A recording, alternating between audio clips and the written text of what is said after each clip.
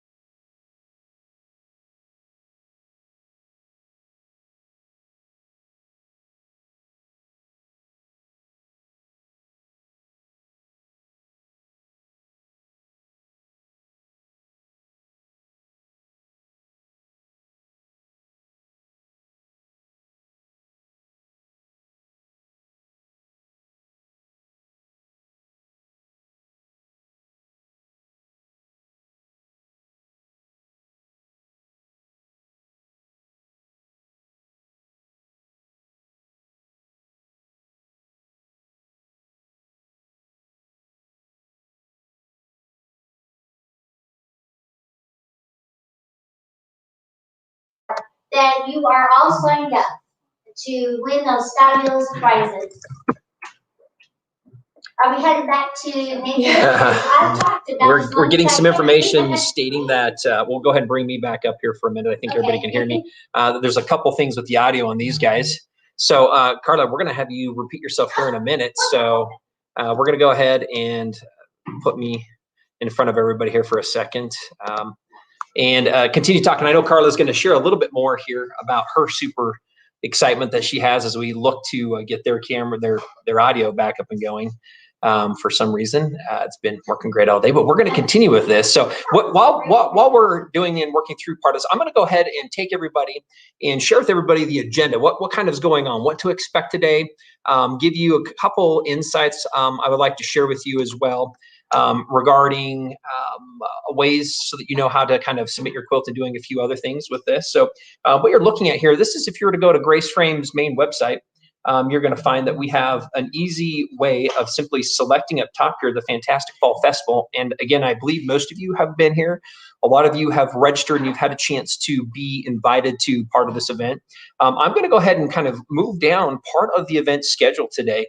And as we do this, you're going to look and see that there's a lot of different things you can go through here and you can check and notice and see what the schedule is. You can look at the different live components. We've been in a great spot to have a lot of the individuals who are participating, a lot of the workshops, some live interviews, a couple panel pieces that have been pre-recorded as well. Busy people, and also we have some international people from some different time zones. So, and then you can see one of those workshops. I'm going to kind of move through today. This is where we're at with part of the launch introduction here with what Grace Company has. And as we look through this, we're going to come around at 12 o'clock today. And at 12 o'clock, we have Leah Day. We'll talk a little bit more about her when we get there, but she is going to share some very interesting perspectives from herself. Room to grow, evolution of her quilting career. And I have had a chance to work with Leah Day now for a few different years, and it's been absolutely wonderful to be able to see how she's continued to move through her career and her life and her quilting, and as it's continued to evolve. We're going to continue. We're going to do some live product overviews. And as I kind of bring this up, it's interesting to me that when we do this, we find that we have more and more people who tend to ask questions. Even though we've reviewed some things in a little detail, we're going to spend a little bit more time on this amazing frame that allows you to convert any domestic machine into a quilting system. And I always like to tease, it's your machine's best friend. So we're going to talk a little bit about that. We have our big giveaway we're doing at 2 o'clock, and this is a big giveaway. We have a lot of giveaways. We've also had 4 different weeks of some additional ones. Today is a big one. We are going to be giving away a 15R, and we're also going to be giving that away on a Q-Zone hoop frame. So we're giving a quilting system away today to a lucky winner. And again, I would like to encourage you to continue to sign up to win.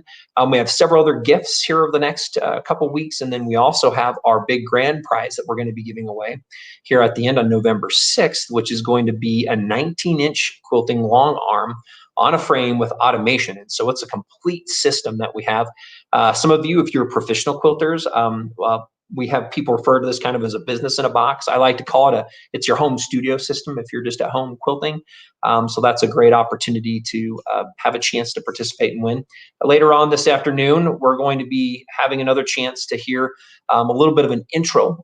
Leah Day will be doing a multi-day class talking a little about the automated side of quilting, and it's called our Autumn Quilt Along, part of a basket process. We're going to then be walking through and looking at a lot of the different quilts that everybody's had a chance to submit. We're going to have some conversations about those. Should be incredibly fun and enjoyable. And at the end of the day, as we get through part of this, we get to hear from Leslie Rutland, one more of our ambassadors, and she's going to share a little bit, calling her the Yoda of sewing. And so that kind of gives you an understanding of what we're looking at today. If you can't stay with us the entire time, we're going to encourage you to come back because we will be live streaming it. We do have a slight break that we'll be putting in here this afternoon, and then we're going to come back online. And then we're looking for your feedback. So as we continue to move through this process and as we continue hopefully to learn from you, and we'll hopefully be able to answer many of your questions as we move throughout this day as well. Let's go back and see if we're in a position maybe with some audio with Mark and Carla here. Hello, everybody. Can you hear us?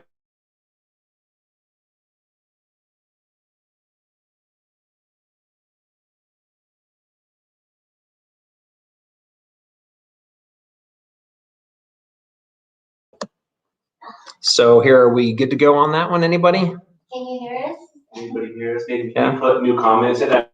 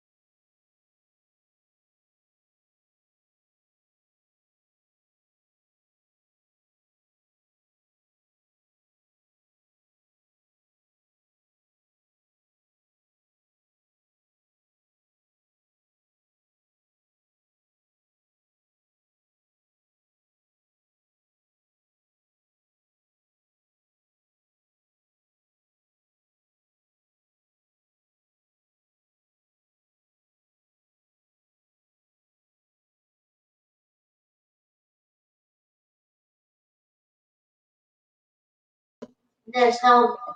We're gonna come back and we'll continue here a little bit. So I'm gonna go ahead and we're gonna talk a little bit about some of the next processes with the quilting that I'd like to do. And then we're gonna do a couple giveaways here this morning with those that are live, which we're excited about. We've got several True Cut products. So this whole show would be sponsored by, I would say, Grace Company and True Cut, but and all of our great, wonderful participants who are out there. So I'm gonna go ahead and look at going back to the screen here to share a little bit more on the details with you guys. Here we go. Let me go ahead and put this screen on. And it looks like I'm thinking, hopefully I'm coming through on my audio here with everybody. So sounds good. I'm guessing that's me. So no. So we're going to go ahead and go through part of what we have next is the quilt show. And as you can see this, I'll go ahead and bring myself back up on here a little bit so we can do the quilt show piece of this. We would encourage you, if you haven't already had a chance to enter your quilt in. Again, it's very open. We love it. We're doing a couple giveaways. We're looking at a first, second, and third in each one of these categories, and then a participant from everybody. It's going to be just chosen by the one that has the most votes for it. And I'll just kind of show you quickly how easy this is to work. But as you go down, you're going to see there's the gallery, and we have several different areas to enter your quilts into. Hall of Shame, unfinished quilts, projects that are partially done. We have Wild Imaginations, the holiday quilts, which I am excited to look a little bit more at what those are. The surprise and the oops quilts. I always talk about this with Carla and thinking that quilts you might have a quilt or two that actually changed size during part of your process, and then something that you maybe weren't even thinking of. Maybe it was a good or a bad thing in the oops side. Blood, sweat, and tears. I know I've had a chance to talk with many quilters out there, and it's a dedication of love as well, who've worked on quilts over an extended period of time. I feel fortunate. I do, and I have received a quilt from my wife's grandmother that was hand done, which we cherish, and so that's been a great gift to have received. And I don't know how long she worked through that, but I know it's hours and it's months and it could be even years. So that's been a blessing for me to be able to have such a quilt. We have made from scraps is another one. So these are a couple key things. I'm going to go into one of these here. Let's go into this Wild Imagination. I want you to look at this so you can kind of see. Really easy. You can just submit your quilt by clicking on this submit up top. Also, we want to encourage you to invite friends or family members to also vote for you. And you can do that. It's pretty easy. If you go into the quilt right here, you can simply email, copy a link and share this with anybody you'd like to come in. And then right now, it looks like this one's been voted for. So you can go ahead and vote again if you'd like to, and you can click on those votes that we have. Hold on here, a minute. Okay. You can go ahead and click on those votes and share it. You'll notice that at the bottom, this just has a name on it, but several of those quilts, you can also see that there's sometimes stories behind some of those quilts. And so it gives you a little bit. This one's made with batik fabrics with a minky back. So again, I just wanted to kind of let you can see here is one of the votes. That's an option open here at the top. And again, you can vote for them multiple times. So we're going to encourage you to invite your friends. If they don't have quilts, then have them support you in voting for this. Again, we've got a couple different things that we have as far as some giveaways that will be selected again by you. And we're going to kind of keep the number of votes that have been submitted a little bit behind the scenes until the last day, and then we'll reveal how many votes what quilts have as part of that. We also have down at the bottom, there are several other questions that people ask, and so feel free to browse this information. One is the deadline to enter part of the show and tell, and again, we're going to keep this running throughout the entire event. The content, how are they judged? So I'm going to let you look at some of those additional details, but I wanted to point that out. That's a fun one. We are coming back to that here later on this afternoon, as we're going to view several quilts from several of the different categories as we're doing that. And at the end, we're not going to spend much time here, but we would encourage you to look at the different promotions. We talked about doing a demonstration here a little bit later on with our Q-Zone hoop frame, and that particular product is one of those that is on sale currently as well for $8.89, and we're including some accessories, a free light bar with that one and any of the frames. But again, this is what you can do. You can look and shop and find out a few more bits of details information by clicking that top link up here on the right hand side. With that, what I'd like to do, even though we're maybe having a few things on the audio channels, I'm going to bring Mark and Carla back up on the screen. And what we're going to do is, I know we've been talking about, let me go ahead and remove this. We're kind of back here, full screen, Mark and Carla. One of those key things we're looking at is to have some participation from those people who are live. We have several people with us now. And as these comments go through too, we're going to randomly choose a couple people. You'll notice maybe if we can go to the camera closer with Mark there, you can see that he has a will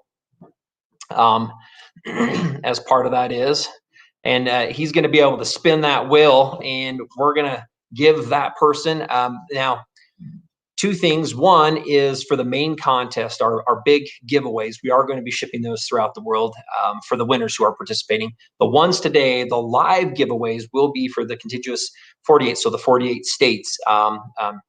Keeping it simple. Thanks for going along with us on this, but we'll give those away today to the people here within the 48 continental states, and we'll be sending them the gifts out here. But what we'll do is we'll draw a name, we'll spin a wheel for you, you'll get that prize. We'll talk a little bit about what that prize is, and we're going to ask you to send in your information, your name, and a contact to sales@graceframe.com. So maybe if we can do that, Mark, I'm going to go through and let's try one more time quickly here on the audio to see if we can get some of that audio to come back through again. We'll bring Mark and Carla back up.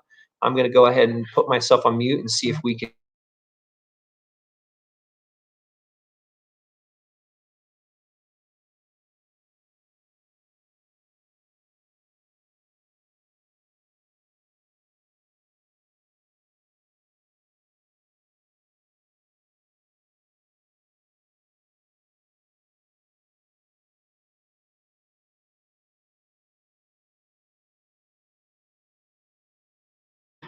All quiet. So we've got some crickets still going in the way. What we're going to do, let's go ahead, Mark. I'm going to have you get excited for me over there. And Carla.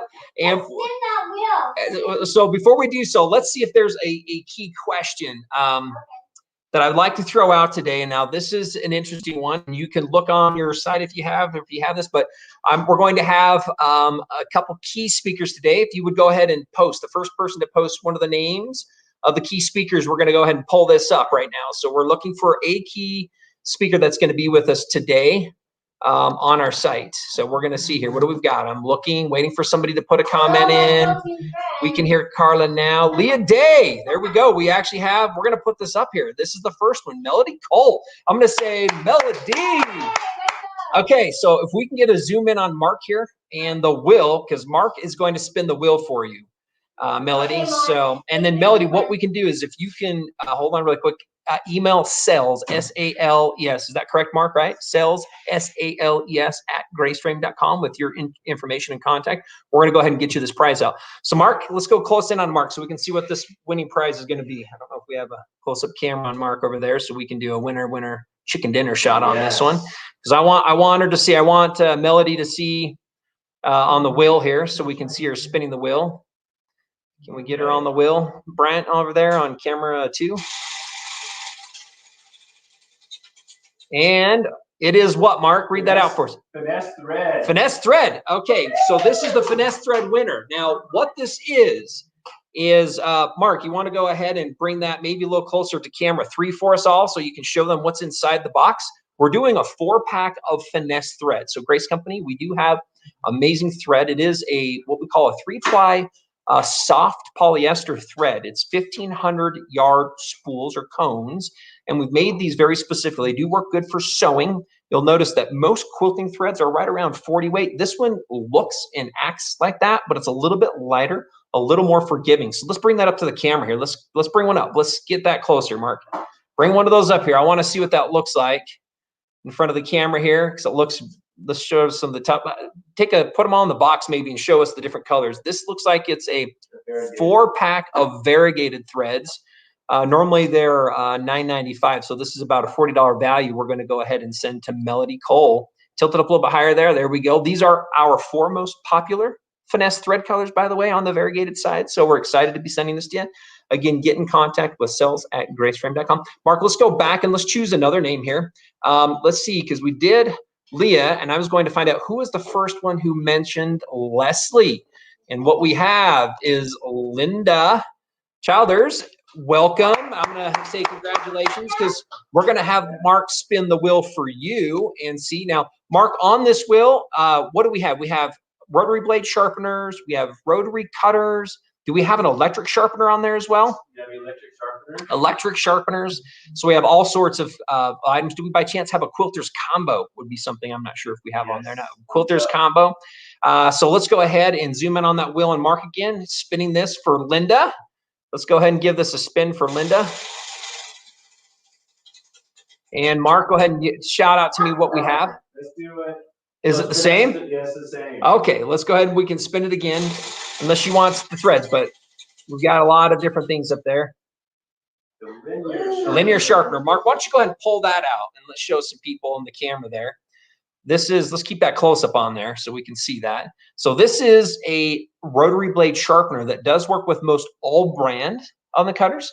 And it has a diamond grit stone. And what we do is we can move that back and forth and rotate it to sharpen both sides of your blades to bring them back to a near factory edge.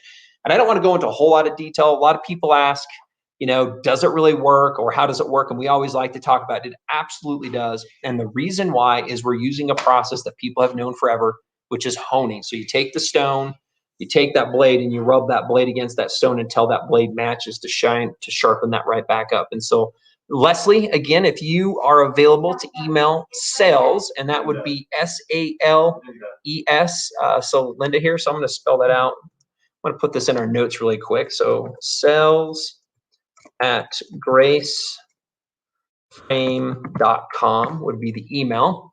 And we will go ahead and we're going to send you out that linear sharpener as well. Let's go do ahead one more. I'm going to go ahead and ask another question really quick. I am going to throw this one out. Let's go ahead and ask a question that has something to do with the event today. We're also doing another giveaway, a big giveaway this afternoon. What is the giveaway that we're going to be doing at 2 o'clock today? What is that big giveaway? We'll be the first one person to answer with that answer. We're going to go ahead. I'm just going to read a couple comments as I'm waiting to see who brings up what that answer is going to be here today. So love to be in Houston. We have some people from Houston. Some congratulations coming through. Thank you. Here we go. The giveaway. I see a frame on there. I see a 15. That's part of it. There we go. This is the first winner we're going to put on there. Sherry Linton, hoop frame and the 15R. This is the giveaway. And with this, Mark, I'm going to go ahead and have you do another spin on behalf of Sherry Linton. And Sherry, again, I'm going to ask that you email sales@graceframe.com for your win. Give it a good spin. Let's see what she by chance is going to win today, or maybe a light spin. Here, this is Sherry. This is her arm going. Oh. What is it again? More finesse thread? Finesse thread. So let's do that, and we're going to add something to it if we can get something else. So we're going to give you a 4-pack of finesse threads. We'll give you the solid pack of threads. One more. Okay, do a light one here, see what we can get. I feel like it's rigged. Is it rigged? It should be rigged. Oh. True grips. True grips. So show us what are the true grips. Everybody has probably heard. In fact, throw a smiley face if you've heard of true grips. It is our #1 selling true cut item. These are these little pads, super thin, that you can put on the back of any of your rulers while you're cutting to keep them in place. And I've heard people put them on more than just the rulers. But I think let's do a set of 6. What I like to do is we have 2 of our standard true grips, 2 of our applique grips they're a little bit different in shapes and great for applique and other type of things. And then let's do 2 also of our newer ones. Which ones do you have there on the top? That's our Sue Palin. So we've got 2. We're going to do 2 of the Sue Palin. So we'll give you an additional 6 true grips that we're going to throw in as part of that, along with the finesse threads. So we're going to give you the 4 solid, our most popular solid colors of finesse threads, and we'll do 6 of those true grips to Sherry and Linton. With that, let's quickly see if we have audio back up and going at all. I'm going to go ahead and see if we can get Mark and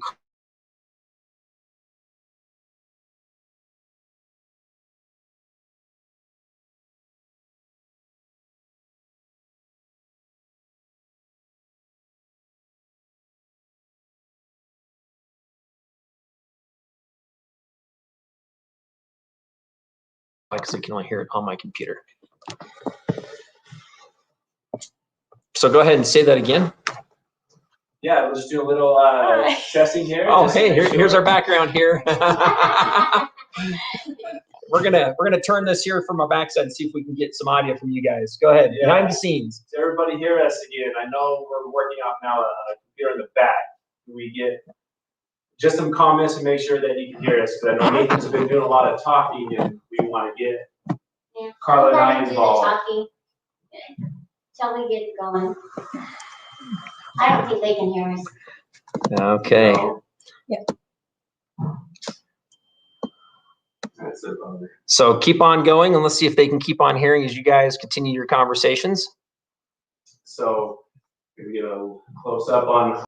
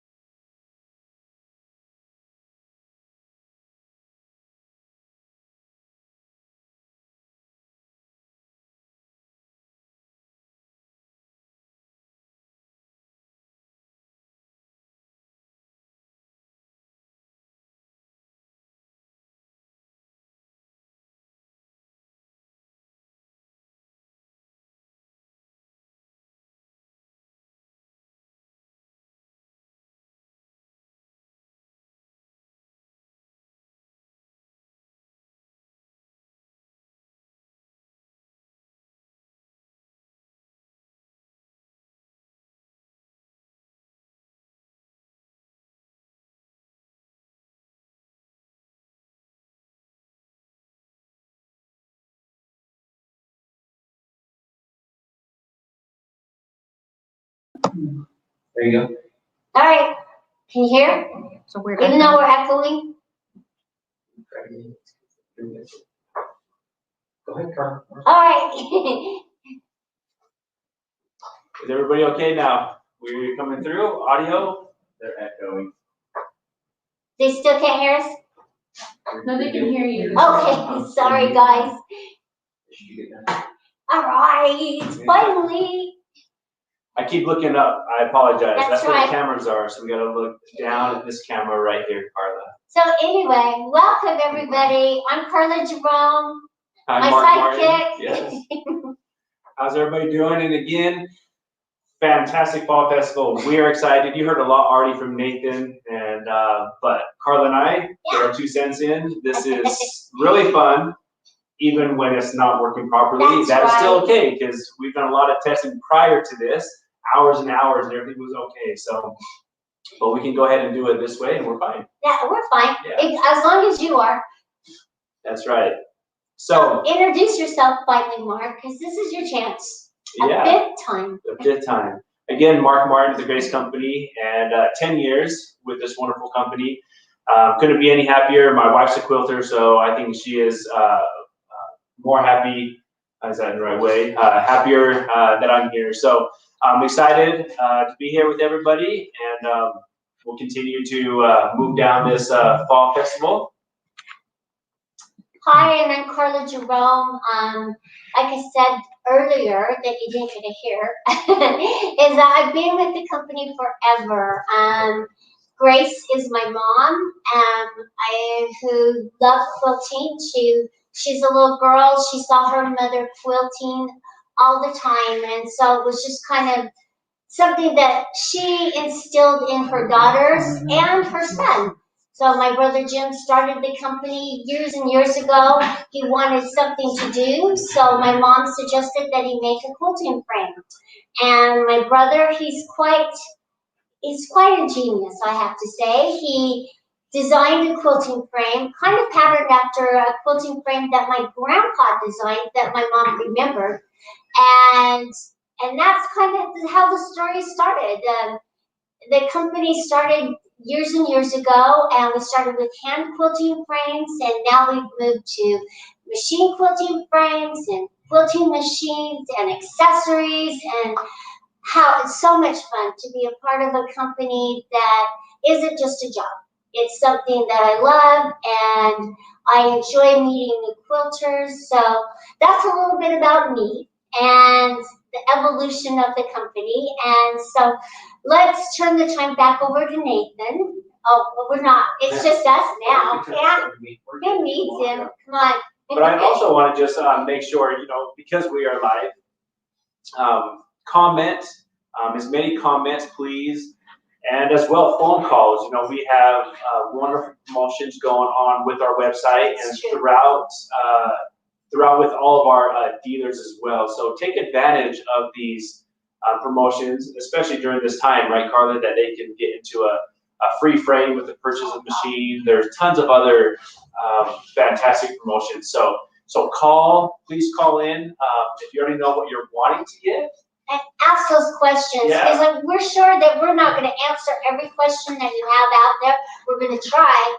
But we know that there may be some concerns, and you're not sure quite what to purchase. And that's what the account executives will help you with. They'll answer those questions and kind of talk to you about what your budget is and give you some thoughts and some ideas. And so, yeah, we love phone calls. So give us a call or email. Even email us, and make sure that you register to win those wonderful prizes, because now after today there's even more exciting prizes that we're giving away. So make sure that you sign up. Absolutely. Mark, why don't you review some of the true cut items that we're using as part of the giveaway right now?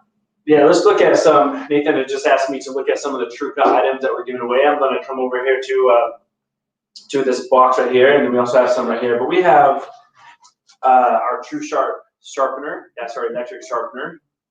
We also have our quilters combo, and what comes in this package is a 45 comfort cutter, true grips, and the very popular 6.5 by 24.5 ruler.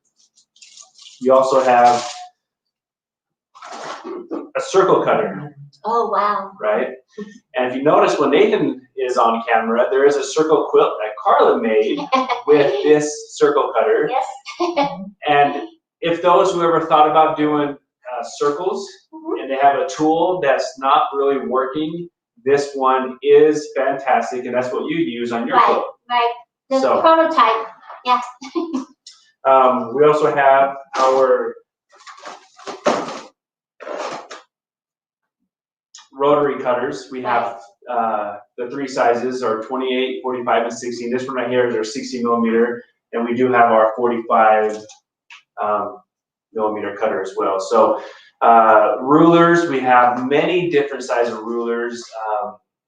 It's ergonomic. Well. The comfort cutter is ergonomic, so it really does help with the strain and the stress on your wrist, on your shoulders. So make sure that you check that out on our website as well, so you can see all the nice features. Absolutely. And these are on our spinning wheel here. So when we land on them, we'll have these to give away. So that's fantastic. So I'm gonna go ahead and we're gonna bring up some of these pictures online. So I'm gonna bring you into. There we go. So we'll be back in here. Glad to join everybody, Mark and Carla. I thought I would bring up a couple things here quickly on the site as well, so people can kind of take a look at this briefly. I'm going to kind of just scroll through a little bit here what you're looking at. Mark was talking about several of the different things that we have with this. We have a couple key pieces. Again, I don't want to spend a lot of time. This is not really what we're here for, but I'll tell you, as prizes and awards, Mark keeps on encouraging Nathan, what else can we give away? How do we do this? He wants a buzzer sound and say, hey, we're going to give away more stuff right now. So we're looking hopefully to be able to do that, but it should be pretty exciting. I just want to quickly share a brief history as we kind of step out and as we started designing tools. Really, our entire Grace Company history has been involved around supporting the quilter and their needs. And usually what we find is that there are these big gaps or these holes as far as how things work, difficulties, challenges, frustrations. And what our goal is how do we solve those frustrations? And so like this cutting system specifically, there are these patented components that when they're combined make this amazing cutting system. So it has this ruler and this track that lock those two things together that keep them engaged all the way down. Mark mentioned with the ergonomics on the cutter, not your standard cutter, but it does cut like a straight cutter. However, the ergonomics that have been designed into it solve a lot of those challenges in your wrists, in your thumbs, in your elbows, etc. And so again, as we go through, we're super excited to be able to give some of these away as prizes. The electric sharpener, that electrically, you can spin your blades and hone those blades back in. So we have a whole lot of things that are going on with this. And so again, thanks for the chance that we have in order to kind of talk a little bit more about part of that process and what we have is some of the giveaways today, along with our bigger ones we're going to do later. Maybe we can talk briefly, Mark and Carla, on some of the things that we have done as giveaways. I actually have a couple pictures maybe I can quickly pull up from those who've joined us in the past. We've had several winners now over the last 4 weeks. We've had some combinations of threads and cutters. We've given away a few other things. We've also had a chance of giving away a Q-Zone hoop frame last week. So we've already had a lucky winner win one of those Q-Zone frames. And we're excited again to continue to look at what we can do to give away things this time. I'm going to go ahead and bring this back over to the two of us again as we move through this. And what I'd like to do is Carla, I'm going to go back into the quilt piece here just for a short moment. And I'm going to bring a couple things up instead of me on the screen that I would love to kind of show again the group as a whole regarding some of the different pictures and some of the different images that are there. And then Carla, maybe you could just share a little bit more again on part of your excitement on having people participate with part of the quilt show and tell piece. So let me get this pulled up for everybody. Give me just a moment here. I am astounded to see how many of you have entered your beautiful quilts. And there's not one that is ugly because you made it. And I just am so excited. It means a lot. It almost is, it's hard to say how much it means. I can see my sweet mom smiling down on us and very excited about where this company has gone and all of you wonderful quilters, because it's something that she's so proud of and so happy. So yeah, you guys are wonderful. Thank you for being a part of our fantastic fall festival and entering your quilts and joining us. Mark, any thoughts from you on that as well? I know you mentioned briefly, and I don't know how much we heard at the beginning on part of your background with your wife now having her beautiful stash of fabric in your home. And yeah. The stash that grows, the right? stash that grows. Like many of your quilters know that it continues to grow. But one thing that I really, love is my little daughter. She, got into quilting. Annie. So Annie, yeah, she made several quilts, small quilts, and she actually pieced them and quilted them all herself. How old is she, Mark? She's only 9. Yes. So that's fantastic. And she all did it. She did it with my wife, and my wife has a Quilting machine, which we'll talk about a little bit here, but the Quilting machine, and it's just fantastic. And so yes, just like Carla said, all these wonderful quilts. There's not a bad quilt, and in fact, my wife mentions, when you make a mistake on the quilt, that kind of is more meaning, I guess, to her, because she did it herself. It's a good story, at least. She did it herself, and the mistakes are not, and I keep telling her, no one's ever going to see the mistakes but you. And so keep that in mind for those who are new to quilting. The mistakes is what makes your quilt fantastic. And so hopefully even those types of quilts, as Nathan mentioned earlier, there's tons of categories. So have them submitted. So many talented ladies and men. Quilting is not just gender specific, so. Yes. But super excited. Wow. Super excited. Look at all these quilts coming up. Talent. They're just fantastic. And a lot of work, a lot of work goes And I into love these the quilts. uniqueness of each of the quilts. That's what's fun, is it's you. That's your personality. That's time that you put into it. That's your perspective. And that's what makes this show so fun, is that unique talent that you brought to the table for quilting. Absolutely. Let's go ahead and get it back. Yeah, with that, I thought maybe I'd just go back and do a quick recap here. We're getting close to getting with Leah Day and having her share with us some of her information that she had as part of her story and her history. She's gone through some of the sewing, but I did want to go back really quick here, and I thought I would just point out on the screen just a recap for those who have joined us after we started as part of the information. If you look at the top, once we get here, we're going to get to graceframe.com. The first banner we see here on the main website is the one that goes to the Fantastic Fall Festival. You'll notice at the top that there is a schedule that goes along that entire header, so that if you want to know what's coming up, what's next, like today we have the list of everything that's happening as far as the time frames today are concerned. And so you'll see that we've got the countdown clocks going through. There's a synopsis of what we're going to be doing.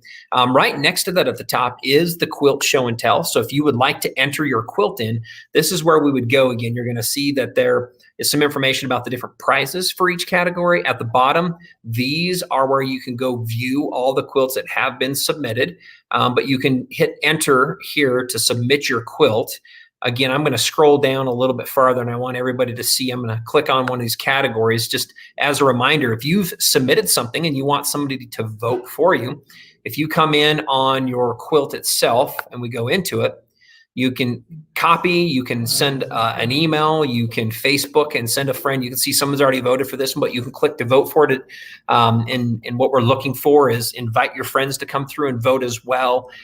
So they have a chance to have your wonderful quilt voted for. So again, we're going to have 3 winners for each category that we have as a whole. And outside of those 3 categories, everybody who participates gets their name in a hat for a drawing on a chance to win the $500 cash giveaway that we're doing for everybody for participating. I'm guessing if we were to go check, we're probably over 1,400 quilts, and we want to encourage you to continue to enter those as we go throughout this event in this fall festival over the next few weeks. Let me talk a little bit about the schedule today. We are sitting on the 20th of October. We do have another streaming event we're going to be doing most of the day, starting at 11 o'clock Mountain Standard Time next Tuesday as well. And that does run the entire day. And we have several other things happening on those particular days. We also will be streaming live again the following Tuesday in November. We're looking at November 3rd will be the next one. And then we're actually going to be do our 4th streaming day on November 6th. Happy birthday to me on November 6th, and happy birthday to Courtney, who we just saw behind the scenes here a little ago.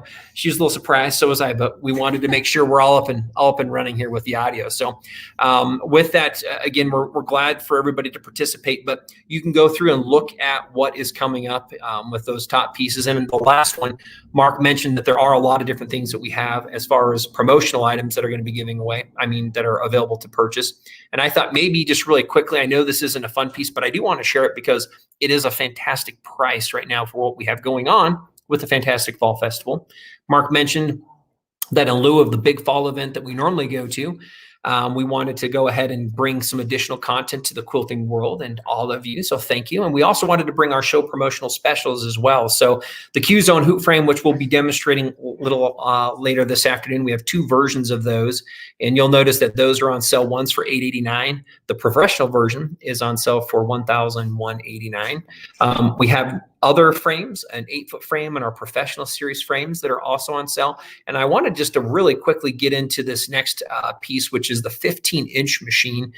You'll find out that there are packages, and what we're doing with the machine combos is if you buy a machine, we have selected frames that come with those for free. So if you buy like the Unique 15M at the $3,499, we're going to include the free Q-Zone, the Q-Zone hoop frame, or the Q-Zone Queen frame as a free frame for you for that, along with that purchase.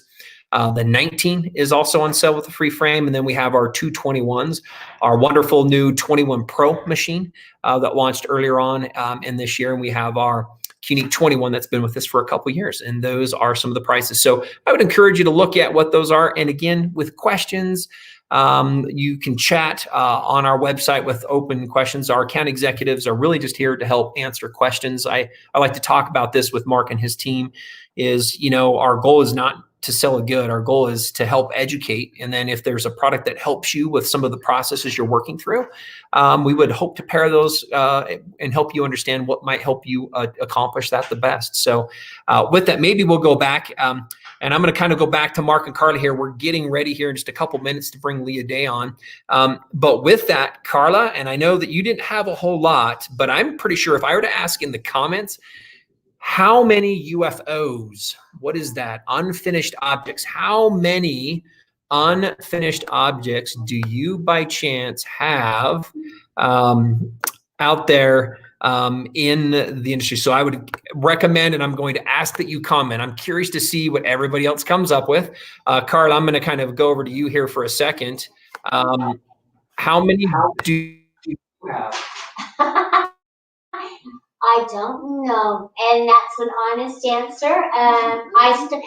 Quilters get a little bored, so they need to move on to something else, and then they come back and finish it up. So that's just kind of the nature of the quilt process as you're quilting.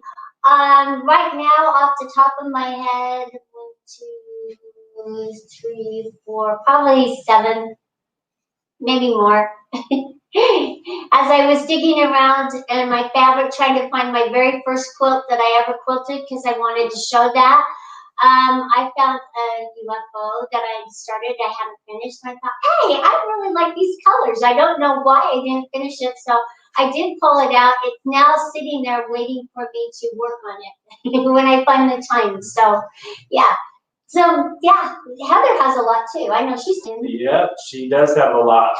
I don't have a lot, but yeah, in my house. You don't have a honey-do list, come on, that you started. My honey-do list is to make sure I get the right tools for my wife. So she does have a lot, and it's fun to see her go through and a lot of hers is from scraps too. Right. She made all these UFOs from scrap quilts, and they are so fun to see and get accomplished, and they're hard to accomplish if you don't have the right tools. So are we gonna give a price for the one who has the most or the least? No, right now we're just looking at what people put up there. At least 20. Awesome. So at least 20. Well, 30. Oh, Brenda has 30. That is 3 UFOs. That's a good amount. Yes. Go ahead and mention Pat. 18 with Pat. Yeah. Pat. Way to go, ladies. Means you're not bored. And that's okay. Have all these UFOs. That is okay. Now let's just get maybe the right product to finish some of these UFOs, right? 6 ready to put on the frame and quilt, 3 in the piecing stage. Nice. There you go. I'm gonna bring myself. So with that, I just thought I would kind of come back. Again, always fun to look at Carla. I know Carla would be understating the amount of quilts that she does. She's always very passionate. She loves, as we have a new product, what does that mean, and what quilt should we put on it for the next photo shoot? And we've got several new products coming up, and I'll tell you, she does an amazing job, and she's always busy. And heading our education department with Carla. And I didn't really tell you much about both Mark and Carla, but we're super excited about where we're trying to go as a business. And that really comes back to you as quilters. We know that we need to put more material together. We need more information, more education. As part of Grace Company, and one of our values that you're going to see more of, we have a couple things. And one is experience. Our goal is to provide you guys, you quilters, you ladies and gentlemen out there, with an experience that would be unlike any other brand. And Carla really tries to do that in bringing together and looking at the instruction side of things. She also creates a lot of the help and a lot of the informational documents that we do. And she's always the one asking, hey, have we had a chance to test this? Have we gone through these other processes? What is the out of the box experience? What will somebody do when they put this on their frame, and how comfortable will they be if they buy a mid arm or a long arm, or if they're going to use their domestic? Are we teaching them how to move that fabric across the hoop frame? So we're super excited about Carla being in charge of our education as we continue to build our business. Mark is in charge of all of our customer sales and relations for the entire company, and that's both nationally and internationally. And we would encourage you, if you're streaming with us internationally, that you go to find a Grace dealer or distributor in your area and give them a contact. We have those in Canada, in the UK, and Europe, and Australia, even South Africa, New Zealand. So we have dealers all throughout the world, and we'd encourage you to go to your local dealers to see what they can do and what kind of promotions they're offering for you as well. We're encouraging always our international partners to help participate in some of the promotions that we have as well. So Mark's team deals with that, both our quilting products and our cutting products. And so again, that's kind of a little bit of another background history. Carla, being really from the foundation of part of this business with her brother Jim, the owner. It's been a fantastic company to be a part of, and we're again appreciative of everybody who's here joining with us today. With this, what I'd like to do is, I think it's okay if Mark and Carla, I want to go ahead and talk and do a little bit of a bio on Leah Day. So I'm going to read part of what this is as we get prepared to introduce her and bring her up online here, and we'll look to do so. Again, I've had a chance to meet with Leah Day several times in person.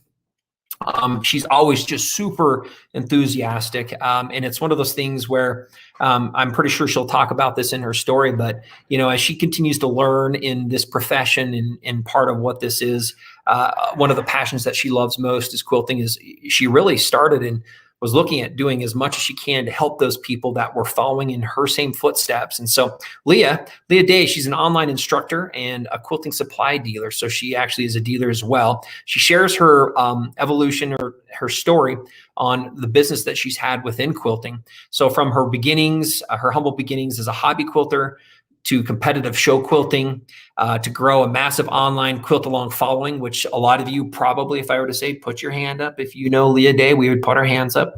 So a great family, a wonderful following, to selling machines and frames. Her key to success remains being open to new ideas. And her story shows us that there is always an opportunity if you're looking, okay, and there's always room to grow as an individual. And with that, what I'd like to do is, we're just here just a couple minutes out. What I'm going to put over here on the side is, let's kind of go back to see if there are any questions that have come up here in the next just couple minutes regarding part of the Fall Festival, I think that we can help answer for you. A lot of people are commenting. I see Ipul, yay, Leah. I love Leah from Lorette LaRose Crowell. Judy Delayet, Leah is the best, and we're seeing a lot of support for Leah. So thank you very much. We're glad to hear the wonderful support. Again, we've been very fortunate to know and have her as one of our ambassadors, and have such an amazing relationship with her on those things. So what we're going to do is, we're going to go ahead and kind of put the screen on pause. We're going to bring Leah. Now, again, she's provided us with, I don't know if you know, incredibly busy. In fact, I spoke to her about a month ago, and I know she'd already done over 30 videos this year. I asked her, and she told me one time, and she's like, I just stopped counting because there's just so much that she feels like she needs to do. We asked if she could take some time aside to share this story with us. And so she was very kind in so doing. And so she was able to put together this, and we're going to play this video that she's been able to put together for us regarding her experiences as she's continued to move throughout her success. And I would love to say she's just one of the most honest people. And she kind of calls things like they are, and she makes those statements. And as a business, I would ask from the same thing from you, saying that we would really love to hear your comments. We know that our business would not be what it would be without your insights and your inputs as well. So again, we reach out to you. Please, if you ever have information or comments, feel free to call us. 1-800-264-0644. You can contact us at Grace Company. Let me go ahead and kind of put that up here just really quick so that everybody can see. Feel free to give us a call. Log on to our website is another great opportunity you can do to get in contact with us. But we also have chat live. So throughout this event, if you have questions, we have live account executives prepared to help answer calls and be able to respond to your chat messages as well. So with that, we're going to go ahead and cue Leah up. With that, let me go ahead and bring on an image that we can kind of show as part of her today, as we're going to go ahead and roll through this around noontime. So with that, Carla, any last thoughts or Mark that you would like to share regarding? I think you should tell them kind of.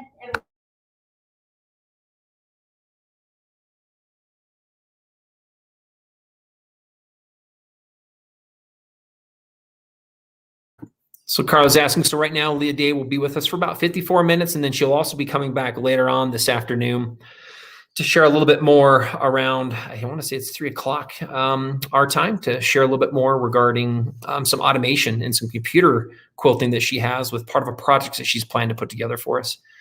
So with it, I think we're going to go ahead, and if everybody's good, I'd like to go ahead and queue up Leah Day. We're going to go ahead and put her through.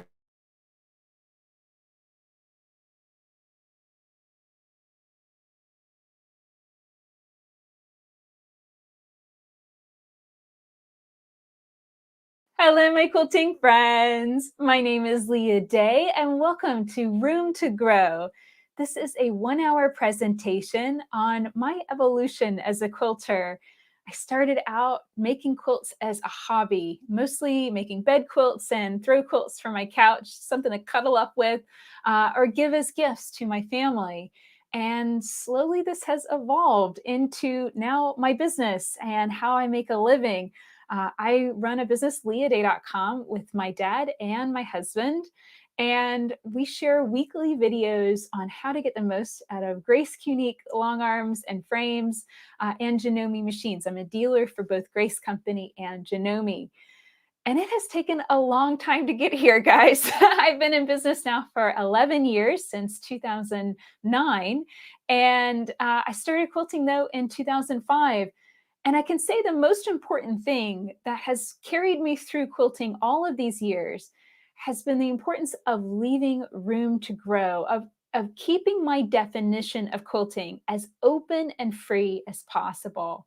And I think this is really important because it's very easy to put ourselves in a little box, to define ourselves as a art quilter or a modern quilter, or a show quilter or a piecer or a topper or any of these things.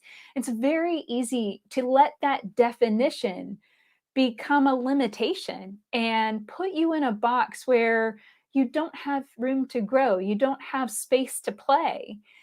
Because once you start defining yourself a certain way, well, then there's a whole bunch of stuff that you can't do, right? So how I came from this, how I got into quilting with this mentality, is actually because I had ruined a craft before. So that is really where the story starts. I was a very crafty kid. From the really as early as I can remember, I was always finding stuff to fiddle with and play with. And when I was really little, the only thing I really had access to was paper. So first grade, I was making origami boxes. A lady at my church, Juanita, taught me how to fold origami boxes, and I began making them all the time, on the bus, at home, just pretty much anytime that I had an extra moment, I would be cutting and folding paper. And kind of a funny story that my parents would always tell is they would always know which desk was mine at school whenever they, did the open house kind of thing, because mine was the one that had little bits of paper all around it, because even at school, I was constantly, cutting and folding and playing with paper things. And that was actually my very first business. I was folding all of these origami boxes and putting them on my desk. And then my friends started wanting to buy them from me. And of course, I can even remember at that time going, why would you want to buy something? I can just teach you how to do it. But they didn't necessarily want to learn how to fold the boxes too. So I started selling them for 5 and 10 cents each. And I can still remember the feeling when I opened up my pencil box and I realized I had enough money, like just nickels and dimes, and I had enough, counting it all up, for hot lunch and ice cream, to get pizza and ice cream. And it might sound silly, but that was the first moment that I knew, like, wow, I can make something and I can sell it and I can be able to buy what I want, something even as simple as hot lunch. For a kid that packed a lunch in a lunchbox every single day of the week, that was huge. So yeah, that's where I started. I always was making something, and I had an ability to learn and teach myself. So I taught myself how to crochet when I was in 4th or 5th grade. I taught myself how to knit in high school, and a friend of mine in middle school taught me how to do beadwork. So beadwork was the craft that I ended up actually ruining because I had too narrow of a definition of what counted as beadwork. And this sounds a little bit weird, but I think this is something that we can do without even consciously knowing it. So my friend taught me how to stitch seed beads together. Those are the really tiny little beads that you can stitch together using a loom. And I started out with just a simple, I think it was kind of a Native American styled small bead loom. And that's what I decided counted as beadwork. And it wouldn't count. Nothing else was beadwork if it was beads stitched on fabric or beads on a wire. It had to be beads, small, tiny seed beads stitched together with very thin thread. And usually they were being stitched together one bead at a time. Now, this did 2 things. It taught me extreme patience, and it also made my stitch length, my natural stitch length, is the width of a seed bead, because of course that's all I stitched together. So that's how I began thinking about the correct length of a stitch. So if you want to really master hand stitching, yeah, get some seed beads. It really works out great, but it is also extremely time consuming. And of course, I wasn't getting very much done. What I began to focus on were, of course, bracelets and anklets and that kind of thing. But then I built a bigger loom. So with that bigger loom, I was able to make bigger things and designed more elaborate landscapes. I really loved seeing landscapes, different pictorial scenes, but it was just always frustrating. It was one bead at a time. And that very closed definition of what my craft, what counted properly as my craft, began to chafe. Part of that started to get shaken up because I got a job at a bead store and began helping people make necklaces and bracelets and those kinds of things. And I began to see that, most people didn't want some elaborate seed bead stitched thing. They wanted a simple bracelet or a strand of pearls, that kind of thing. And I began to feel like my definition was limited, but I still couldn't break out of that because I had so narrowly defined what beadwork was. Then I went to college, and of course, I didn't have space for that big boxy loom, and I didn't have time to stitch those seed beads together. So I didn't really make anything for several years. But I did bring my sewing machine to college. And for some reason, something about the time that I had and the space that I had, sewing in my dorm room became my favorite hobby. So it was a natural progression, I feel like, where beadwork had just become so stagnant, and everything that I did make, I would usually rip it apart, and it was just no fun anymore. It was very boring. It was very stuck feeling. And I hadn't left myself any room to grow, right? So as beadwork really became kind of a sideline, I did save my bead collection, but really didn't make anything for many, many years. Sewing slowly became the new thing that I was interested in. I had definitely sewn different things before. I'd sewn my prom dress. I had done things like that, and learned more and more about sewing. I'd had a sewing machine since I was a kid, but it was one of those things where I had the machine, but I didn't have a manual for it. And it was kind of a complicated Singer where some of the ways that you access certain stitches was pretty weird. And it was so funny. My sister figured out how to get it to do a zigzag stitch, but she refused to tell me how to do it. So I had this machine that I could only ever get it to do a straight stitch for years and years. And only after, finding the manual, the internet had started to pop up and I was able to find a manual for it. I was able to learn how to get it to do a zigzag stitch and adjust the stitch lengths and stuff like that, how to actually use that machine. And then I started finding feet for it. There was still a Singer dealer in my hometown. So I was able to find specialty feet and be able to do things like insert a zipper and do a proper blind hem. And that's how I made my prom dress. So that interest in sewing began to build, and particularly because I felt like I could make things that were useful. I could make a shirt that properly fit me and look good on me. And it felt like I had more control, and it also felt more creative than beadwork, and useful, I should say, also, because it was something I could actually use on a daily basis versus beadwork was always something that was really just for decoration. And it wasn't really all that useful. So sewing became my main thing. And I sewed pretty much more often than I was in class in college. And soon it became obvious that I really didn't need to be in college anymore. I had always had that desire to run a business, and I'd always had that urge to figure out how I was going to make a living with a craft, with my hands, with something I could make. But going to college just didn't seem to be the right fit for that. I kind of just got tracked into a biology degree because that's what I had been focusing on in high school. And it took about 2 years before I realized I'm in this degree and I don't even want to be here. And I'm in all these labs that are just so awful and boring. And all I really want to do is sew. And luckily, I had also met my future husband in college, and he encouraged me to let go of the pressure that a 4-year degree was somehow a defining moment or something that I needed that piece of paper to be worthy, or a good person or a smart person. And it was really his help and his influence that allowed me to see that I didn't need that piece of paper anymore. So I dropped out of college and left that whole world behind. I had about 2.5 years of college credits, and I never looked back. I never wanted to complete that degree because I didn't need it. Not for what I wanted to do with my life, not for what I wanted to build or what I wanted to make. And I think that of all the decisions that I've made in my life, that is one that I have never regretted, because I think college in a lot of ways is a waste of time. That's just my personal opinion, but what I was doing but outside of class was so much more beneficial and so much more purposeful than anything that I was learning in class. So I left college armed with my sewing machine, engaged to be married, and I immediately found a job.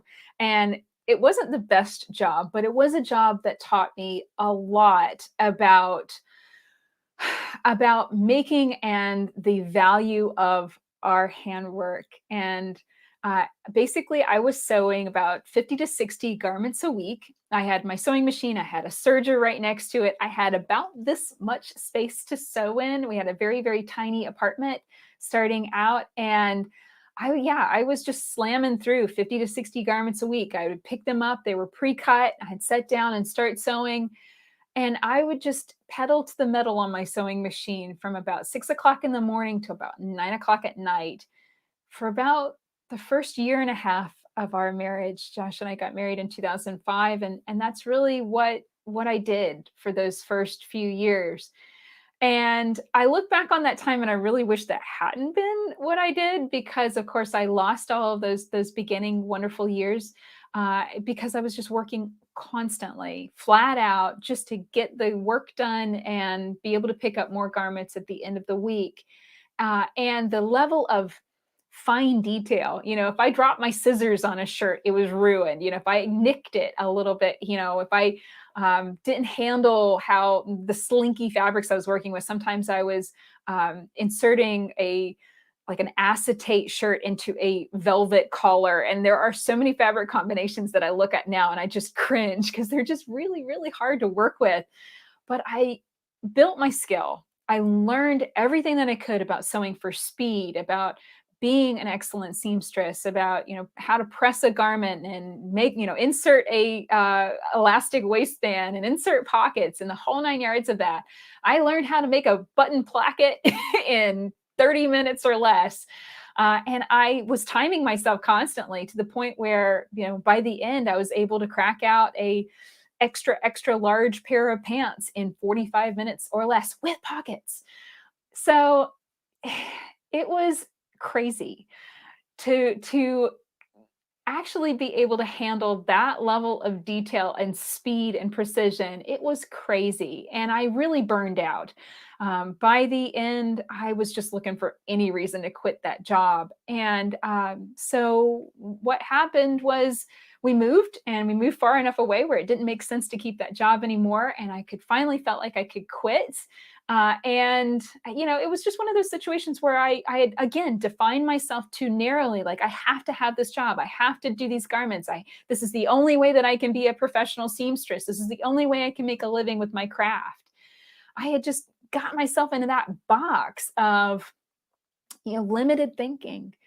And it was such a relief when we finally, you know, it's just like, get out of, you know, where we were living, Asheville, where we had met and gone to college, Josh and I, and moving to, you know, a rural part of North Carolina where we could afford to buy a house and I could quit that job and just be able to slow down and actually think things through and say, okay, I still really do want to make a living with my craft. I still really want to figure this out. But obviously, making things and trying to sell them or making things for a company to sell is probably not the best way to go about it. And that has forever defined my choices when it comes to business. I have never made quilts to sell. Usually when I introduce myself to someone and I say, oh, I'm a quilter, you know, I make quilts, they instantly think that I make quilts to sell. And I have never done that. Actually, well, once or twice on commission, a friend of mine has asked me to make a quilt or quilt something for her, and I've done that. Very, very limited though. And that has never been how I have depended on my income because of that starting experience with being a seamstress and understanding that hour of work that I could put in, that was as much as I could, you know, if I was being paid $6 for that garment, that was the maximum I could make. And if that garment took an hour and a half or 2 hours, I was still only making that $6. So I learned early on and it was a very hard lesson to learn that my time had to be worth more, that I needed to put my time into something that would pay off, not just once, but years down the road. So funny thing about all that sewing time and all that sewing experience is that in my free time, you would think I would be doing something entirely different. But no, in my free time, I was learning how to quilt. So yes, I was not getting enough sewing time during the day working on all of those garments. I was continuing to sew to piece and quilt in my off time. So it was basically, those years were sewing and quilting free for all. I was always stitching. And I really wanted to learn how to quilt pretty much my whole life. It was the one craft that I couldn't seem to master on my own. And I realized looking back on it now, I was really working with outdated information. I would buy most of my quilting books and any kind of, you know, like the book that I learned how to crochet and the book that I learned how to knit from, they had been discards at a rummage store. So there were lots of quilting books there too. And I would pick them up, take them home, and they had lots of great information on cutting out pieces with cardboard templates, you know, with scissors, one piece at a time or a couple pieces at a time.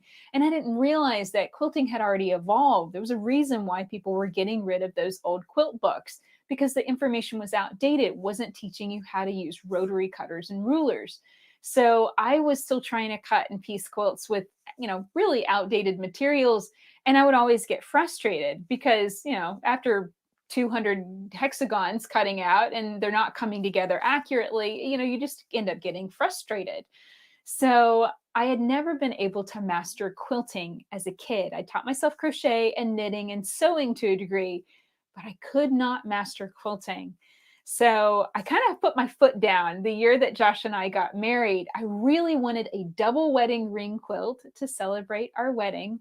And I really wanted to have that done by our wedding date. So I got started with fabrics that I had on hand, mostly leftover fabrics from my prom dress and my wedding dress. And it was an epic disaster. So double wedding ring quilts, just in case you've never made one, they are complicated. They are curved piecing. They are, I would consider, one of the more intricate piecing, traditional pieced patterns that you can make. And up to this point, I have still not made that quilt. That first try was an epic disaster and nothing matched. None of the seams came together right. And I ended up throwing it away because I was just so frustrated with it. But I didn't give up. Josh encouraged me to keep trying, and he did a Google search and was like, oh, look, there's a guild in this town. You can join this guild and maybe you can learn something there. And that was really, really lucky because I feel like quilting is one of those crafts where you need a teacher. There are so many facets of quilting, from piecing to preparing your fabric to applique to all of the different decorative things that you can do on the surface, to, basting and layering and securing those layers together, and then quilting. There's so much to the process of making a quilt. It is so complicated. And I didn't even know the right words to use. When I thought of quilting, I thought about patchwork. I was thinking about the piecing and how all those pieces came together. I didn't even realize that there was a whole other layer to quilting. That was the quilting design. And I can remember being at that very first guild meeting, and they had all of these elaborate show quilts that they were showing off and talking through. And there was a quilt with really beautiful, elaborate quilting, some cross hatching and some feathers. And I thought, oh, wow, that's really beautiful. Applique. I didn't even know the right term of what I was wanting to learn how to do. So, it's one of those kind of situations of not even knowing what you don't know.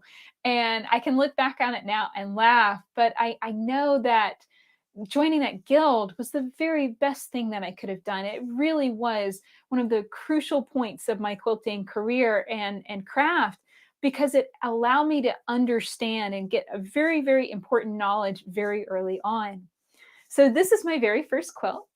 I took my expectations down a notch. Let's just say it that way. I no longer, once I had that disaster of the double wedding ring, I was like, all right, I obviously need to start with something simpler.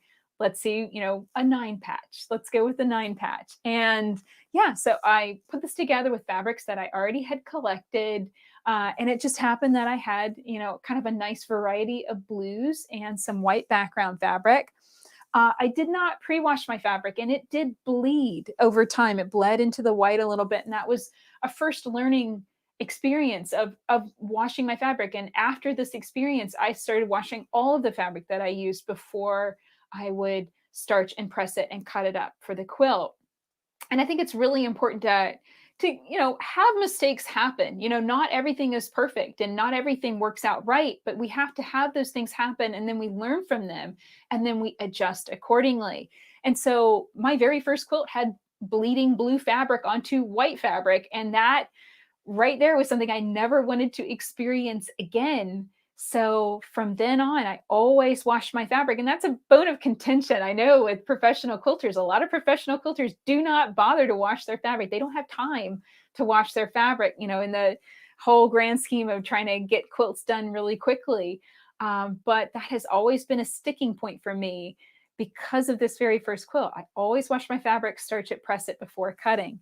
I was also really intimidated by the idea of basting the entire quilt all in one big piece. I had this vision of putting it all together and all being in one big piece, and then it just being too overwhelming to quilt all at once. Or I feared that the layers wouldn't stay nice and flat together. It was going to get lumpy. So I made this quilt as you go style, meaning that I pieced and quilted all the blocks separately and then put them together. And that ended up allowing it to be a double-sided quilt. So I had this checkerboard effect on the back. So I can look at this and I see, of course, the mistakes. And I didn't even do a really good quilt as you go technique. I kind of just zigzagged the blocks together. And the fact that it's still all in one piece is pretty amazing. But I learned so much. I was intimidated by certain aspects of it, but I just kind of forged ahead and didn't really know what I was doing, but I just tried what I thought was right. And I kept moving forward. And to, from the very, very beginning, I knew I wanted to have the greatest open definition of quilting possible. And I feel like I got started with quilting in a very good time. It was 2005, and long arm quilting was really new. There weren't really all that many long arms on the market, and certainly not something that I could afford at the time. I had such a tiny little apartment, and there weren't really that many professional long arm quilters offering services either. So it was a lucky time, I feel like, to get started quilting because I had to piece it and I had to quilt it myself. So very early on, and this was my very first quilt. I think I quilted this with a walking foot, just straight lines in the ditch before I would put the blocks together.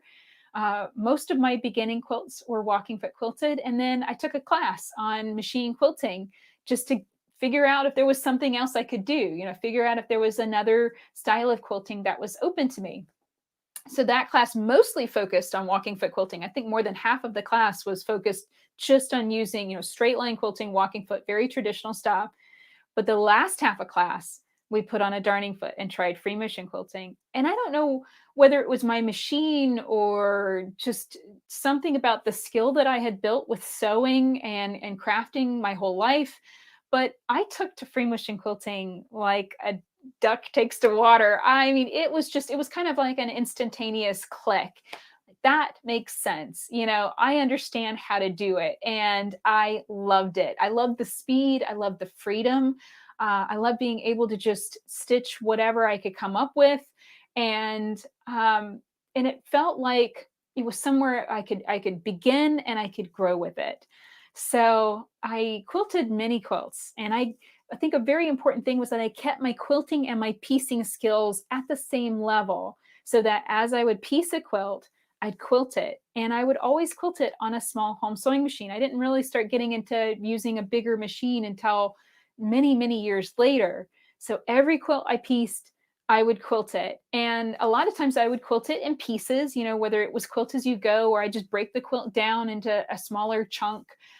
Using just regular binding to bind it all together. And, in a lot of ways, it was just figure out how to make what I had, the setup that I had, the limited space that I had, just figuring out how to make what I had work. And within that, if I had a small home sewing machine with a 7-inch harp, I had to figure out how to cram that quilt through it. And I was just going to have to, grit my teeth and bear it and get through it. And it taught me how to just make do. And it wasn't always easy. And I spent a lot of time with big, heavy quilts and, sweating it through the machine. But, if you're ambitious enough to make it work and you're willing to put in the effort and just ignore the sore shoulders and that kind of thing, you can pretty much quilt anything that you want on a home sewing machine. It just takes time, determination, patience, that patience word again. It is not always easy.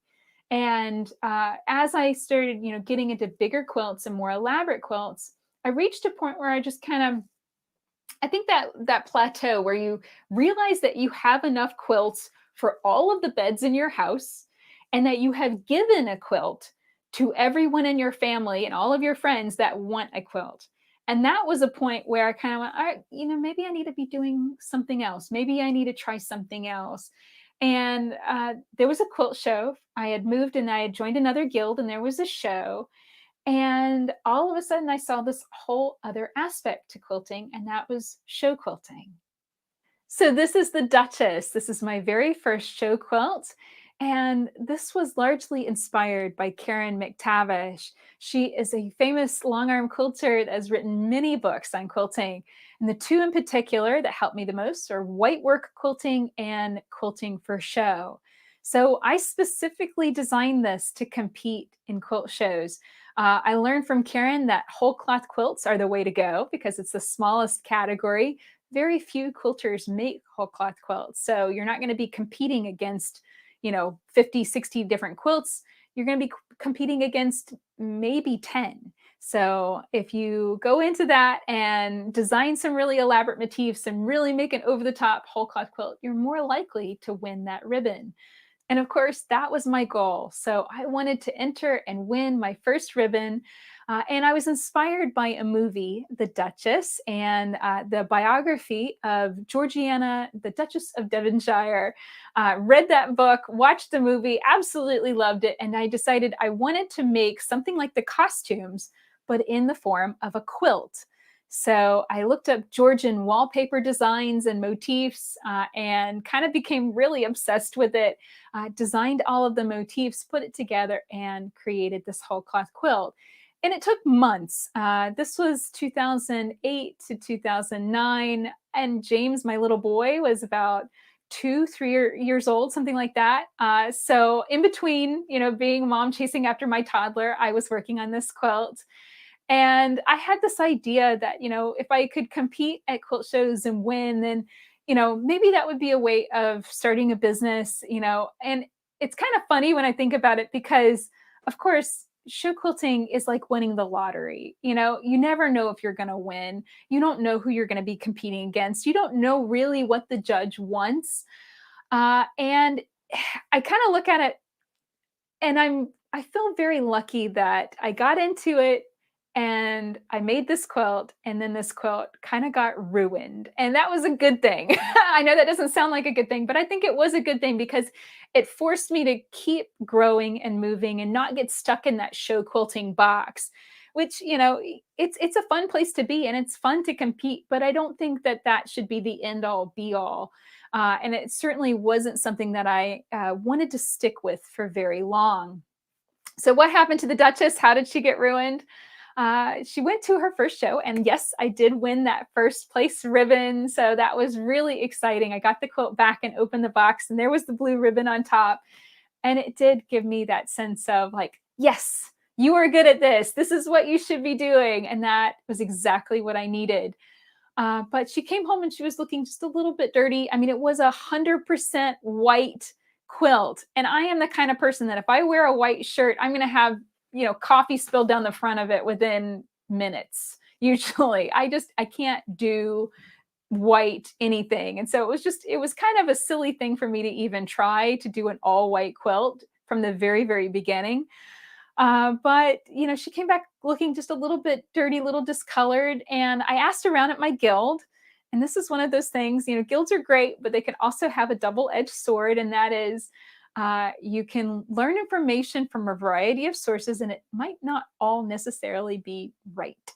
So one guild member told me, oh, we'll just soak it in OxyClean, it'll be fine. And then another member chimed in and said, oh, hydrogen peroxide's the same thing. Why don't you just use that? It's a good thing I can laugh about this now because hydrogen peroxide is absolutely not the same thing as OxyClean. But that's what I ended up using. And so, yeah, I sprayed the quilt with hydrogen peroxide, and that is why it is no longer white. The hydrogen peroxide reacted with the cotton fabric, and this is discoloration. This is actually a chemical burn. So the Duchess is falling apart and has been for the last, 10 years or so.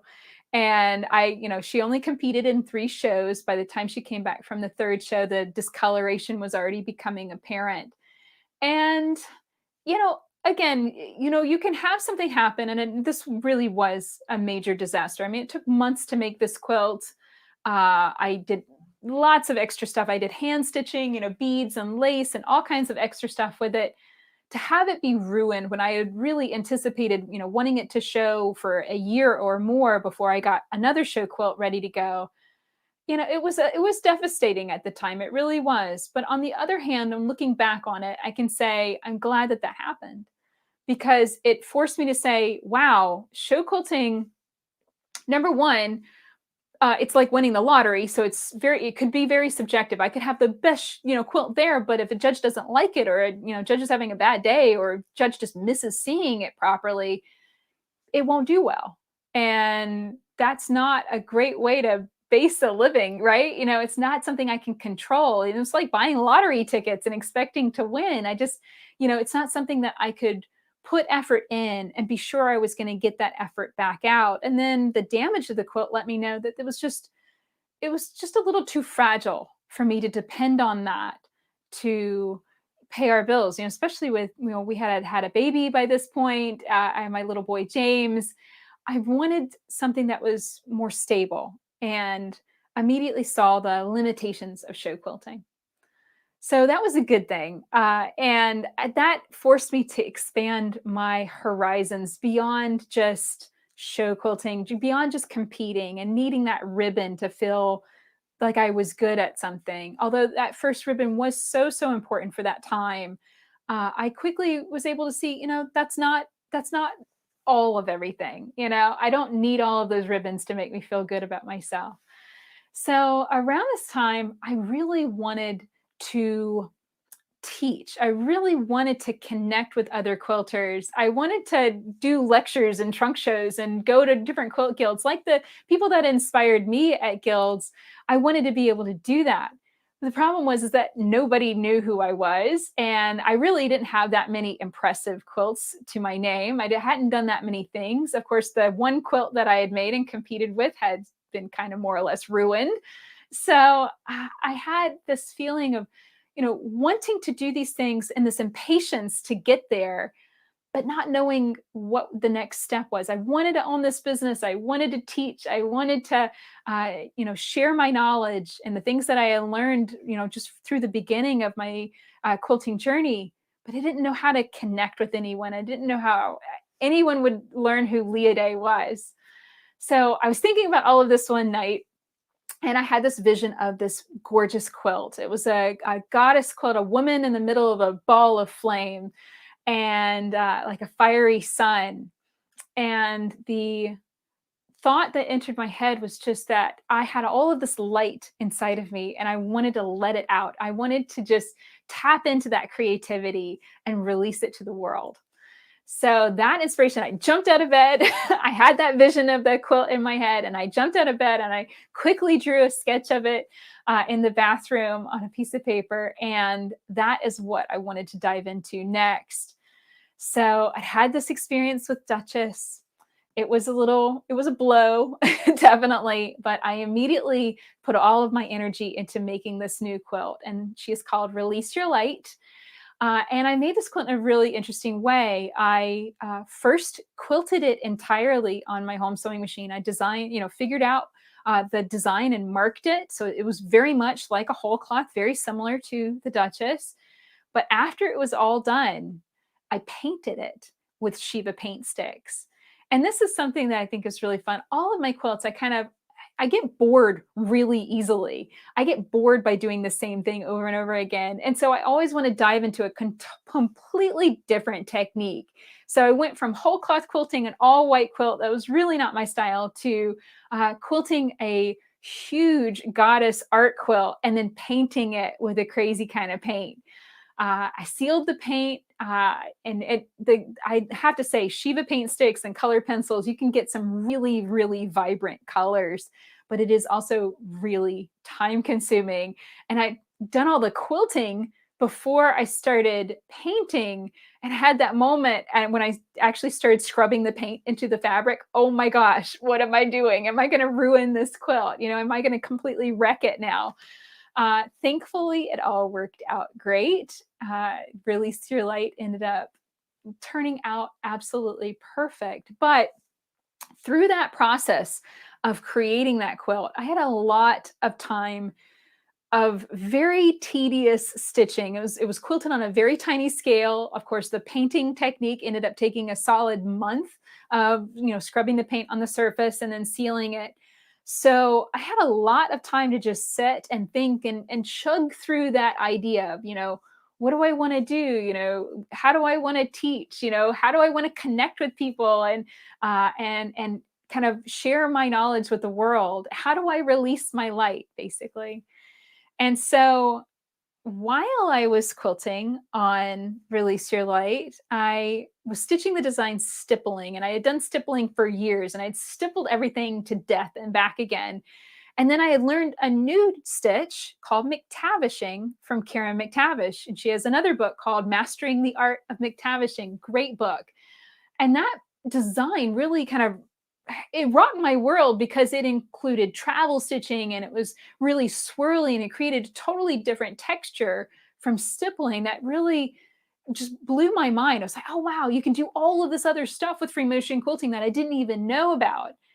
And so as I was setting and stitching on Release Your Light, as I was just putting in the hours and the yards and yards and yards of thread, I just started thinking about those designs and running that through my head, going, wow, if I can do stippling and I can do McTavishing, like how many more designs could there possibly be? And that's when I came up with the idea for the Free Motion Quilting Project. So the Free Motion Quilting Project was a blog I started in 2009. And the original goal was to stitch out 365 free motion quilting designs and to share them every day for a year.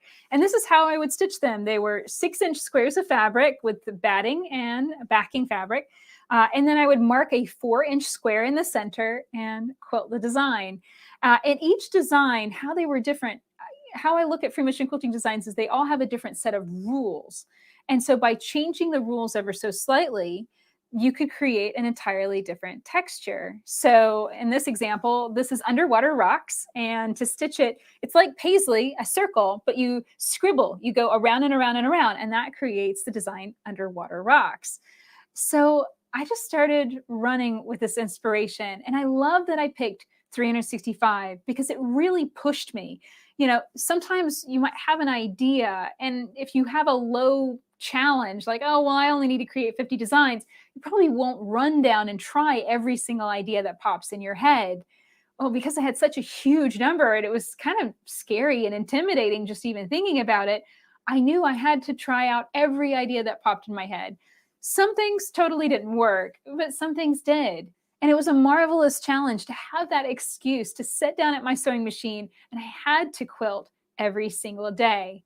Now, I ended up having to slow down the project, a lot of different factors. Number one, it is really hard to share daily videos. That is a lot of work. I did manage to keep it going for 80 days straight, and then had to slow everything down because along with the Free Motion Quilting Project, we launched a website, an online quilt store that carried the tools and supplies that I was using. And that is what helped to start funding the project, help support my family. That little quilt shop is what has slowly grown and is now leahday.com. And it was kind of just a magical set of circumstances that helped me realize where I should focus my energy and what exactly I should do. I had spent all that time stitching and creating Release Your Light and wanting to share my creativity with the world, but I was still kind of working under the assumption that that would look like traveling and teaching and being a professional quilter in a traditional sense. It was only after starting the Free Motion Quilting Project that I realized I didn't really like travel. I didn't really like going to different places. I really wanted to stay home with my family, my little boy, my husband, and work from home. So in the process of sharing the blog, I became an online teacher. And this has been the most rewarding part of my quilting journey because it has pushed me in so many ways. It has forced me to continue to keep my definition of quilting as open and free as possible. So first, I focused on free motion quilting. That was really my exclusive focus for 3 years straight. All I did was share free motion quilting tutorials. And, really, I look back on them and some of them are pretty terrible, but they really taught me a lot about filming, about editing, about making videos, about teaching online. I started to branch out and do something different in 2012. Once we finished the original 365 designs, then I started doing quilt-alongs. I would design a project and break it into simple steps, and then I would share a series of videos on how to do it. Well, the upside was a lot of quilters could learn more about design. The downside was it was a lot more work. So the first couple of quilt-alongs I shared for free, but in 2014, I realized, I really need to start charging for the pattern, maybe even kit the quilt so that way, we could make a little bit of income on that. And that began a whole different journey when it came to designing a pattern, breaking it down into quilt-along steps, breaking it down into videos, sharing it step by step, week by week through an entire year. So we've done this for years. We did building blocks in 2014, dancing butterfly in 2015, Sunshine Surprise in 2016, and Flower Festival in 2017. Now, all of these projects look very different, but they're all put together in more or less the same way, meaning that they're all quilted as separate blocks, and then we trim them down at the end and put them all together with a quilt as you go technique. Remember, that was how I made my very first quilt. Only now I use a binding method that comes out and turns out absolutely perfect, and it really adds to the overall look of the quilt. And the best part about doing it this way is it's so much easier on a home sewing machine. You don't have the whole big quilt, you're not fighting the whole bulk and weight of it. You can just work on one block at a time. So along the way, as I have shared all of these quilt-alongs, as I have walked quilters step by step through some very elaborate projects, I have learned so much about what beginning quilters really struggle with. Where are those points that are confusing? Where are those points that always cause trouble, that always generate questions? And I have grown so much as not only a quilter, but also a teacher. I understand where quilters are and have answered those questions for years. But along the way, as I shared video after video, and we're in the 2,000 video range at this point, I began to feel a little bored. And first I thought it was just, well, maybe I need to branch out beyond free motion quilting. Maybe I need to try a different kind of quilting. So I went back to walking foot quilting and dove into that and really dug into all the different things that you can do with this very simple form of quilting. I shared several quilt-alongs for walking foot quilting and wrote a book on it, Explore Walking Foot Quilting with Leah Day.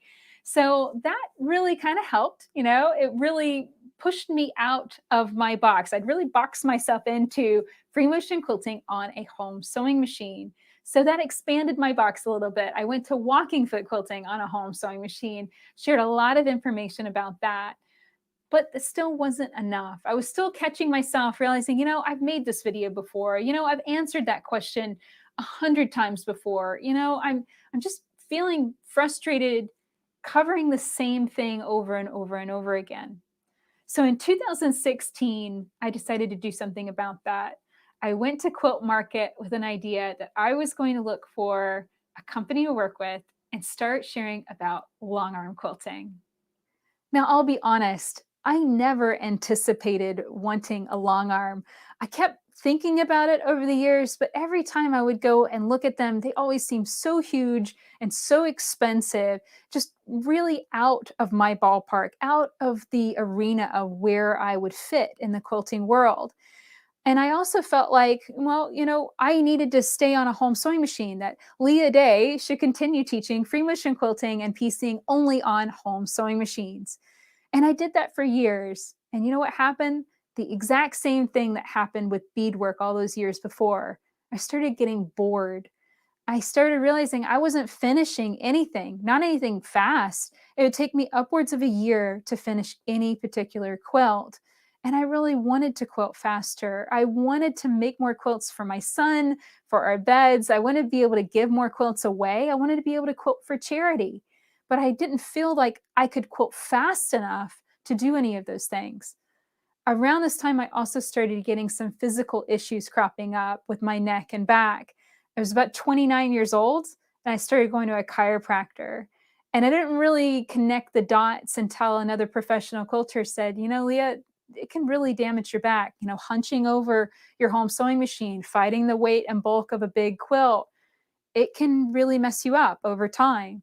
So that woke me up. It really did. And I went to Quilt Market in 2016 with the idea I want to find a brand, a company that I can work with that's willing to work with a weirdo like me, a girl that makes videos in her basement and shares things online like I do.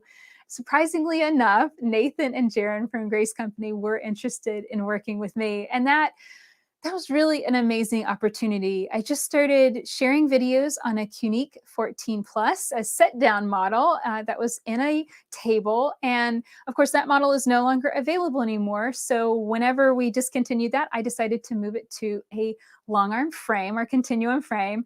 I then eventually decided, you know what, let's expand that. Let's go with the 21. And I have learned that this is kind of where long arm quilting goes. As you get into it, you start realizing, you know what, I can actually collapse that home sewing machine setup that I thought I needed so much, and I can put in a bigger frame, or I can put in a bigger system. And I realized just how much faster, how much easier, how much more fun quilting could be. And the reason I feel like this was really kind of a radical thing, because I'd never thought of myself, I never allowed myself to even want a long arm, because I had put myself in that box. I'd limited my growth by saying, oh, Leah Day is only an online and, home sewing machine teacher. That's it. That's all you're allowed to be. And only when I realized, there's a detriment. There can actually be a physical detriment to staying stuck in that box. I started pushing myself to learn something new. So now every week I share videos on how to quilt, how to get the most out of your Grace Unique long arms and frames. Of course, I absolutely love my continuum frame. It has grown with me dramatically over the years. I've just recently expanded this room so that way I can take this up to 12 feet long, which is going to be great.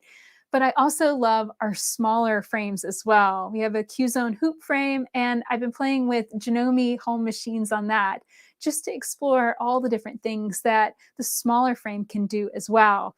My plan is to put QCT on that frame to see how it works with a home sewing machine in addition to a big long arm. The thing I love the most about this is that it feels like I'm never going to stop learning. I'm never going to stop having something new, some new challenge to tackle, because the machines are constantly changing, the frames are constantly changing, the home sewing machines are constantly changing. And I'm kind of a gearhead. I love digging into how one machine is different from another, and how to troubleshoot different issues that crop up along the way. All of my skills as an online quilting teacher, understanding that when a question crops up, not once, not twice, but 3 or 4 times, that means I need to do a video on it. I need to answer that question immediately, because a lot of people are asking it. And I have to say, switching to long arm quilting and moving into this and embracing this has been such a relief to me and Josh, because when we started our business and we're sharing just the tools and supplies that I was using on my home sewing machine, that kind of limited what we could offer and what we could do. And it was only by starting to work with Grace Company that I realized, wow, I could be a dealer.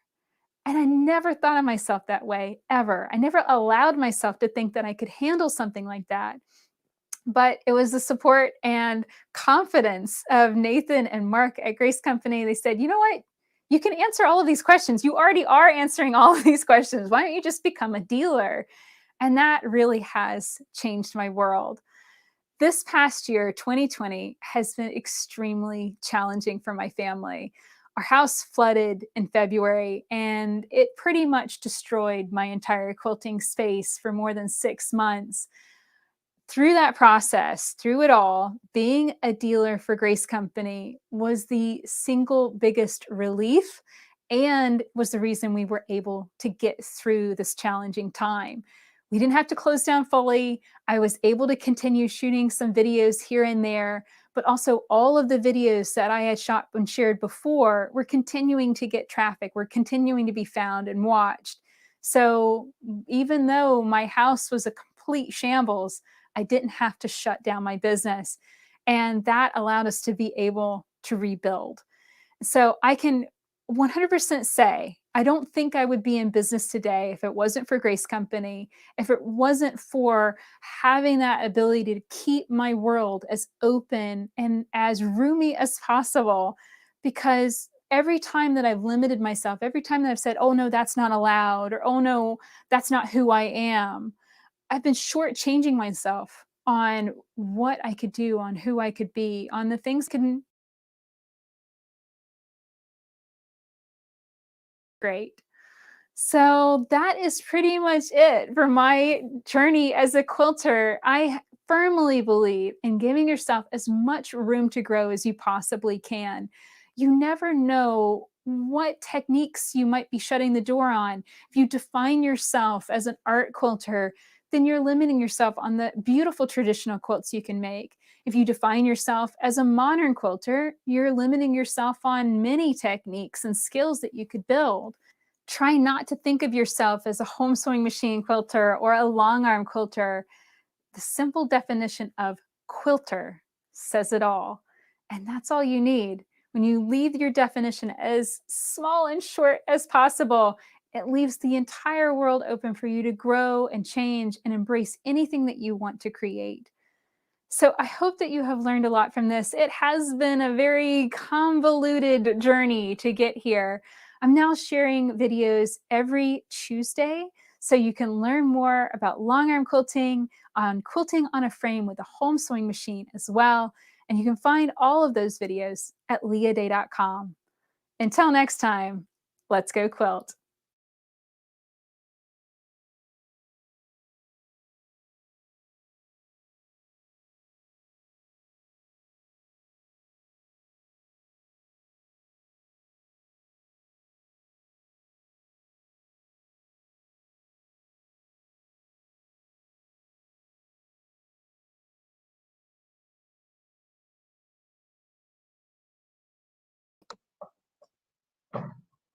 I'm going to drop the thing.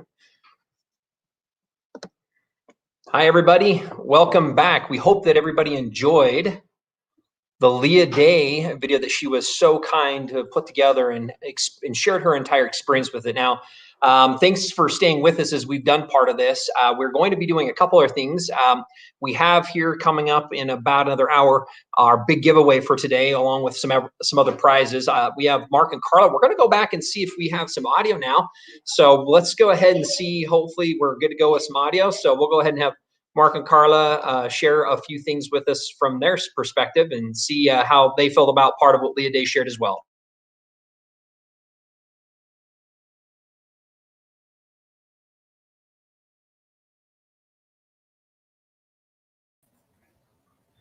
All right. Well, we're happy to be back, and hopefully our mics are working, and hopefully, no. Yeah. No. Oh, yes. Yeah? Yes? Yeah, we're good. Are we good? Hallelujah! Okay, we're good. We're good. Okay. It's a Festivus miracle. That's right. We had a fire, a few people in the background. No, I'm just kidding. We got everything worked out. So, but we're excited, and hopefully that whole Leah Day video has been fun.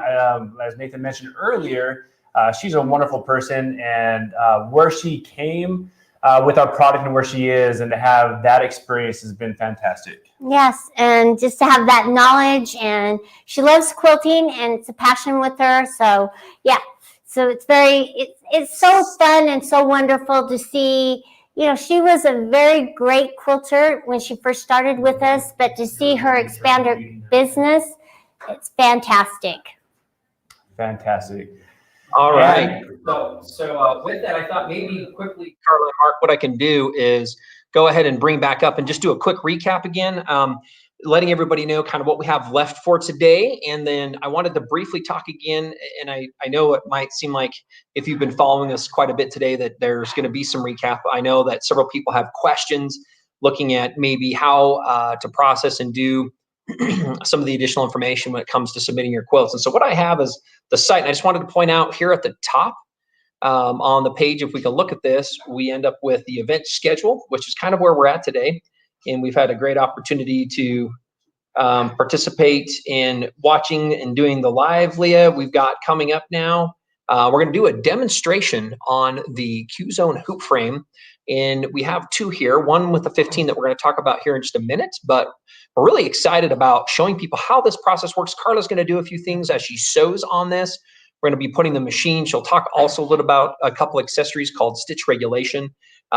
Then we have our giveaway at 2 o'clock that we'll be doing. We'll then move back, and Leah Day has another great little quilt along that she's going to get us started with, called the Autumn Quilt Along. It's a basket weave with part of the automation, which is really interesting as we get into that. And then we're going to look at some of the quilts that we have, and we're super excited about all those participants who had a chance to submit their quilts, and we're going to review some of those quilts out there. And then at the very end, we're going to end with Leslie Rutland, who's going to be talking a little bit about some things we call her the Yoda of sewing. So she does quite a bit in several different categories with not only sewing, but education at home, amongst others. And so we'll do a little bit of some information on her coming up as well. And then again, as we continue down, you'll find that there are a lot of other things that we'll continue to repost. And so you'll be able to see those at different events as we continue to repost them. And then again, back at the very top, I'm going to go ahead and click on this whole quilt show and tell,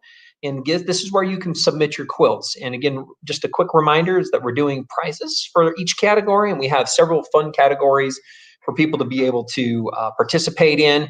And we're hoping that everybody really has and can find something they can relate to.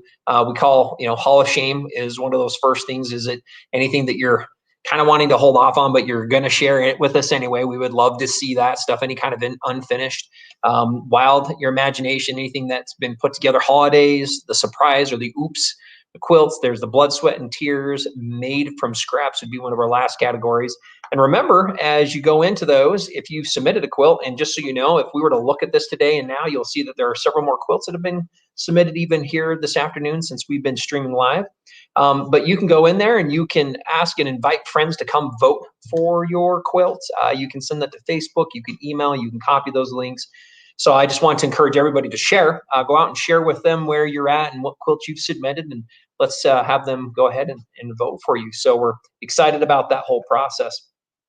With that, as we kind of go back, maybe Mark, I thought I would just do a quick bit of information and have you share with us a little bit more. I know we're doing several giveaways today that are smaller in between some items, and I know we have a wheel that we're going to spin. So maybe talk a little bit about if we're going to be giving away a few more surprises today, what should people be listening for or looking for as we're going throughout this?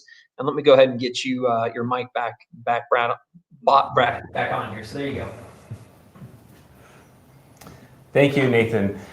We do have giveaways that we want to do, and especially during this next segment, we're going to be talking about our Q-Zone Hoop Pro. Yes. The machines that could go on it, all the ins and outs about this particular frame. And during this segment of the live video, there's going to be some stuff that Carla and I will both be touching about and bringing up, and we would like for you obviously to pay attention, because in the next time we draw for prizes with the wheel, we're going to ask some questions that were pertaining to this particular segment, and that's how you're going to win. So please, pay attention. Before we start, make sure if you have to go grab some food and some drinks. So this next one is going to be fun. And the prizes are back here. Not sure if we can see, maybe not as much, but there we go. Carla can grab some. So we have, again, the electric sharpener, one that truly does work. It does carry the sharpening stones. These are diamond grit stones. So this is one. We also have the Quilters combo, mentioned a little earlier, but this has all three of the main quilting tools that you need. So we have our ergonomic 45 cutter, we have our true grips, and we have our 6.5 by 24.5 ruler. All right. Yeah, triangle rulers.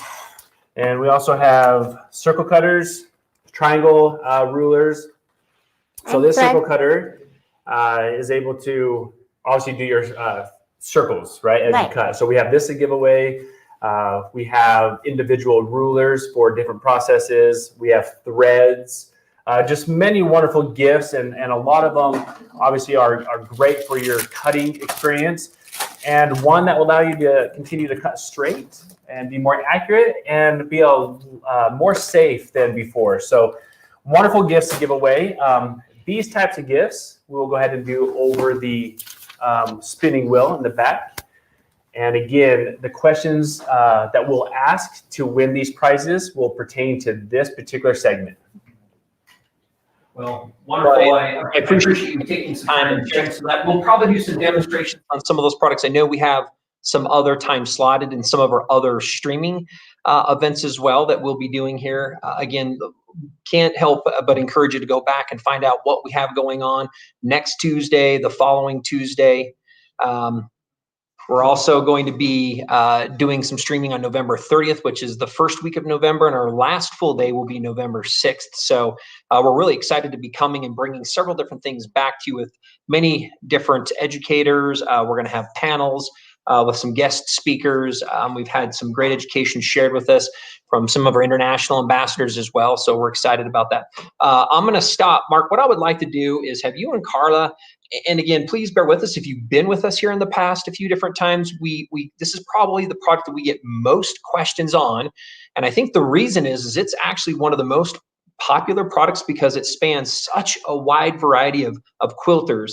And not only quilters, but there's an expansion and it crosses all the ages. It also is one of the most affordable products that we have, and it fits in, it takes up the least amount of space. But then one of the nice things is there aren't a lot of restrictions. So what I would like to do is turn some time over to Mark and Carla to walk through and demonstrate and do a product review of our Q-Zone hoop frame. And then I know, Carla, you've also had a chance to use this several different times and completing some different quilts. And I think Carla's pretty excited to share with us some of the quilts that she's also finished on this item as well. So thank you for joining us and staying with us. And then coming up here in about a little over 55 minutes, we'll do a big giveaway and we'll talk about some additional prizes. So Mark and Carla, to you. Fantastic. Yay. So this is the part what we love to do, right? We love this part. Because now you can see the product. Yes. We're going to talk about it. We're going to go really the in and outs of the frame that's behind you. And we get to go in more detail than we usually have because we're not so much on a time constraint. And so we get to really delve in and show you the ins and outs. Absolutely. So let's go ahead and get started. Now, what we're going to do, we're going to talk about this frame, Carla. Okay. Now, like Nathan had mentioned, this has been our most popular frame because of its size, its versatility. Right. And in order for all that to happen, we're going to make sure you guys fully understand what it is. And so during this time as well, we would love to answer any questions. So any question you have regarding the hoop frame, please feel free to chat in and we'll get to those questions throughout this this part. Yeah, and the demonstration's going to be on our Hoop Frame Pro. We have both the regular Q-Zone hoop frame right here and the Hoop Frame Pro, but we're going to show you the demonstration on the Pro. And one of the key features to the Hoop Frame Pro is the dual track system. It's just like on our big Continuum frame and some of our other frames. This dual track system makes it so that it glides very smooth and very easily across. So when you're quilting, you're not going to get hung up or have a lot of friction on it. So it's just going to glide very smooth across your quilt. Absolutely. Okay, so let's first start at the frame. Let's talk about the height adjustability of the frame, right? You notice that we are both sitting at the frame. That's one of the nice features about this frame is you can sit. Now, the reason we wanted a frame that you can sit is really to bring a new concept, not more say new, but when you're quilting at home, and I'm sure we have a lot of users who have been using their domestic machine on a table of some sort, right? They're called sit-down quilters, and that's what you sit down and you quilt. Absolutely. Now, as a sit-down quilter, that also brings some unwanted stress. It's very hard. Yes. And now there's a lot of people who can do sit-down quilting and not realize some of this stuff. Leah Day, wonderful sit-down quilter. That's how she started. Absolutely.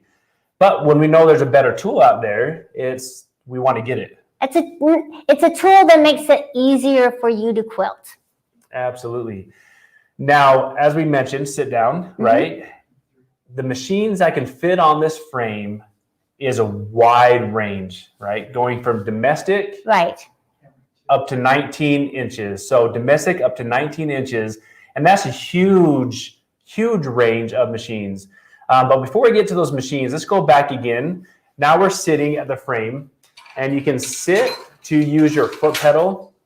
We're also going to talk about some accessories we can use on the machine. So right now, we have the frame where it's at. Let's talk about some of the features of the frame other than sitting. What else does this frame have? Well, it has the carriage, and the carriage is what the machine is going to sit on. You have your bottom carriage, which is your side-to-side movement, and your top plate where your sewing machine sits with the handles, and it's your front-to-back movement. So you get that smooth glide XY access while you're quilting. And so that's something that comes with the frame. You also get your clamps to attach your fabric with, and you get the front clamps and your back clamps. This frame does come with the height adjustable legs, but also what's nice about this frame is that you can extend this arm right here out for longer arm quilters. So you get more quilting area than if you're using your domestic machine. Absolutely. So let's go ahead and look at the top plate. Okay. All right. I'm going to actually stand up and walk over here, and I'm going to show you viewers a little up close about this wonderful carriage here. Now I'm going to move this. Carla, let's go ahead and take I'll off. just take it over here. Oh. We wanted to keep it simple. So as you notice, we're going to just take this rail throughout the machine. Now, I'm going to show you this now. At this camera here. Yep.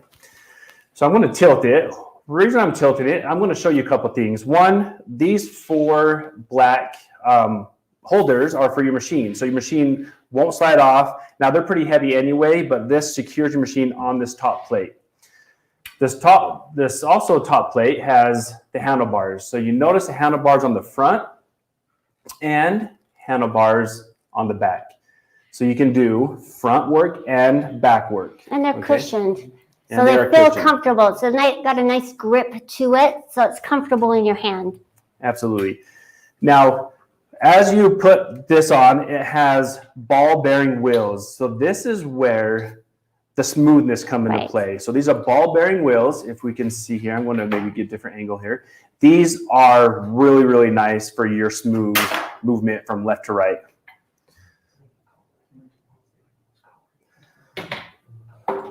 Okay, so we're going to go put this back on. Now, if you're wondering about machine compatibility, please call our 800 number and speak to our account executive.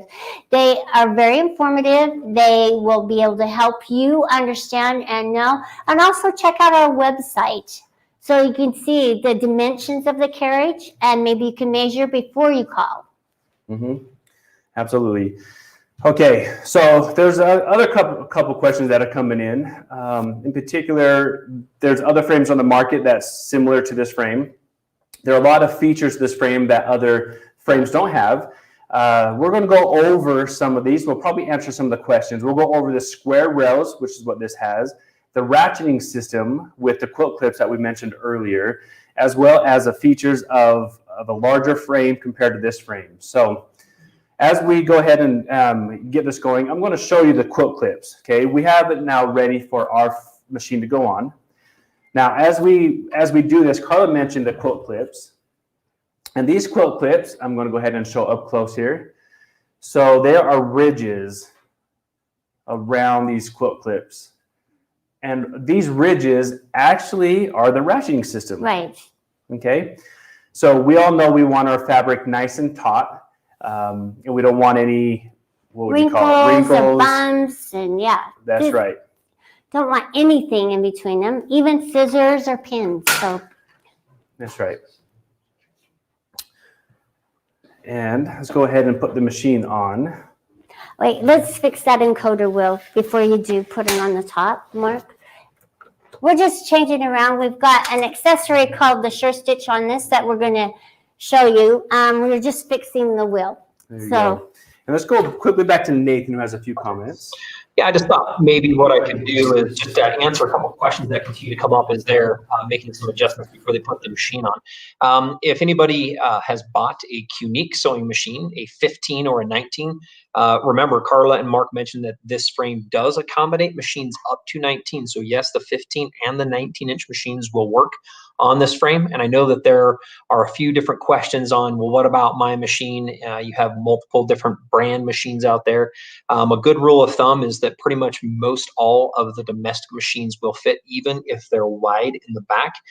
We've designed this carriage when Mark showed you that there's enough space on that back to even work with the majority of those extra wide-bodied machines. And there are some out there in the domestic line that are about 13 to 14 inches. They work as well. And I think if I wasn't mistaken a little bit, I know we're going to get in here. We do have an accessory for some of those machines. If somebody has a sit-down machine that's around the 16-inch mark, we have a set of handles that we can show you here in a minute that allow you to still adjust those handles for even those 16-inch machines that are out there. But sorry, we'll go ahead and turn some time back over to Mark and Carla to go ahead and show us how easy it is to put that machine on, and we can go from there. Handles first. Yeah, we just had a comment this morning, I think, in the chat about a 16-inch or 22-inch long arm and 18-inch, sorry. And it does sit on the top plate. You do get extended handles that will extend this direction, so it's easier for you to quilt. So that's an accessory that you can check out if you have a 16-inch or an 18-inch sit-down machine that you want to convert to sit on the frame. Absolutely. All right, now we're ready to put the machine on. And again, very, very simple. Once we get the frame up, we're going to go ahead and grab our machine. Right. And we're going to push that right down. Now we're going to simply put the rail through the throat of the machine.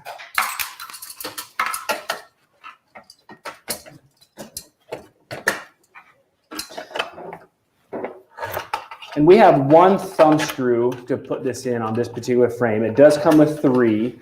We're going to use one for this demonstration, and it keeps it obviously nice and tight right in there. So, and that is putting it on. I'm going to come back around here now. We're going to talk about adding the fabric to the frame.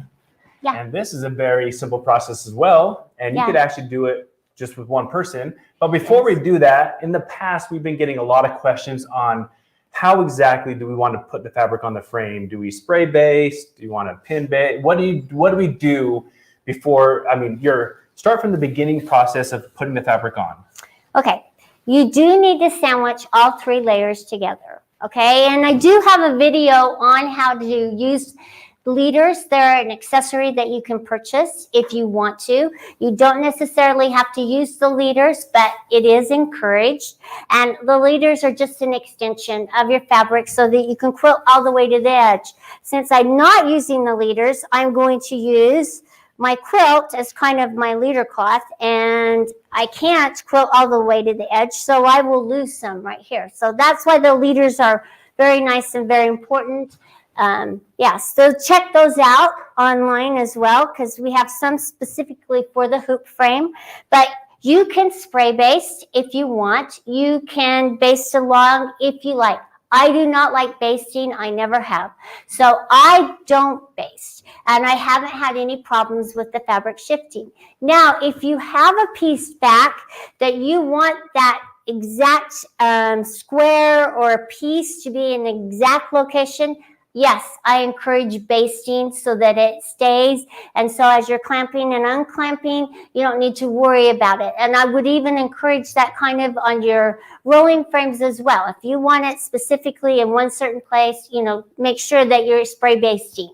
So go ahead and do that. And let me just show you how easy it is to put on the frame.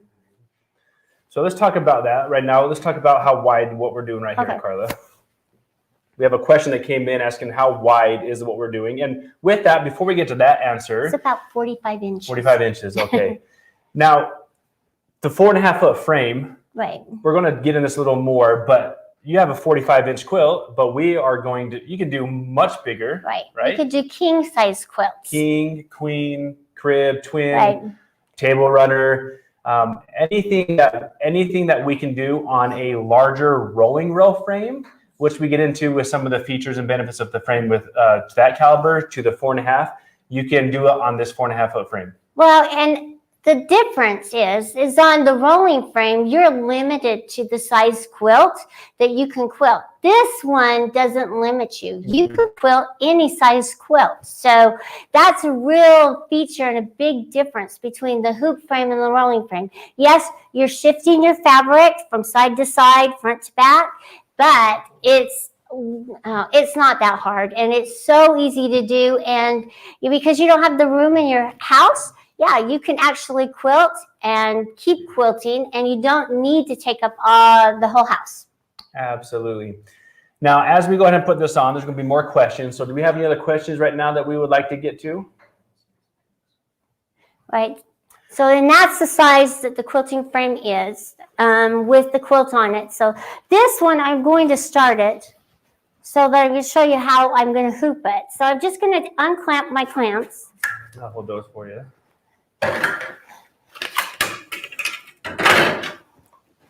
Sorry if it's a little noisy.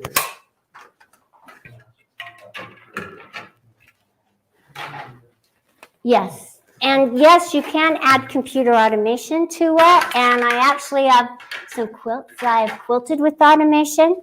In fact, we are the only company that makes computer automation for the hoop style frames. And it's so intuitive and so easy to use. You'll love it. And Absolutely. It's so much fun.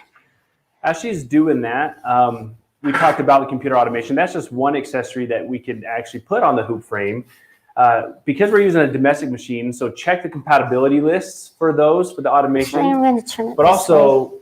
Ruler work, right? If you want to do ruler work, laser, what other accessories? I'm curious, what other quilting styles do we have out there? If people want to chime in, do we like to trace patterns? Do we find tracing patterns being difficult? We can go over that and answer that. Do we find maybe using a smaller throat? You know, we talk about this frame can do a domestic up to a 19-inch machine. I'm curious to hear some of the thoughts from the users on using a 9-inch machine to start out with. I would like to know, because it's a great way to start.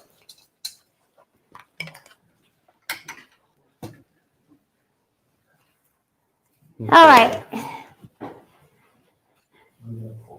So actually, when we first started with the hoop frame, if you'll bear with me while I'm clamping these on, I got to be the lucky one to test it. And that was so much fun.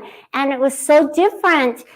But I was so amazed at how much I could do with just this small frame. And I actually quilted a queen-size quilt using my domestic machine. We have some, let's go ahead, Nathan, with that comment that was back on the screen. Let's see. So Vicky, and we appreciate the comment. So Vicky also mentioned that she had currently using the FOF with the Creative 4.5. I am seriously thinking about getting a Qnique, but not sure which one. I also want the computer component. So great comment. Thank you. And the Qnique machine, it's really, you know, if we're talking about Qnique machines, let's quickly touch upon this. Okay. This 4.5 foot frame can go up to our 19-inch Qnique. So if we're looking at a space-saving frame because we don't have room in our home for a rolling rail, Right. then and you want to think about it considering a Qnique, the 19 is the biggest. Obviously, it goes to our 15 as well. So you can go up to a 19. If you're thinking about getting a rolling rail frame that can do a king quilt like our Continuum, that'll fit up to our 21 on down. So all of our machines will fit on the Continuum.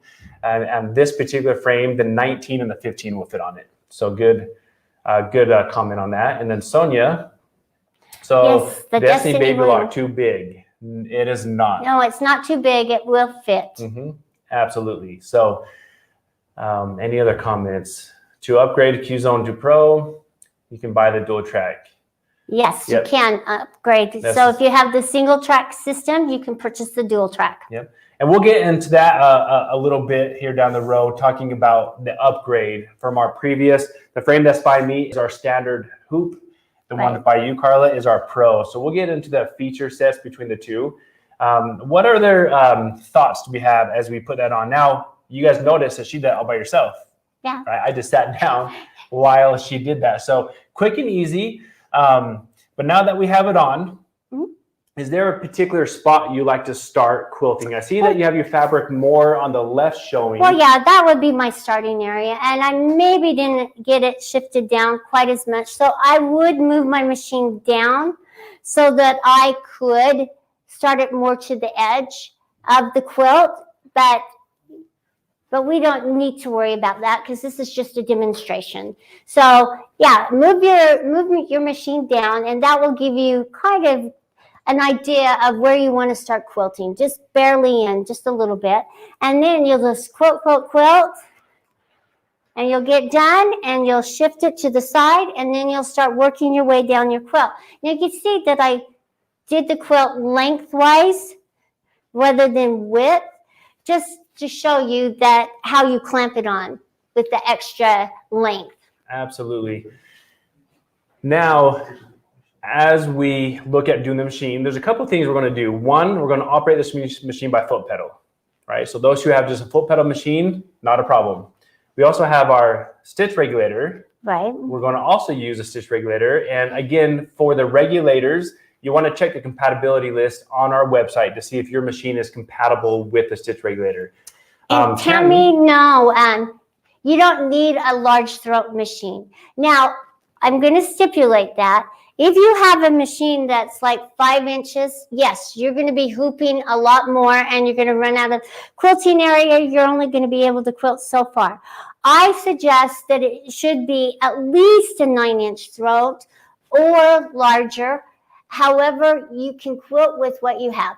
Don't let it stop you from starting out and putting your machine on your frame. Yes, you will be ready to change out machines, but at least you're at a starting point where you're learning that you can enjoy it, and you don't have to change frames. You can just upgrade to a longer arm. No, yeah, and I want to make a quick comment on that.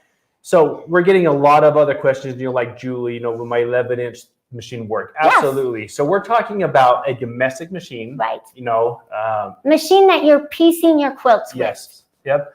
Up to a 19-inch machine. So we're talking about the smaller 9-inch machines, even if you have a 7, maybe, or a 5 7 now. or 5, yes. Yep. Those are small, but you can still quilt with them. We started out a gazillion years ago with our very first machine quilting frame using my little Bernina machine. And you could quilt with it. So don't let the size throat stop you. Absolutely. Let's go ahead. And Nathan has a couple comments. Let's bring him back in. Yeah, no, thanks. I appreciate this. I think that these are all fantastic questions that are coming through. We're really trying to do a lot on the website as well. We know that there are many questions that people have regarding your domestic sewing machines and sizing. One thing would be is people are asking about, well, how wide? We do have the dimensions on the carriage to show you the space in between those handles. We'd encourage you to go to graceframe.com and then look at the Q-Zone hoop frame page. It's underneath frames. You'll find that there's a whole lot. And then obviously you can chat as well. So you can chat with anybody live here while we're here through 5 o'clock Mountain Standard Time. And then we do answer emails, and then you can call as well, that 1-800 number Mark mentioned, 1-800-264-0644. So know that there's a lot of resources that we're trying to do. And then Carla has several videos. If you go to graceframe.com on the top, up over on the right, you'll see resources. And we have all sorts of videos that talk about how the fabric is applied to this frame. And, I like to go back with some of the questions and comments that Mark and Carla have made is, the thing that we really did when we created this frame is, it was literally, I've been with this for 14 years, and it's been something we've been trying to solve. Hey, how do we take and create a smaller frame that fits into more places than these big, large frames? It doesn't take up a dining room table space, which is great. It just need to give away your husband's or his recliner. So, oh, wait a minute, just kidding. So everybody's going to freak out. No, they're going to laugh, say that's a good idea. And they're like, wait, that's a bad idea. But again, it's about the size of a medium-sized desk. And so our goal was to make this more accessible to more customers, it's not limiting the size of the projects you can do, which is very unique. And then we've had a couple people ask about some of the specific parts, like the ratcheting mechanisms, the clips and clamps. They are all included. So those, you don't need anything else if you buy the frame. You do get the trolleys, you get the clips, the clamps, you get some side tension clamps, and you can put your machine on there and use your foot pedal. I know that Carla and Mark will hear just in a minute, they're going to talk about stitch regulation. So I thought maybe I'll just briefly touch on this. There was this question on stitch regulation versus computer automated or automation. And I just want to kind of clarify it. Let me first talk about what computer automated means. If you think of embroidery, you know, put your hand up if you have an embroidery machine at home, or if you have a friend who has one, and they have a hoop, and then that hoop moves around, and then the pattern is stitched onto that fabric automatically. Well, automation, if you buy it on a frame like this, kind of does the same thing, where it will move the machine across the surface automatically, stitching out a pattern. And I know Carla will show us a quilt that she's done utilizing the automated system. And we've spent years developing software that's smart enough that it knows where the pattern is. It knows once it's done, it helps mark it, and then it helps you realign that pattern to move through the entire quilt. So that's computer automation. Not usually when we talk about getting the hoop frame, not an inexpensive accessory, because it's a very smart part of the system with software and hardware and things that go around moving the machines and automating those. Stitch regulation is specifically about the machine and how the stitch accuracy can be managed, meaning the machine can speed up and slow down. And we do have our Sure Stitch on this Juki that we'll show you. So when Carla ends up sewing it, instead of using a foot pedal to try to manage and speed up and slow down, it will automatically speed the machine up and then automatically slow the machine for consistent stitches. This is one of the big reasons most people move to a mid-arm or a long arm machine, is because they pretty much all come with stitch regulated systems, or their stitch regulation built into those long arms or mid arm machines. So Mark and Carl, I just wanted to kind of touch on those couple points as we continue, and we'll go ahead and turn some time back over to the two of you. So thanks. Thank you, Nathan. A couple comments as you were talking, Nathan, I wanted to just briefly touch upon. You know, Charlene, one of them, she has a 21 Pro with the Continuum, and she said that the machines are absolutely fantastic, and that's true. So all of our Qnique machines are phenomenal. And as Nathan mentioned, you know, with these machines, they're built-in stitch regulation, and that's the next step. But before we get to that next step, we're focusing on the step that most users are probably still using, which is, again, the domestic machine. With their foot pedal. So we're going to show you both the foot pedal and the stitch regulation so that you can see how both methods work, and you can decide. Give us a call if you have questions on if your machine is compatible. We do have a compatibility chart online for the stitch regulation, so check that out as well. Absolutely. Now, other comments, because we have this fantastic fall festival, please go to our website. They are on sale. So I saw a couple of comments come in. So the Hoop Pro that we're talking about now is $11.89. All right, $11.89 with a free light bar. Okay.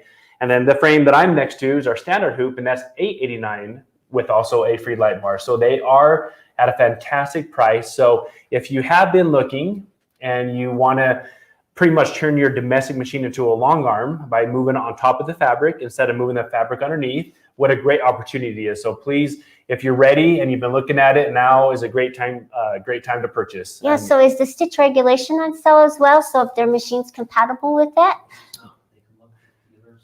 So the stitch regulation, they can give us a call. They could also go through their dealerships to find out any of these. But yeah, we have the regulation. So give us a call. If you're looking for a total package, then we'll be happy to help you out. So with any of our product, the dealer locator. Yes, with any of our product, we have a dealer locator that you can go and check out. If you're in an area that we have a dealer, that's a great opportunity because that dealer can take care of you. You're in the same state, and they will make sure that you're taken care of. So look at our dealer locator to find a dealer near you. So with that said, let's go ahead and let's fire this up. Now, what are we using first here, Carla? We're just going to use the foot pedal first. Okay, I'm going to walk back here. Show you how to use the foot pedal. So you need to plug that one in. Yep, we're going to unplug the regulator. And we're going to go ahead. And you are plugging your machine into the outlet. And the stitch regulator also plugs into your outlet. Okay. So now that that's ready, we are ready to use it with a foot pedal. Right. Now, Carla, I know as we're quilting, you're going to notice when Carla is using the machine, you're going to be kind of offset from the handles, right? That's not what we're going to be normally doing. That's not how you quilt. No. I'm just trying to let the camera zoom in so you can see. That's and right. They're not going to be that great, wonderful designs that you would see. That's right. Now, before we start, I'm going to go back again. I apologize. We briefly talked about the quilt clips. If you guys can see how nice and taut the fabric is up top, okay? That is because of the quilt clips that we talked about being, the rails are square and those quilt clips have ridges in them. And so that is where the tension that you want comes in effect. And so you won't sacrifice, if you've been hearing you need a rolling rail frame because it has a ratchet system, there's no sacrifice getting this frame. You do not. Really, you gain because you won't have to worry about the space. And so with this frame, everything that we can do with a larger frame can be done on this frame. Carla mentioned that you do need to hoop the fabric, and we'll talk about that on how to realign it back up. Right. Okay. All right. So I think we're excited. I think the viewers, I think they're excited. Let's go ahead let's get in there and do some quilting. Yes. So I have to move in just a little bit. Okay, and I did put my presser foot down. Now, on your machine, you will need to replace your regular foot with a quilting, foot. Sorry, I don't hear what cameras are on. So anyway, you will need to replace it with a quilting foot or an embroidery foot or that foot that's used for free motion. Okay, and then you'll put your feed dogs down. So make sure you do that, and I'm just going to use my needle up, needle down. Grab my bottom thread here because I know it's a big long tail underneath, and you don't want that sewn underneath. That's all I did, and I brought it back to where I'm going to start. And I'm just going to take my foot pedal here, and I'm going to start pressing down on it. And it's as easy as that. And I don't have stitch regulation on it, but look, that looks pretty darn good. And as she's doing that, I just want to point out that she's moving a domestic machine on top of the fabric. And we here at the Grace Company always like to talk about when you write your name on a piece of paper. All right, I'll stop. Right? No, you can keep going. It's so much hard fun. to get you to stop once you start, right? Yes, it is. But one of the things that we like to always refer to is when you write your name by moving the fabric right underneath, is like moving the paper underneath your pen. Yeah. And it's a whole lot. If you haven't tried that, I would like you to try, getting your pen and your paper and moving the paper to write your name. All right. As we see kind of right there on the screen, it is, very, very hard. So now with this trolley, your machine's on top, you're moving the pencil around like we're all used to doing. And it's very, very simple, very, very smooth. What was that again, Nathan? Okay. So are we ready to see the stitch regulation in action? Let's do the stitch regulation. Now, let's talk about what that regulation does. Obviously, regulating. We'll show you what it does, but let's talk about that. Yeah, go ahead. I'm going to go ahead back there and hook everything back up. If you want to let the viewers know kind of what the stitch regulation has little sensors on your bottom carriage, which is your side-to-side movement. They're called encoders. And it has one on the bottom carriage and one on the top carriage, which is your front to back movement, okay? So those little sensors are plugged into where your foot pedal usually is plugged into, and it senses the movement of the machine. So as you start moving the machine faster, it tells the machine, okay, they're moving it faster, start sewing faster. And so it keeps your stitches more consistent and even. It's not going to keep them totally the same size, but it's going to make them so much nicer and more consistent. So that's what we're going to show you. And if you can adjust the speed of the machine up or down, which all tells the stitch length as well. So, so you get into the rhythm of sewing. Absolutely. So are we ready to see how it works? We are ready. I think it's ready to go. You can see my little light is on, so now it's ready. So let's talk about the control box up here with that light. So I don't know if we can show, there's a number 5. What does that 5 represent, and what do these buttons represent? Well, the 5 represents the speed. So it goes all the way up to 9, and it goes down to 1. And that takes you out of the stitch regulation. Perfect. So yeah, and this is a pulse button and on and off button. So you can raise and lower the speed. And assembling these on your domestic machine is very simple. In the box, you get a couple encoders. One goes on the top plate carriage that I showed earlier, and the other encoder goes on the bottom trolley or the bottom carriage that runs the length of the frame. Those encoder wheels is the key ingredient on what's really setting the message to the needle on how fast and how slow you're moving. And so outside of that, you have a control box, and then it's very simple to assemble. So it's not, you don't need to understand how, you don't need to be a rocket scientist. It's so easy to put on. Simple. Yeah, you don't need your husbands or anybody else to do it for you. All of our products you use, all of our products are made so that you, the quilter, can assemble them. And if I can do it, you can do it. And so I encourage you on any new product to do it yourself and learn how it works. And by putting it on and doing it yourself, you learn so much more of how functions go with the frame and the accessories. So, all right. So I don't have to use my foot pedal anymore. All I'm going to do right now is I'm just going to turn on and see how the needle's just going to start. And you can hear it speeding up and slowing down. But you can see how my stitches are a little different. They're more consistent.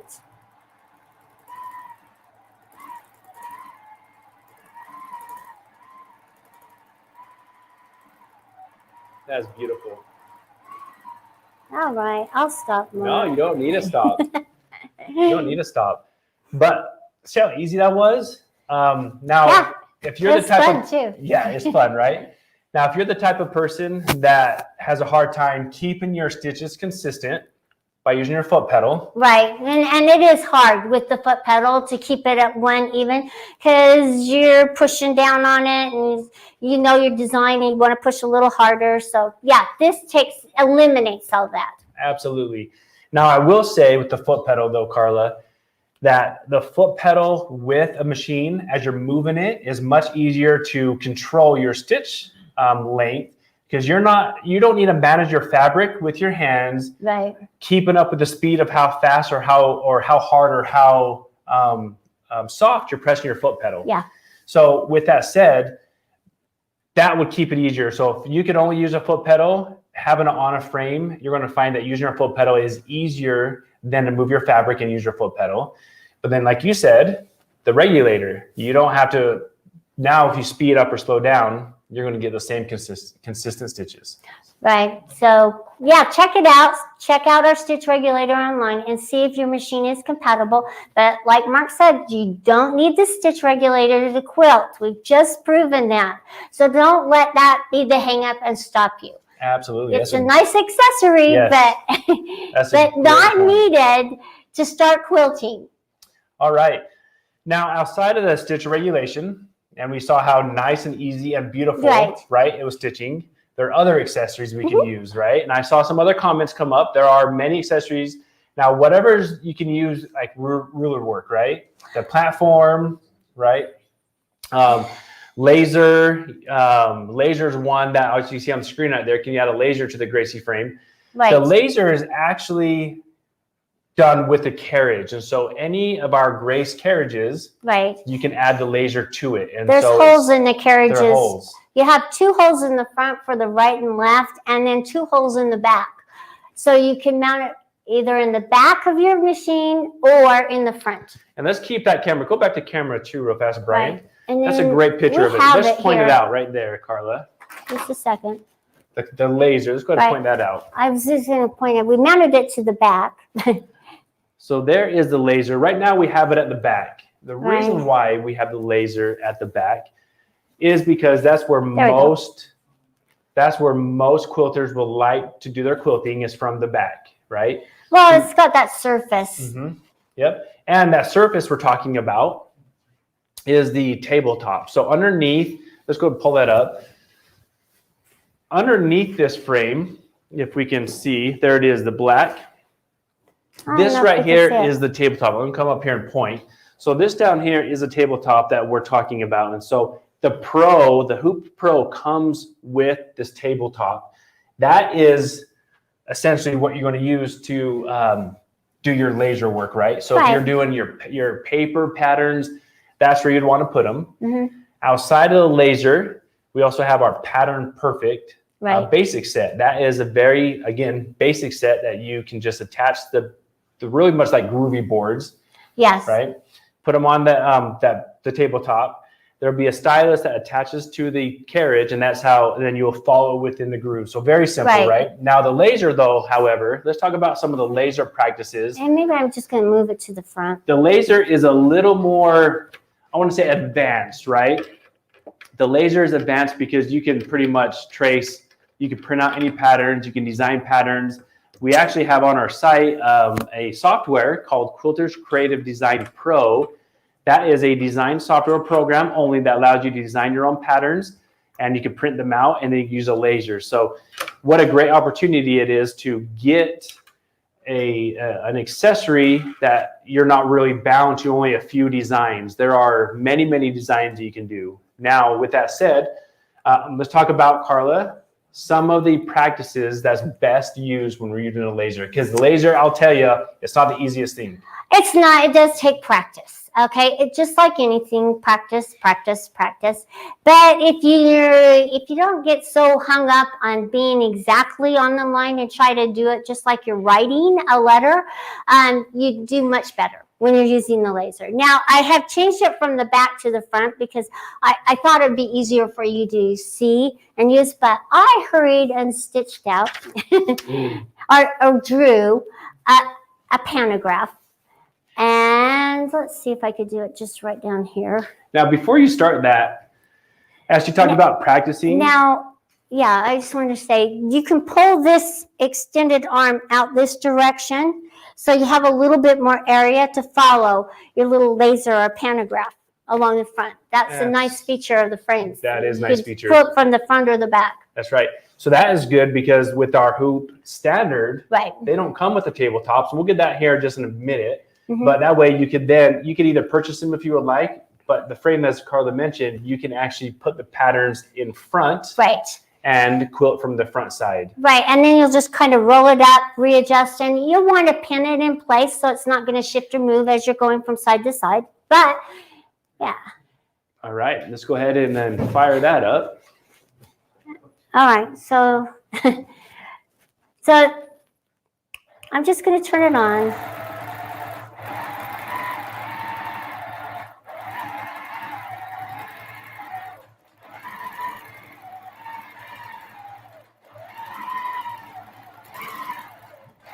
And it's probably not going to look real beautiful, but you know what? It gives you an idea of what you can do and how to use a laser. And it's fun. It's worth trying out. There you go. Oh, I ran into my other designs, so you can't really see it that well. Oh, well, but it doesn't look too bad. No, that's really good. Nice little pair. That's really, really awesome. So, Nathan, let's go back to you with another couple comments.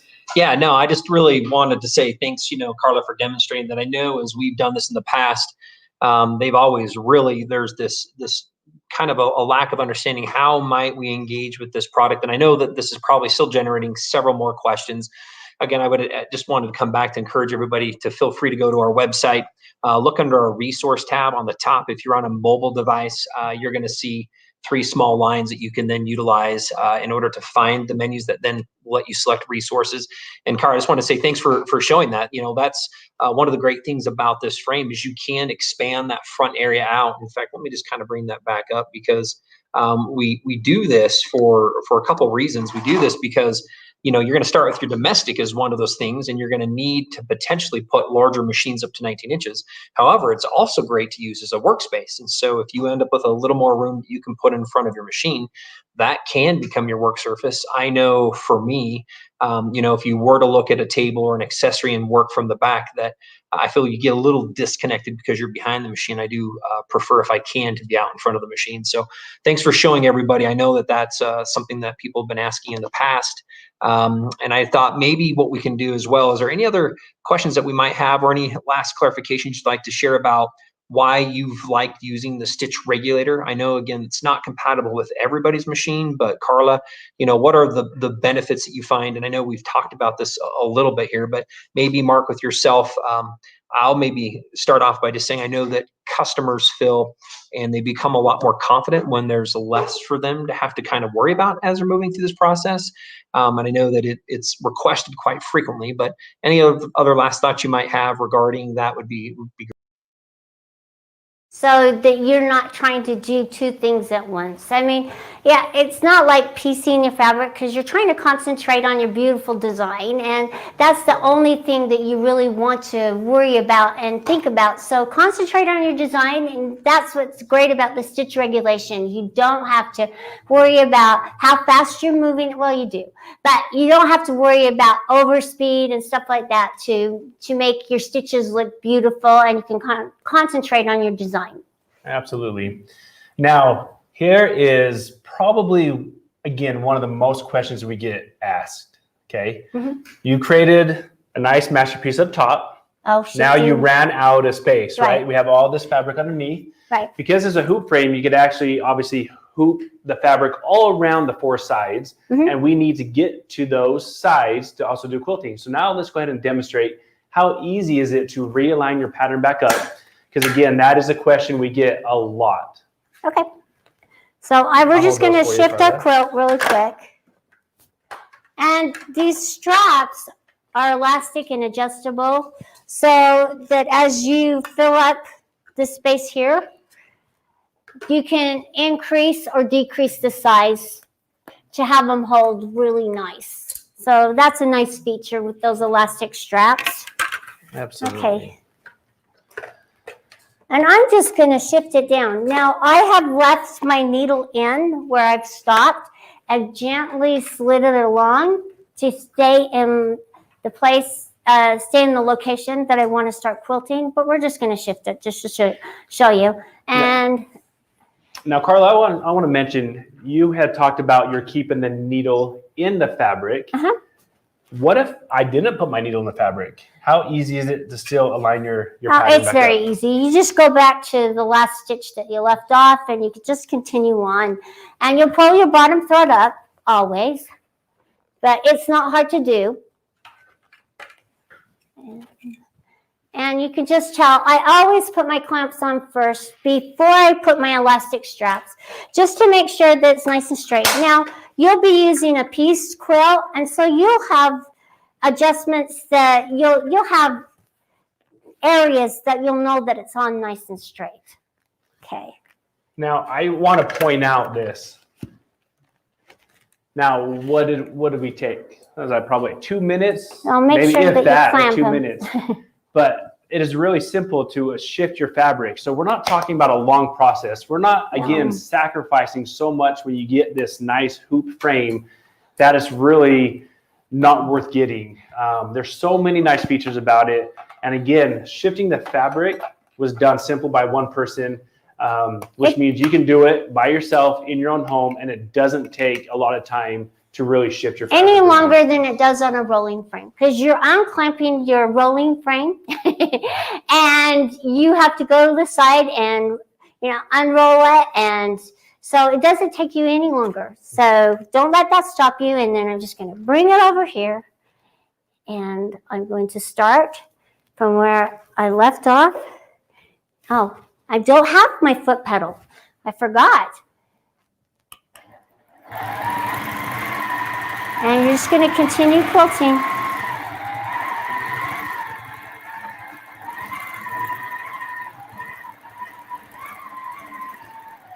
Yes, and when you purchase the Q-Zone hoop, you get the light bar as well.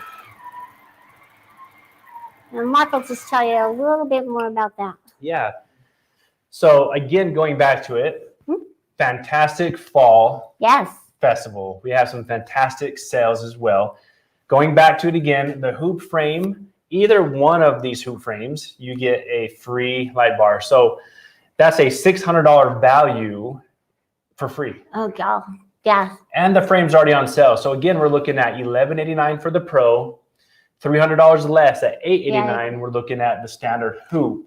Both of these frames, you get a free light bar. And the light bar is fabulous. It just gives you that much more light to work with. And as our eyes get older, we need more light.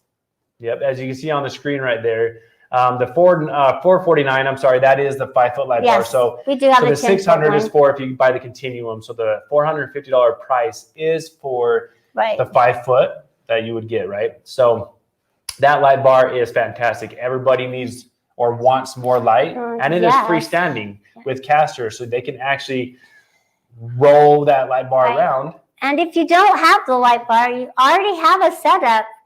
Don't call. Yeah, because it works over your work surfaces, your tables. I mean, it's not just for quilting frames. It's for so much more. So check out the light bar online. Absolutely. Do you have any questions? Any questions at all that we can help answer as we went through the whole shifting the fabric? Anything come up? Nothing's come up. Okay, if we do get questions, again, feel free to ask those questions. We will love to get to them. But let's go ahead and Nathan, let's bring you back up. There you are. Hey, now I just thought I'd kind of just come back and join us. I know as we've gone through this, I want to kind of preface, and Carla and Mark, and I thought now would be maybe a great transitional time as you're finishing in, as you kind of shared so much wonderful information on the frame. Thank you very much. I know that we're not getting a whole lot of questions on that process. Maybe before we transition, but where I'm going is great information. Let's look at a couple last key things to clarify the Q-Zone hoop frame that's on sale for $889. And let's talk about that, and then the difference between the Q-Zone Hoop Frame Pro, which is the one that you're current demoing on. And then we'll move over and we're going to talk about how the frame, again, can use those bigger machines. And I think it'd be a great time to introduce the 15R, which is one of the giveaways that we're about ready to move into here. So maybe clarify with us again the differences between the Q-Zone and the Q-Zone Hoop Frame Pro and what those two things are. Absolutely. So the Q-Zone Hoop Standard, we'll start with there, has no tabletop. So earlier in the video, we mentioned that the Hoop Pro has the black tabletop. And we can get a good picture there if we go to maybe camera one. Under there. So that has a nice black tabletop. The Standard, again, does not come with that. The Standard has a single track. Which is on the frame itself, has one track that rides the length of the frame, and on the Pro, it has our professional track system that we offer on our continuum frames. So it's a dual track system. There you go. So what that means is the wheels itself are almost angled, almost like, I want to say like a roller coaster where you have more touch. They're V-shaped. Yep, they're V-shaped, so you're going to get smoother. They're going to stay on. Yeah, fantastic. Now, don't get me wrong, on the Standard hoop, a lot of our frames in the past we built them with a single track, right? There's nothing wrong with the single track, and we still do that to this day. And it's smooth. It works. Don't get me wrong, it's smooth. It's still smooth, absolutely. The other thing that the Pro comes with are the cloth leaders. And so we really didn't talk about that, but it does come with cloth leaders. And on the hoop particularly, the cloth leader has a rope, so to say. Yeah, a cording that it makes it easier for you to start rolling. That's right. And so to get all the fabric that goes through the throat of your machine, you can now roll that with this rope cloth leader, just like you would on a standard rail. Again, so you're not sacrificing anything to get pretty much the hoop. So the Hoop Pro, tabletop, the dual wheels, and the cloth leaders for $1189. Again, that's a fantastic price with the free light bar. The Standard, it does not come with the tabletop. It comes with a single track, and there's no cloth leaders. And some people might ask why. I know quite a few quilters who either make their own or they actually keep the fabric a little wider on the backing, right? And a little longer. Always your backing needs to be wider, even with the leaders. Absolutely. So those are the differences between the two. And again, $11.89 for the Pro, $8.89 for the standard. Right. Both of those is a win. Yeah. Right? You can't really go wrong with either one of those. It's fantastic with the light bars. So now, Nathan had mentioned earlier our 15R, right? Yes. Great transition from a domestic. So now we have the users who've been using their domestic machine, and that's a great way to develop that motor skills, I guess you would say, right? Start out with your domestic machine. Yes. You're turning your domestic machine into a long arm, so to say, moving it around. Right. That feel and that know-how is huge for you to be able to process going from the domestic machine to the long arm machine. So great transition. So as we transition, let's talk about the 15R machine, right? Carla, let's go ahead and talk about some of the features. Now, before I go on, Nathan mentioned earlier, this is the giveaway. Right. Right? With the hoop frame, so yeah. That's right. So this entire package is the giveaway. Yeah. We have our 15R, we have our hoop frame, and that is the entire package. We're giving it away. We're giving that away. So that's crazy. So let's go over some of the features that we have on the 15R. And I'm going to maybe roll. Nope, I'm going to be in the way if I do that. But let's go ahead and do this. That's not going to happen. Let's go behind Carla. I'm sorry, people. Now I'm just going to grab my quilt so we can talk about them in a minute. Me and Carla are going to trade spots. Okay. All right, so show and tell time. Yeah, this little quilt here, I have several to show you. I love the hoop frame. And this little quilt here, I love to come up with quirky things and quirky designs, was done on a hoop frame. I love piece backs. That's my back. And this is my little quilt that I did on the hoop frame, and I free motion quilted this. It's just kind of fun and different, and these hearts right here are my oopsie hearts. It wasn't quite straight, so I kept going around them and around them and around them, and they got a little bigger, but it turned out fun. It's got kiss, kiss, kiss along the top with some lips, and in here is XO, XO, XO, and then I just kind of did some fillers, and inside the lips here, it's kind of fun. I just did a bunch of free motion swirls, and it was fun. I just couldn't, stop quilting. I just had a lot of fun quilting it. So that's my free motion quilt. Let's do this one. Let's go to this camera here, and let's show them really close up on how detailed this is. And so pucker up, everybody, because here are some lips right here. Yeah. And then the hearts. So if we show the corner, this is the heart she talked about. Let's bring that in. They got bigger and bigger. Yeah. I'm not afraid to show my mistakes. And that's okay. As I mentioned earlier, those mistakes, that's what makes your quilt your quilt. This is your quilt with mistakes that you made. Yeah, you get better as you go along. That's one thing with quilting. I'm much better quilter now and piecer, because you didn't start out piecing perfect. This quilt right here is really fun. It's a cute little quilt. And some of you have already seen this before, but this was completely done with the automation.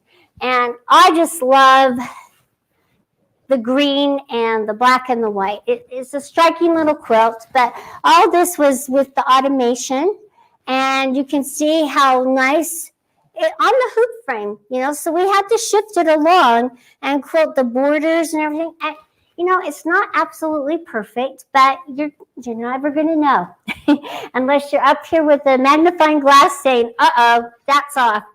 Anyway, let me show you the back. The back's kind of fun too. I love showing the backs of the quilts. See how much fun that is? The little stripe on it. And that's different designs with using the automation. So I use several different methods on the hoop frame. And now I have one that I did a video with. And the video should be up soon. If not, But this is an edge-to-edge design that I used with the hoop frame. And look how nicely quilted. I showed you the back because it's a little easier to see the quilting design on the back, but I'll show you the front. This is the back side.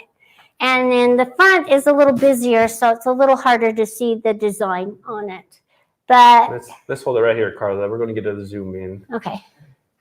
Let's go ahead and get that zoom. Yeah. There you go. There you go. Look at the detailed. Yeah, the automation is amazing. You are going to love it. All right. Okay, there's my show and tell.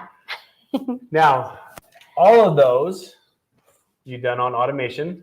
And No, what frame? no, I did the first one free motion, the lips. the lips. I did that with free motion, so I didn't have the automation. But the other two were completely automation. And what frame did you do? The hoop frame. The hoop frame. Yes. So these quilts you did on the hoop frame. Yes. Right? So you don't need a large frame to quilt. No, absolutely not. Okay. So going back to this entire process with our domestic machines, your wonderful quilts, we have a giveaway. Right. Let's touch briefly on the 15R. Okay. And some of the features. But before we do, is there any questions that we could answer at this time? As she's getting... Okay. Is this plugged in? So I know one of them came up with like thread. And so I don't know if that question was pertaining to the domestic machine or to the 15R.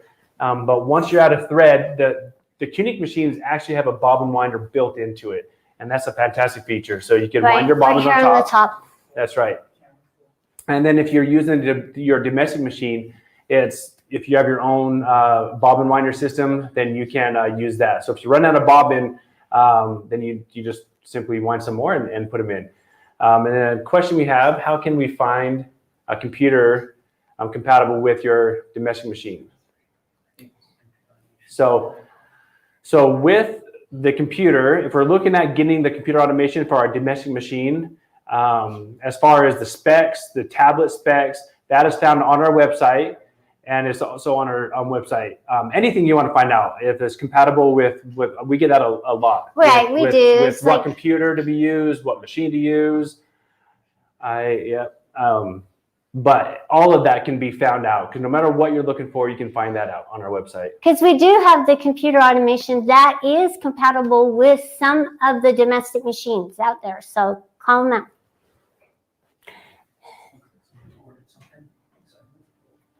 All right. Are we ready to go through the different modes? Yeah, let's talk about the specs of the machine.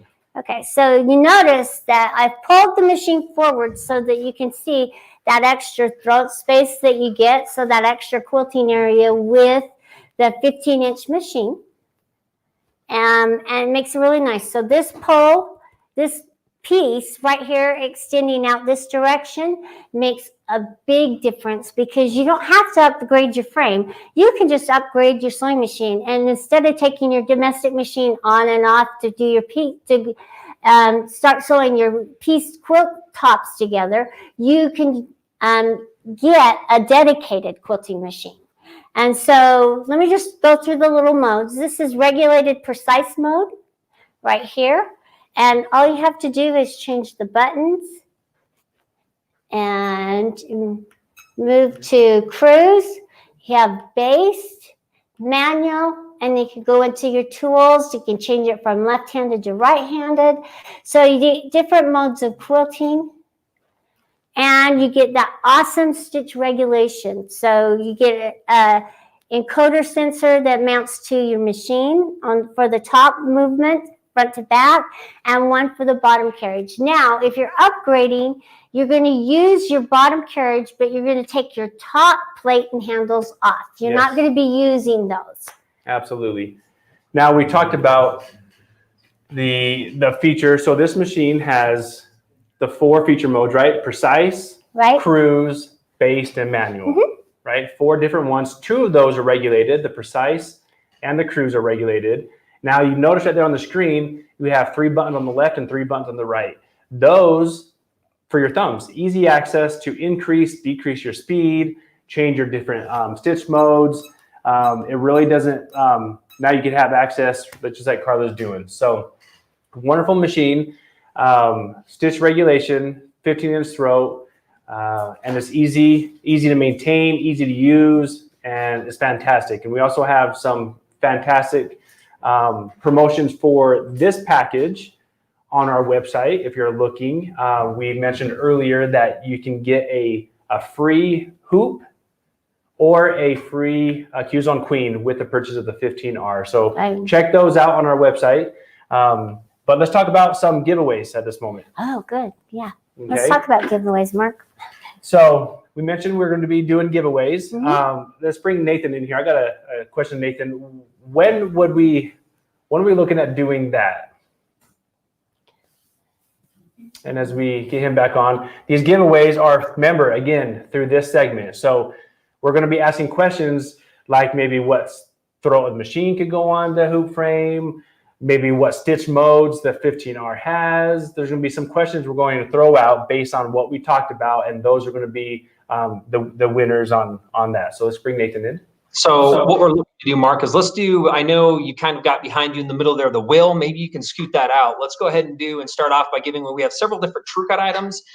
Before we get into some of the big things, what I would like to do is we started explaining some of the key features on that 15. So the big giveaway, and by the way, this will be drawn. We have some names from those who have registered. We've had a significant amount of people participate. So thank you. Just so you know, we had a couple questions come up earlier. If you haven't by chance registered, we did change some of those registration tags to enter to win. You'll have your chance to participate in the drawings that we're doing as we continue throughout the next 3 streaming days following this.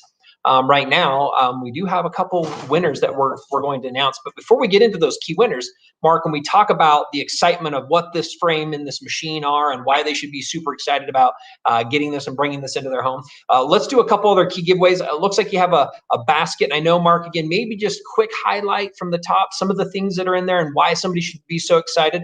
And I know we have a wheel, so we'll ask a couple key questions that we'll use to see who can answer those, and then we'll have you spin the wheel for him. Maybe we'll have Carla spin a wheel for him here, and we'll give out some of those prizes really quick too. I know that a lot of people, you weren't expecting to get some of that. Thanks for staying with us. Thanks for streaming. We are giving away a bunch of these other freebies throughout the day as we're doing these live streaming events. So if you're with us, stick with us because we're utilizing those that are commenting and giving those people who are joining us a chance at winning some of these live prizes that we're giving away, along with announcing some of the bigger prizes to those people who've already entered your names to win. So, Mark, I'm going to kind of ask you and see if there would be a key question that we wanted to bring up regarding this past demonstration that you did.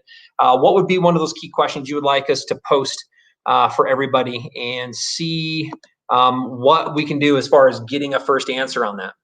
All right. So let's go ahead and start with the differences between the Hoop Pro and the standard hoop. What are the 3 differences between the two? If you remember, let's go ahead. We'll pull this up. Give me a second, putting it up there. And now we're waiting. And so at this process, we're looking. So this the is Hoop Pro. the question we're looking at. There's 3 key differences. It's going to be a little bit of a different one between the Q-Zone hoop frame, the standard one that actually we have the 15-inch machine on, and the Q-Zone hoop frame Pro. And we're looking for all 3 in your answer, all 3. We do have parts of those. We're seeing rails. Oh, okay, here we go. We have a winner? Yeah. Here we go. This is the first full one. Let me just check here.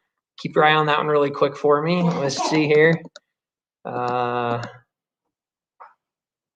there we go. We got one right here. This is so exciting. I mean, To see the answers come up. The most correct. We're going to go ahead and give Sandra Montoya, because it is the table. The Pro comes with the table inserts. It does come with the dual track rails, and it comes with the leader class. So congratulations. So let's go ahead and do this. Let's go ahead and spin a wheel and see what prize we're going to be sending. Make it an aggressive one. And then just so you know, what we're looking to do is have you email. So Sandra, if you're still with us, email sales, S-A-L-E-S, sales@graceframe.com. I'll quickly post that here. So again, let me put that up here before we show her what she's won. Sales@graceframe.com. We've taken note of your name as well, but if you'll email us the contact, we'll get back online with you. By the way, if there's anybody else that isn't joining us right now, if you have some friends, invite them to come here as we're moving throughout some of these free giveaways before we give the big one away. And why don't you go ahead? So what did they win? Go ahead and share with us what they won, Mark, and why that's an amazing prize. Comfort cutter. This is our ergonomic cutter from our TrueCut line.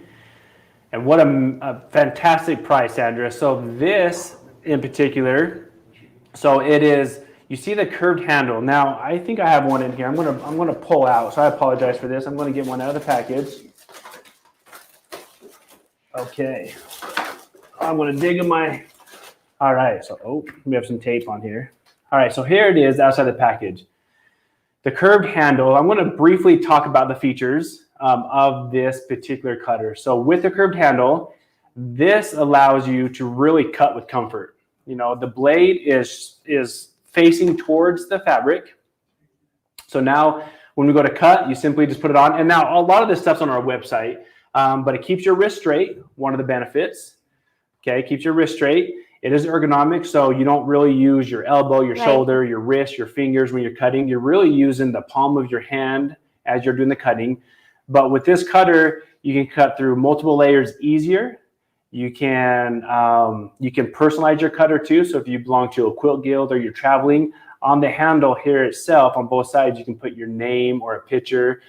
So just truly a fantastic and truly a great ergonomic cutter that you just won. And it does keep your cutting in easier, safer, more accurate by using our comfort cutter. So congratulations. All right. Oh, wonderful. I did just pull that picture at the top about ergonomics. I would love talking about the TrueCut system. I know we've had some brief discussion about this earlier on today, but it can be partnered with some of the TrueCut rulers as well. And then they have this patented locking system that gives you nice straight cuts. In fact, Mark, why don't we go ahead and let's add to this cutter. Let's go ahead and add and just give her the quilters combo. Maybe pull that out and let's give her the entire system, which I think she'll enjoy a lot more. You'll have a hard time putting that down as you continue to start using this for cutting different things out. So maybe talk about that full package, which is what we'll give to her. Fantastic. So the quilters combo, not only do you get the comfort cutter that's in this package as well, Carla, right? Right. But you get the true grips. You also get the 6.5 by 24.5 ruler. So that is the most popular ruler being used. And that all comes in a package. And so earlier we mentioned the benefit of having our cutter with our ruler. Just a quick thing. All of our rulers come with what we call a track. And all of our cutters come with a guide. And so you interlock those together, keeping the cutter against the ruler's edge the entire time. So no more veering off to no man's land, no more going up and over the ruler, even damaging the ruler. So many things that come about by having this quilters combo. Or cutting your fingers. Cutting your fingers, yes. So again, fantastic. So upgraded from the entire package right here. You'll love it. With it, I just kind of want to point out, again, there probably will be a lot of other questions. We'd encourage you to go to our website at graceframe.com to have a chance and look at the different cutting tools that we have. We do have several cutting tools. Again, you can go to graceframe.com. You can also call if you have any general questions, but one of the best things is we have some really great informational pieces and some videos that talk about how these things interact. And again, I always like to maybe joke here, Mark and Carla, when I'm out, and we've been to several events and, you're talking to consumers and everybody's like, oh, I already have a cutter, right? Everybody who doesn't have a cutter, put your hand up out there. Who doesn't have 3 cutters, put your hand up out there. Who doesn't have 5? Okay, we have them. And with part of what that is, we started asking people, why did they have more than one? Sometimes it's functional. Sometimes it's just because they wanted a different color, which is pretty. What we found though, is we started asking around is people are trying to solve some of the major issues. And so Mark, like you talk about veering away from the edge is one, but mainly we're talking about this major pain in the wrist and the arm that even sometimes goes to our elbows. And so we really took it upon ourselves as we moved into the TrueCut line to solve those type of problems. And so this ergonomic cutter is one that really, really does that. In fact, we've had customers who think they own ergonomic cutters, and we'll talk to them. And once they have a chance to engage with this cutter, they find that it is completely different than what they had been doing in the past. And it just really is pretty amazing. They always kind of cut, if you can think, Mark, as you've demonstrated this, they kind of go like, whoa, like that was just much easier and it required much less effort. And that is because of the design. So our goal is to get people doing more of what they love, which is usually quilting, and some of it's the piecing. Cutting's not usually on the top. I'm super excited about getting cutting today. No, it's not the case. But with that, if we can do that so that you can do that without pain or struggles or fatigue to the body. And I know we've had stories come back to us of quilters who could not quilt because they couldn't cut anymore, and they had friends that were trying to do that who said now they're able to go back to what they love most. So thanks for sharing some of those details. Sandra, again, congratulations on that combo. I think it's about a $65 value that we'll send out to you regarding that ruler, that ergonomic cutter, and the true grips that keep that from sliding around. Well, let's go ahead and do another one. What's another good question we like to do? And let's find and give away another gift there. Before I do, we'll see you on the next break. No, I'm just kidding. No commercial breaks. There's no commercial breaks. No, but some of the comments I've noticed as well is left-handed or right-handed. So Sandra, if you're left-handed or right-handed, it doesn't matter. The cutters come right-hand out of the package, and you can simply just take the plastics off and just switch them to the front. And so that same cutter can be a left-hand or a right-hand, so it doesn't matter. So great comments on some of those. It is, again, universal to be left-hand, right-hand, so it doesn't matter. All right. So now coming back to the question. Okay, so the next, and I saw some of those up there of maybe not typing fast. And so this, hopefully you got some, magic fingers on this one. So the next question is going to be, and we talked about this kind of throughout the entire segment, but briefly we mentioned from the beginning, is what size of machines can fit on the hoop. And I'm talking about maybe from what to what, like what machine can you end up with and where can you start, if that makes sense. Okay. So let's see on that one. Oh, there we go. Oh, I see. This is the first one. Yep. Yeah. Saw that. Nice Okay, job. up to 19 inches. Okay. That's it. So up to 19. So, and then, so from domestic up to a 19-inch machine is a throw space on that Charlene, one. congratulations. Absolutely. Okay.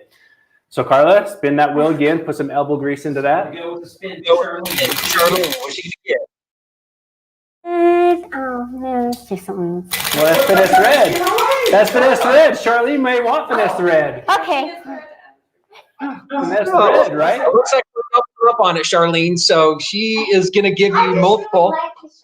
So what was the first one? That's Finesse thread. thread. So let's briefly talk About that. Let's show the camera why she should be so excited about getting our 4-pack of finesse thread, by the way.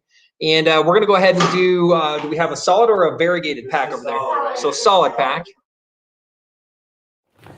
So if we can zoom in here. And this particular, well, I guess there's just a variety of the most popular ones. Yeah. So there we go. Yeah. Let's hold that up there. So tell me a little bit about the size, how much. So here's the finesse thread. So quick, Carla, let's talk about the finesse thread. Maybe like the weight of the thread. It's a the size 50 of the weight. thread. It's not cotton, but it feels like cotton. It's less lint, and it's 1,500 yards. It's just right. I am trying to undo it there.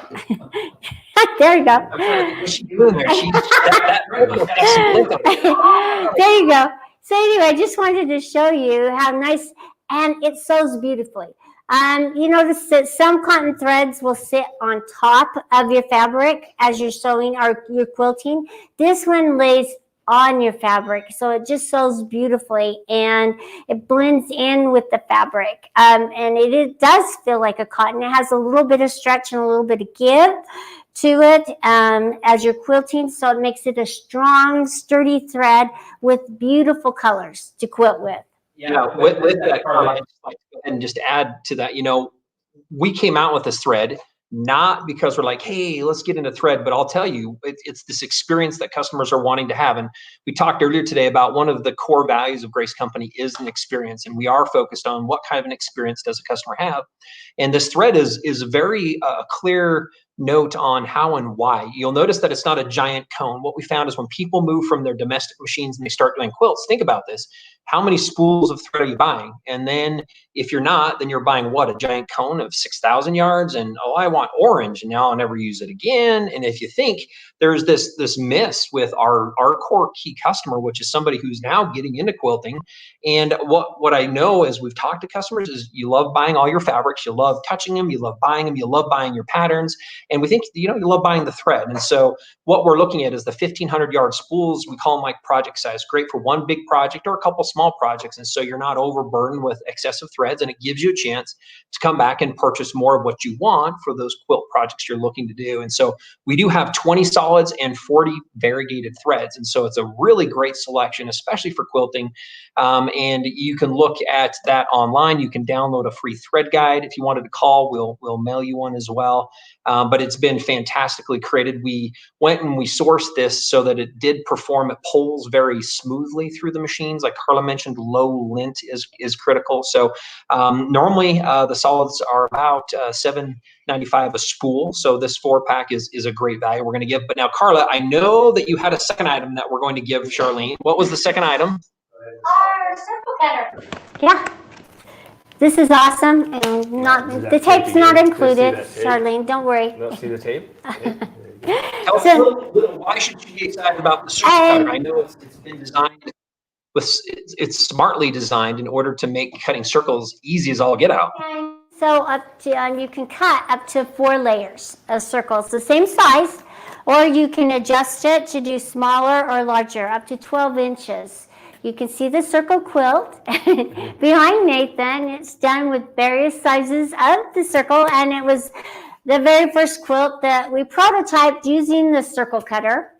And actually, that was my very first free motion quilt. So yeah, you'll love this, and you'll have a lot of fun using it. You can, just actually cut out the circles and put them on the quilt and sew around them, or you can applique them on. There's so many different various ways to use the circle cutter.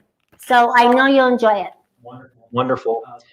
Thank you very much for that, Carla. With that, what I would like to do is I want to give away 2 key gifts right now that are part of the drawings for today. And I have a couple names that we have selected from those who've entered to win. And Mark, maybe if you can find, I think you have one of these that we're going to give away. It's one of the smaller prizes. It's a $79 value, but it is our electric sharpener. Let's quickly talk about that. And then I have a picture of the next one, which is the Master Cutting Collection that we're also giving away. And I'll show you what that includes for that winner as well. So Mark, just quickly here so we can get to this next prize as well. What would be the exciting part, and what's the value of that True Sharp as far as the winner can be concerned? Thank you, Nathan. I'm going to get one here. Thank you, Courtney. All right, so as Carla holds a box there, so in the box, it comes with tweezers, because we want to be safe. Right. So grab your blade out. It comes with cloth, it comes with oil, and it comes with a tool to take out the stones. So the key ingredient, so this is our electric sharpener. This is perfect for those who have kept their blades. I know quite a few quilters have kept their blades without throwing them away because of how unsafe that could be. So if you've kept your blades and you have a whole stack of them, that is money. Right, it is a lot of money. That's money built up right there that we can use, right? So we sell blades as well. So not to take away from us also selling our blades, but we know how unsafe it could be as a quilter when you're using your cutter and you have it sharpened your blade, and now you're cutting with a dull blade. You're pressing hard. You could damage your mat. You're putting so much pressure on your arms. There's so many things that could go wrong, right? By cutting with the dull blade. Right. Okay. It's like cutting with a dull knife. Yes. Not good. Yes, not good. So I'm going to open this up. We're not going to actually demonstrate it. You do need to plug it in. It is electric. But there is a key ingredient as to why our sharpeners work. All right. For centuries, we've been using the same method. Right. So we do not want to change that method. That method is using a diamond stone, a whetstone, a ceramic stone. Pretty much a stone is what you need to sharpen your steel knife or blade. Right. And in this case, rotary blades. This electric sharpener is equipped with 2 of them. Right. And they're fine. They're very fine. And they are the diamond stones. So there's one at the bottom, there's one at the top, so it sharpens both sides of your blades at once. Right. Now, we do recommend flipping the blade. Some users who might use one side of the blade more than the other, if you flip your blade over, then that same stone that's been touching your blade will have that same effect. So we recommend flipping it over. Now it comes with really good instructions. The instructions are simple. You press the lid down and you plug it into your wall, and you press a button down, and it tells you for how long in the instructions. Right. But it's that simple. So you simply close the lid, press a button, and that is it. Now, depending on how dull your blade is, now that sounds easy, and it is, but depending on how dull your blade is, you want to repeat that process. So fantastic prize here. Like I said, the key ingredient are those stones, and Right. it does come with the diamond fine stones. So fantastic. And it does all three sizes. Gift. Yep. Your 28, your 45, and your 60. So if you own any of those three sizes, that's money sitting right there. Let's go ahead and bring those back. It doesn't bring it back. I just want to make this clear. Right. It won't bring it back to a factory sharp edge, right? But it'll bring it back to a near factory sharp edge to keep you cutting longer, safer. Right. And it'll make them accurate. last, but eventually you're going to have to get rid of your blades. Yes. So just know that it's not going to last forever. That's right. And when you're ready to purchase new ones, check our blades out. They're awesome. You'll love them. Absolutely. All right. With that, I'd like to With that, talk I'd like about to that talk it about that it significantly significantly extends the life of your blade. And Mark, when we come back, one of the most common things we hear from quilters out there is that they injure themselves, and usually it's because of the amount of pressure. And it's often because, think about this, if this is you, this is probably a great item for you, is that you go past, the blade starts getting dull, and you're like, I'm 3/4 of the way through, and you keep on going, and you keep on going, and that's when we slip, and that's when we injure ourselves. So not only could you cut yourself, but that's where we end up with a lot more stress in our wrists and our arms and our shoulders and whatnot. So we love to say that if you have the True Sharp 2, you never have to cut with the dull blade. So a great product. Let's go ahead and talk about the winner. Let's go ahead and bring that up. We have our winner for the True Sharp 2, and the winner is Laura. I want to say Datum is how I want to say that name. Does that sound correct? Congratulations, Laura. We have your information in your email. We'll be contacting you to get the shipping information so that we can send you the True Sharp 2 as a winner on that. So congratulations. Now, I'm not trying to jump past this too quick, but let's get to the next bigger combo that we have in Mark and Carla. I'm going to bring this up and put this full screen for us. This is what we're going to be giving away. This is the next item that we have for the winner. And this is the True Cut Master Cutting Collection, valued at just under $400. And I'm going to leave this on the screen full size because I'm afraid if we're up there, it's going to shrink a little bit. And I know for those on your phones, it's small. So I'm just going to verbally run through what this kit includes and have a brief conversation. So this does include the 45mm My Comfort cutter. So this is that ergonomic cutter we've talked about that Mark showed earlier. It comes with a 5-pack of blades. It also comes with our largest double-sided cutting mat. We're not going to spend a lot of time, but our mats are fantastic. We like the separate printed lines on both sides, and so it really almost gives twice the length of life of any cutting mat if they're single-sided. So great two-sided mat. A non-slip pad. Now this is something you're not going to find anywhere else, but this goes under that mat so you can put it on any surface, keeping it from sliding around. The circle cutter, which you guys demonstrated, so the 360 circle cutter. A set of triangle rulers. We have a 3-pack of triangle rulers. So each one of our triangle rulers, we're doing then each one of our key rulers. So we're doing a 3x18 ruler, the 6.5 by 24.5 inch ruler, the 6.5 by 12.5 ruler, the 6.5 by 6.5 square ruler, the 9.5 by 9.5 square ruler, and then our largest square ruler, which is the 12.5 by 12.5. So this is a master cutting collection. So the mats, the non-slip pads for the mats, the cutter, all of the rulers that we have in our lineup, circle cutters, and an extra set of blades to keep you going on that. So with that, obviously, Mark and Carla, I know that's a pretty exciting gift that we're going to do. Any quick thoughts on that combination? That is a fantastic combination. So if you're looking and you're piecing together, you're thinking, this has it all, right? So you have all your rulers, you have the best cutter, the 45, you have your mat that Nathan mentioned is double-sided. So that's just a fantastic giveaway right there. All right. Go ahead and bring up the winner here, and the winner of the Master Cutting Collection is Cynthia Johnson. So thank you, Cynthia. Thank you for participating in this event, and thank you for registering. We hope you're watching. If not, we would encourage you to hopefully watch our reruns here that will play throughout the remaining part of this week. But congratulations, Cynthia Johnson. You won our Master Cutting Collection, which is a phenomenal collection of all of the True Cut key items that are going to make cutting, what we love to say is easier, safer, and more accurate. So that's really what we believe in, is these cutting tools do simplify that cutting experience, making it easier.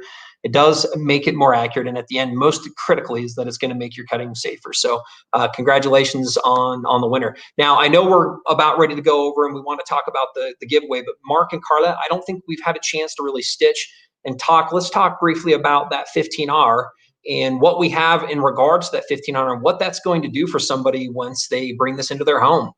Absolutely. And before we get into that, Nathan, I also just want to mention again, our phone number again, please contact us. If you did not win any of the prizes, they are still available at our store. So 1-800-264-0644. Again, that's on the screen, 1-800-264-0644. You could also email, chat, but take advantage of all of our True Cut items. Take advantage of all of our sales. Take advantage of everything we have on our site. You could also contact your local dealer if you're in a state that has one. So please go to our dealer locator and see if there's one close by to reach out to them. So I just wanted to, again, throw it out there. I know we have a lot of stuff we're sharing, and a lot of it is, all of it's on our website. So I'm going to move this out of the way. Actually, no, let's see this right here. I'm just going to move it back. All right. Tell me where to put my fat head. Okay. So as we get in to this machine, we all know that it's now regulated. Yeah. A large throat. It's a great transition machine. And in fact, the 15R is our best-selling machine. Cost, size, durability, maintenance, all of that stuff is fantastic for the hobbyist. And we all know that we are we see and hear about a lot of hobbyist enthusiasts, so this is perfect for that. So let's go ahead and get started. It's not a complicated machine at all. In fact, I'm going to pull it here. To pull my bottom thread up, I'm just going to use my needle up, needle down button right here, and it's going to put the needle down. And then I'm going to pull my bottom thread up. And then I'm in regulated precise mode. So I'm just going to quickly show you the modes. So with regulated precise, if you stop, the needle stops. Now you can have the needle stop in the down position. Now it's moving because my hand's moving. I'm a little nervous. You make me nervous. However, it stops moving.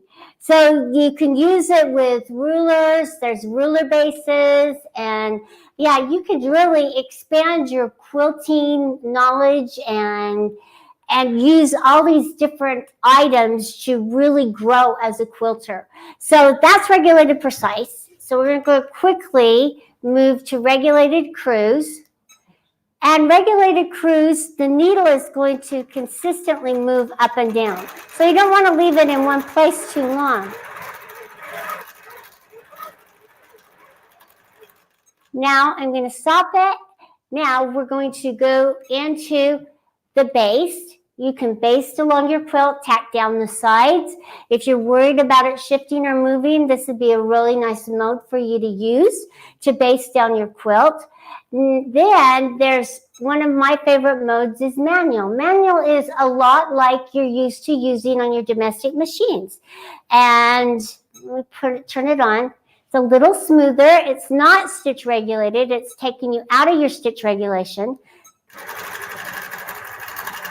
So I'm moving it just at a nice speed so that my stitches won't get too big. But if I started moving it faster, my stitches would start getting larger. So I want to slow it down. Now I can turn it up so I can move it faster. But manual is just an easy transition.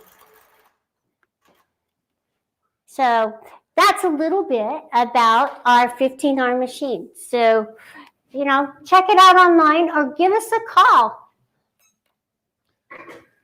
One of the things I want to mention about the machine, Carla, is obviously it has a built-in bobbin winder. Yes. The threading the machine is easy. And so the transition, we know that can be scary, right? When you're going from your domestic machine to a 15 or to any long arm for that matter, that transition period, some people say they're scared or it's not as easy or they've been told. Right. I will say that our machine from the transition from a domestic has been the easiest. Just because. Well, right. And you don't have to remember to put the presser foot down. Right, exactly. And maintaining the machine. And so Right. we took all that out of the word. I mean, you oil the machine, right? We all know we need to oil the machine. Right. But that is as far as you need to go to maintain and you the need machine. to change the needles just like you do in your domestic machine. It is so easy to maintain and so easy to use, and it just takes a push of the button. You don't have to remember to push down on the foot pedal, and you can rate your speed and your stitches per inch by just using the buttons as you're quilting, so that as you get in the groove, you're finding out what speed you like. Absolutely. I thought maybe I could go ahead and point out a couple things to everybody too. These are some things that are much harder to see with the camera here on the spot. So there's a lot of illumination. You know, you'd ask and know as quilters that illumination is critical. So we have the special lights that are underneath that needle. They talked about the bobbin winder, so I just thought it'd be good to show a close-up picture of that bobbin winder on the top. Great transition from using your domestic machines to a mid-arm so that you're used to a current process. And then, Carl, that's looking like a fairly large bobbin on there. What's the difference? And I know these have the larger bobbins, and Mark, it looks like you already talked about those handles, but tell us a little bit about that bobbin. The one that fits in the 15R is an M-class bobbin. It's a larger bobbin, so you're not going to be changing it as often as you would in your domestic machine, which has an L-class bobbin, which is a smaller bobbin. Perfect. And outside of the bobbins and the LED light, the needle or the bobbin winder, but the handles can be left or right. So we're going back to that whole left or right thing. Right. We did a customization in our machines that if you're left-handed, you could actually move the buttons from the right, the functions, and to the left. So if you want your start stop, that is typically the large button on your right. If you would like that on your left side, you can switch. And so now your start stop is on your left side. So if your dominant hand is left-handed, you can switch that over. Or if again it's right-handed, you can keep it right-handed. So that's a small customization we built into the 15, which is, you know, no other machine has that. So, okay, so the machine, right? We have different modes. Stitch regulation, easy to control, easy to maintain, easy to use. I saw some comments on there that it sews nice. It's very smooth, and that isn't true. Indeed, that is correct. It is very smooth, but it could be yours with the free frame. And if you already own a Grace frame, check it out. Give us a call. Yeah, you can still get the machine. So it's a win-win for everybody on that one. What other things we want to mention on the 15R? Oh yes, the automation. Yeah, definitely. Make sure that if you check out the automation and see what it does, we have two different packages. We have the beginnings, which is a lower cost. It doesn't give you all the features that you will get with the Pro version of the automation, but check them out. See the differences. See if there are things that you would like, but you can start out at a lower cost and then upgrade to the Pro at a future date. Absolutely. All right, Nathan, back to you. No, thanks. I really appreciate that. I want to say this is kind of one of those spoilers. It's like, oh, we're ready to give it away, but wait, there's more. I want to, but I'm going to quickly just bring this up because this is kind of where we're at regarding part of the Fall Festival. So I am going to throw this, and then we will show you the winner of this machine. But I wanted to quickly just put this on the screen. I'm going to put this full screen really quick here. This is the current promotional offers that are going on, and I wanted to get down to those 15s. And so right now we're talking about this 15R. We do have three versions. We have a Pro, so a 15 Pro machine, the 15R. Again, the 15R is our most common and popular machine. I think it's because it fits right in the middle nicely from a pricing standpoint. We also have a manual only machine, which is we refer to as the 15M. With the machine, if you're buying the machine, we are including a free frame. You can get a free hoop frame, or you can get the free queen frame. And the hoop frame is the standard Q-zone hoop frame. And this is the pricing structure. So you can get a 15M with the Q-zone queen or the Q-zone hoop frame for $3,495.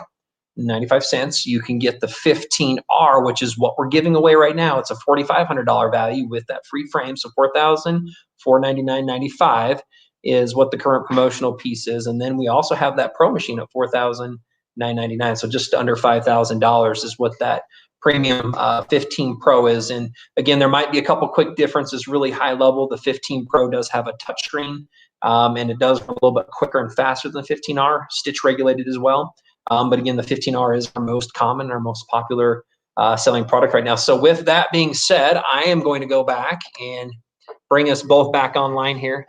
And what I would love to do is we're going to go ahead and we're going to do a drawing, and we're going to pull the name of the winner up so that we can announce this to everybody.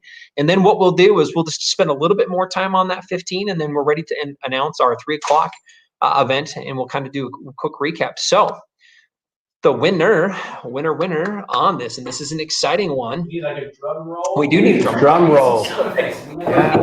So, and this is a big one. This is, again, if you're looking, this is a $4,500 value that we are going to be sending to this winner. And the winner of the 15R is, it's Deneen Urbanek, is I guess how I'd like to say it. So congratulations, Deneen.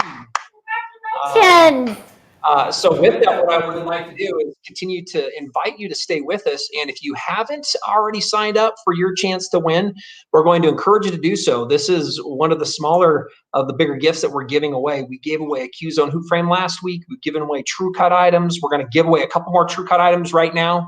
Here we'll do some more spin the wheels and look with a couple questions here to keep you with us. This is that $4,500 price point that we're giving away. Normal value on this is just under $6,000 with that Q-Zone hoop frame. And we're excited for you to be getting this, Deneen. And then we're going to continue to give away items here over the next couple weeks. And then on our closing day, we also have our live streaming giveaway is going to be our 19-inch sewing machine, our Quilting, or Qnique, along with the continuum frame. So professional frame, the light bar, and the computer automated system. So it is a completed package, is one of the biggest. So if you haven't already signed up, going to encourage you to do so. Mark and Carla, really quick before we kind of get back to sharing a little bit more on the gifts. Well, let's do this. Mark, let's go ahead and come up with a question we can post. And I want to post that, and we're going to find out who the winner is, and we'll do another spin the wheel. That's right. So this is going With our 15R. Okay, everybody get your fingers ready. Okay. And we'll do it right after the break. No, I gotta stop doing that. It's not funny. Okay, so the question is this. What 4 modes does a 15R come in? There's 4 modes. What are they? I just showed them to you. 4 modes does it have? Yes. 4 modes does it have? I'm sorry. Yeah, there's 4 sorry. modes the machine has. What are they? We're not going to regulate you on this. 4 different stitch modes. But you got to be precise. So you might want to cruise along. Or maybe bass in it. Here you go. This is the big question. And by the way, since last time, about 85 people coming. A lot of people there. Thanks for being with us. I'm going to go to the top of this list. What those modes are. We're going to the top. Going to the top. It sounds like someone already polled somebody here. Here we go. It looks like it's Francis. Is that Leah? Is what I want to say. Congratulations. Precise cruise manual So base. let's go ahead and do a double spin of the wheel. Oh, cool. Yeah. Okay. Here So we I guess go. Francis Ledyard, congratulations. We're going to do a double spin of the wheel. Let's have Mark spin one and Carla spin one. And we'll look at having you contact us at sales@graceframe.com. Go ahead. That's right. Here we go.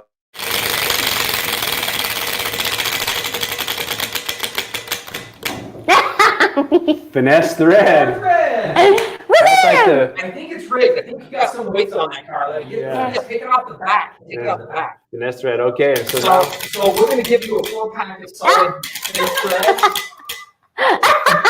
What is it? It's a True Sharp too. True Sharp 2 electric sharpener. Congratulations, Francis. True Sharpener 2, the electric sharpener. We're giving you a 4-pack of threads. Super excited. Again, contact us at sales, SALES, at graceframe.com. Again, I'll post that here quickly. Sales at graceframe.com.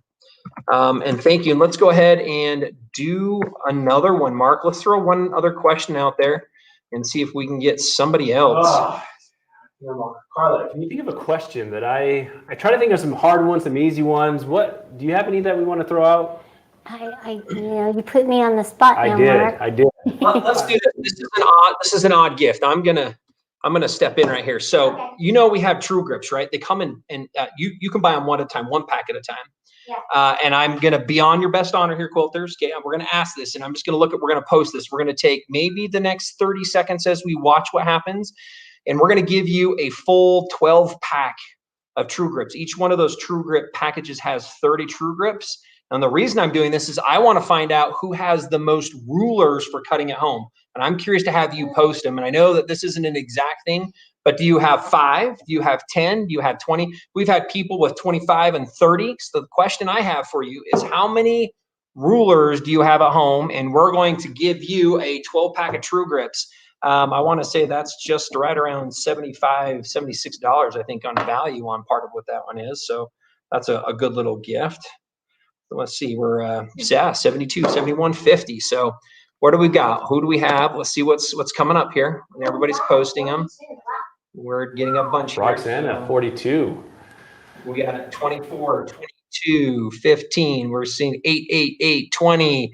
By the way, 8's more than I think we all need, but hey, if you're doing triangles, you're going to need probably each one for some different angles, depending if you're doing long cuts, slow cuts. 25. I just put them in an organizer. Way to go. I wish we had an organizer, right? That'd be fun to have an organizer. So 25. We're going to do this for another, let's keep this going for another 10 seconds about, and then we're going to take a look and see what we've got. 42. Yeah, Roxanne. 42, 45. Roxanne, yeah. Okay, we're going to go, what? 100. Who's throwing 100? Is that true? We believe in that? 50? Huh. That might have taken a little time to put that on there. We said over 100. So let's do this. We're going to take Courtney Block. Let's put this down. We're going to give Courtney and send her a pack. I'm going to choose the next 2. I also have below her a 55 from, did you get Courtney Block down there? Yeah, Courtney? Courtney, you're going to need emails, sales@graceframe.com. We're going to send you a pack of 12. I'm looking to do a me so hot, I guess. Okay. Yes, I am. Thank you. Oh, wait. So we're going to go ahead and we're going to give her one, and I'm going to scroll back up here. We're going to choose 2 more. We're going to give one. Let's give one to this 42. Cindy Schwartz is a winner. Sorry, Patsy. So Jean Garcia here, 42, Jean Garcia. And then the other one, let's do, we're going to give away 4 sets of this. This is Michigan Mom, 44, Patsy Stevenson. So congratulations, the 4 of you. We're going to give each of you a 12 pack of True Grips. And again, make sure to contact us at sales@graceframe.com. And we're going to go ahead and we'll put that all together and we'll send those out to you. So again, really quick, I'm just going to bring this back up as we're continuing with the fantastic fall festival for everybody here. Just a recap. If you have not by chance entered to win, you can see up here on the top right corner on our fantastic fall festival. If you're joining us and watching us, go ahead and put your name in to win. That does get you in the drawings that we're doing weekly as part of those giveaways. We are going to encourage you to come back live with us each time as well. We have new content, new education pieces that we're going to be sharing, new individuals, lectures, classes, workshops, live interviews, panel discussions, along with live product demonstrations. So come back and visit with us next Tuesday. We're going to get ready. Leah Day is next up on our list here, and I'm going to read a little something about her in just a minute. But enter to win, and then up the top, if you have quilts, I'm going to ask you to go ahead and submit your quilts here on the Quilt Show and Tell, and you can see right up top there's this option for submitting your quilt. That's pretty darn easy to put right up on there. And there we go, so we can all see that. Thank you on that. We're getting rid of that. We are doing some giveaways. So even if you're not the one that's selected by the people who are voting, we're going to give one of the key individuals, regardless of what category it is, the one selected the most out of all of those will receive the big cash giveaway of $500. And then I know there often are questions, and this just shows you the different categories we have. So I encourage you to go and look at those and pop into a couple of these when you're in them. If you're curious on how you vote for a quilt, once you're inside of it, if you actually click on that quilt itself, you can simply select the vote up top, and that vote continues to get tallied. And then at the bottom, I know that we've had several different questions that come up with the different individuals who are trying to submit them, and there's a big facts piece that we have with many of the different questions that we can have answered for that. And again, so I'm just going to pop really quickly into the promotions. Know that we have all of our different machines and our frames on sale. Some of those come with some extra free premiums on the 21s, which is our professional and our top end quilting machine, and also our 19. When you buy those machines, we're including a free frame and, in addition, a light bar, for whatever size frame you're buying there too. So those are a couple of the key things. With it, I just want to quickly maybe go back to Mark and Carla and see if you had any quick information you'd like to share regarding part of what's going on with this festival, and Mark, maybe what you're hearing on the phones, Carla, yourself from education, and then we'll introduce Leah Day in her next video that we have. Thank you, Nathan. So on the phones, and not only on the phones, but just like when we used to go to shows too, we hear all the time, but you know, as far as the company, Grace Company, and the values that we have, we really want to make sure that the customer out-of-box experience. So no matter what product you're getting from us, the out-of-box experience we want. So you're going to find that all of our product has been quality controlled. It's very easy to put together. All of our products are going to be very easy to put together. So we want the viewers to know how grateful we are. This has been something that we've been wanting to do very, very long time. And what a great opportunity it is to give all these prizes away, to go over product knowledge, because that's one thing that when we go to a show, you get that interaction. You know, you're able to come up and talk to us face to face and be able to see our product. And so here's the next best for us to do for you, is having this product knowledge here on video to showcase what we have, how wonderful every product is, and the growth of the product. You know, we talk about domestic with just a frame, up to our 15 in a frame, to our 21 in a frame, which we'll talk about a little later in these videos. But the growth is what we like. You don't have to start out buying a $10,000 package. We're only talking about $889, right? $1189. So that's what I love. I love to be able to have product that you as a user, you're not like, oh, I can't afford that. As a hobby, I have my own hobbies, and I know how difficult and challenging it is, right? So what a great opportunity is for you to start somewhere, and you can build by keeping the same frame and build up. So that's why I love it. I'm excited to do these videos with you, Carla and Nathan, you know, but fantastic fall festival and all these gifts. It's just been phenomenal. So yes, and this is the next best things. Too bad. We love the shows and we miss seeing you in person. I just want to let you know that. But this is the next best thing, and it's not something I particularly enjoy doing very much. I'd rather see you in person. However, I am so excited about what we have back and forth to give each other. And with you submitting your quilts, it is so fun to see the talent that is out there. Maybe Carla, if I could use this as a quick minute. I'm just sitting here and I'm thinking through this, and we have a wonderful audience who's joined us, and I know you know, that varies from time to time today, but I'll reach and we'll just put this out there. If you have any thoughts on what you would like to see as we continue to do this, you know, I know that this is probably this is not the first event we're going to do. I know that we're planning on doing more of these type events. I know we're looking at building on this with different type of education and participation. We would love to hear, what is it that you would like to see? What are the things that would engage you? What kind of things would inspire you? What some might just be entertaining.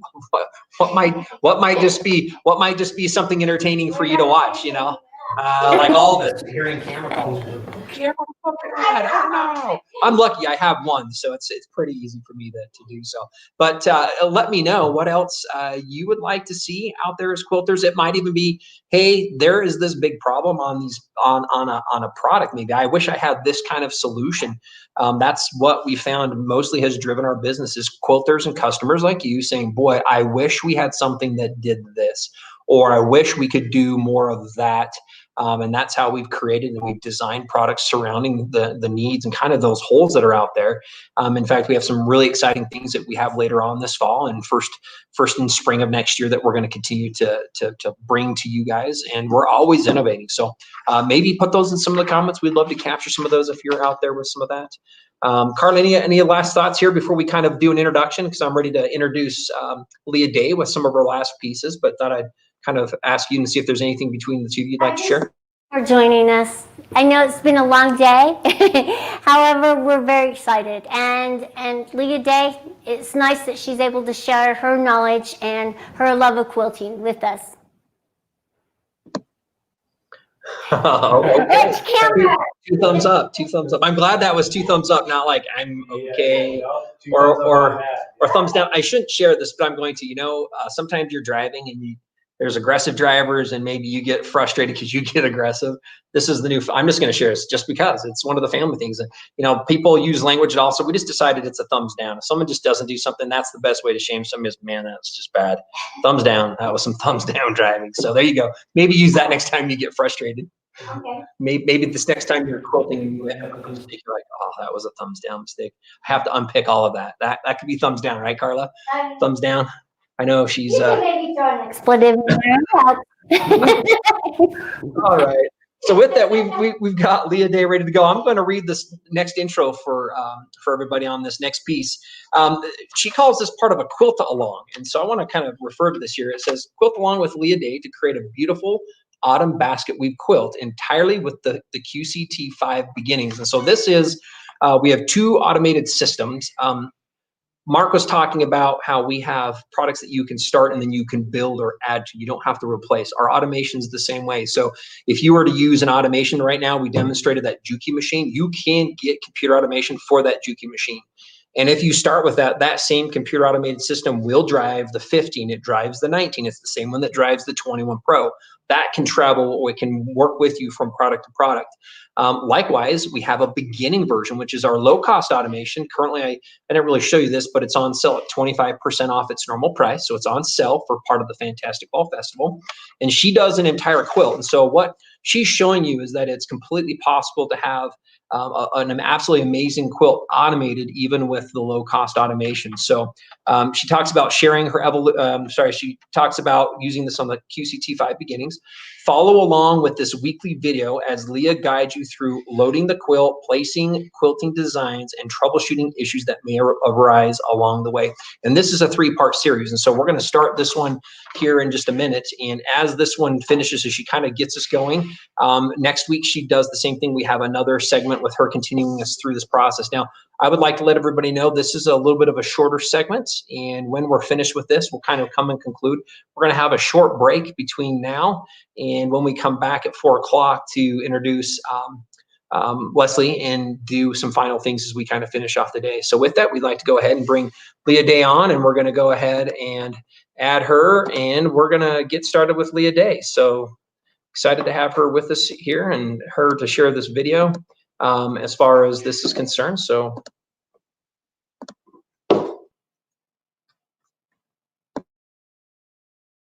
Company's Fantastic Fall Festival. I'm kicking off with a 3-video series called Basket Weave with QCT. We're going to quilt this basket weave quilt panel mostly with QCT5 beginnings. So the first step to following along is to pick up this fabric panel from honestfabric.com. It comes with a throw-sized quilt top and a smaller table runner, and also has enough extra red background fabric that you can cut it out carefully and use it for binding both projects. Now, in order to follow along, you will need the largest size panel that is 88 by 104 inches. And whenever you get it, what I want you to do is take it and give it a quick starch and press. So I applied starch to the right side of the fabric, and then I pressed from the wrong side. What that does is that just encourages the starch to bond with the fabric nicely. You can skip that step if you want to by throwing the fabric in the dryer with maybe a wet washcloth. That'll take the wrinkles out too. I always starch and press my fabric simply to add that extra body and stability to it so it's easier to cut, easier to quilt, and it keeps the design nice and straight. As you can see here, this is loaded onto the frame perfectly straight, looks great. And I think a lot of that has to do with the fabric preparation I do at the very beginning.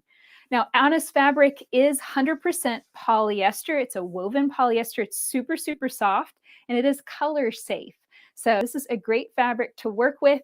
And I love having the panel because, of course, it allows you to jump right in. You don't have to spend time piecing, finding fabrics, getting all of those individually prepped up. You can get straight to the good stuff, the quilting. Okay, so once I had my panel nicely prepped and ready to go, I cut out the throw-sized quilt top by cutting around it 1/2 inch from the outer orange and green border. So I left 1/2 inch of the red fabric all around, and then I cut out my table runner, and I cut my table runner 14 inches wide by 72 inches long. I left a good bit of fabric here on the ends, but of course, if you wanted a bigger or smaller table runner, you can, of course, trim this down or expand it, have a little bit more of that red background fabric around it. That's fine too. So make sure as you are trimming and cutting out the 2 quilts from this panel that you trim carefully, nice and straight and square to the designs printed on the fabric. So that way you can leave behind nice big long strips of fabric that will be used to create your binding. So you will have binding for both projects that you can cut out, piece together. And I always cut that 2 inches wide, just so you have that information too. So now that we have the panel prepped up, let's talk about the backing and batting. And I am using 100% cotton batik fabric for my backing, and I am using 100% cotton flannel for my batting. Now, if you decide to use flannel as well, make sure to wash it in hot water a few times. Flannel has a lot of shrink to it, so that's definitely going to be something you're going to wash several times, unless you want a really wrinkled quilt. So I definitely washed that several times, got all the wrinkles out, got all the shrink out of it. My backing fabric, I just generally wash cotton fabric. That's just my habit. I did not wash my honest fabric just simply because I was kind of in a hurry, but it is also washable, color safe, cold water wash, tumble dry. So that is the prep that I did on the backing fabric as well. I did have to sew it together because this is a fairly big quilt, sewed it together down the middle. And I also gave that a really good starch and press as well. I believe in pressing my fabric and applying starch because I find that that gives it more body, more stability. That helps it go on the frame straight and square, keeps the quilt perfectly proportional, which is always my goal. It's one of those, I think, behind the scene kind of tips that I think a lot of quilters leave out. It's really, really important to your success. So now you know how to prep up your fabric and your quilt panel. Let's talk about gear. This is always my favorite part. This is a 10-foot continuum frame. This is my favorite frame because it grows with you. I am going to expand it later this year to 12 feet. It started out as 8 feet. So this frame has definitely grown with me quite a bit. Now I have 10 feet here, which is more than enough room to put this quilt sideways. So it's a long ways loaded into the frame. And this is important because it's going to allow me to have this much quilting space, basically a large amount of space to tackle with every time I advance the quilt through the frame. This makes quilting faster. The more space that you have to quilt in with every pass, the quicker you're going to get your quilts done. I also have a Unique 21, our Big Daddy long arm, which of course is giving me quite a lot of space from the back where my needle hits the back bar all the way to the front, where it's actually the motor that hits that back bar. So that's my limitation on how much space I have to quilt in going that way. Now, I do have an extra rail on my frame that you won't have if you've just bought a continuum and you don't have an idler rail. So this is an extra rail here on the back. Typically, the continuum only has one rail back here, and the quilt will build up on that rail as you advance it through the frame. Now, what happens is as it builds up, it's going to press against your machine bed and it's going to stop it from moving. So you have to go to the sides of the frame, unscrew some bolts, and lift up that rail continually. Every time you advance the quilt, you've got to go fiddle with the frame. I got annoyed by that after a little while, and I decided to add an idler rail. So now the quilt builds up way back here and higher, so it's no longer going to build up and rub up against my surface of my machine, so I no longer have to do that fiddling. It does limit my space just a little bit. As you can see, As it comes back, the machine's going to hit that idler rail before it would hit this rail. So I'm losing maybe 1.5 inches of quiltable space, but I think that's absolutely worth it because I don't have to fiddle with my frame now with every time I advance the quilt. I really like that. Okay, so now you might be wondering if you can follow along with this quilt along if you have a different long arm and a different frame, and the answer is absolutely yes. You can follow along with a Qunique 15, a Qunique 19, or a 21 or a 21 Pro. Any of these machines will work for this quilt along because the size of the design we're going to quilt is actually not very tall. Most of the designs we're going to stitch are only going to be 3.5 inches tall. And any of those machines can stitch a design that tall. You can also use a home sewing machine if you happen to have a home sewing machine with a fairly large harp. And I would say anything from 9 inches to 11 inches is going to be a fairly large harp. As long as you can quilt that 3.5-inch design, you can use a home machine with this quilt along as well. Now, you might be wondering if you can use a different style of frame for this project, and the answer is yes. You can use our Q-Zone Hoop Frame or Hoop Frame Pro and a home machine. If you have that set up with QCT, then you can absolutely follow along. And the reason is the designs are going to only be stitched out at 3.5 inches tall. And if your machine has at least a 9-inch harp space, you should have enough space in the harp to be able to quilt these designs. You will need to first load the quilt on the frame and stitch all of the designs running in one direction. So let's say all of the horizontal lines on the quilt, and then take it off the frame, rotate it, and then quilt all of the designs that go vertical on the quilt. That way you're quilting always a space that's going to be 3.5 inches tall by anywhere from 9 inches to 11 inches long. You can absolutely do this on a hoop frame with a home sewing machine. The only thing that you will not be able to quilt on a home sewing machine would be our borders, because our borders are a little bit taller of the design. However, you could always shrink that down a little bit and quilt your borders at 4 inches tall instead, and then fill up the extra space around them with straight lines or a freehand quilting design. So understand that you absolutely can follow along with a hoop frame, with a home sewing machine. If you have QCT installed, you might have to just be a little bit creative when it comes to your borders. Now, as I went through this project, I learned a lot myself, and I realized there was one setup that might have a little bit of trouble with quilting out all of the designs and being able to do the entire border as well.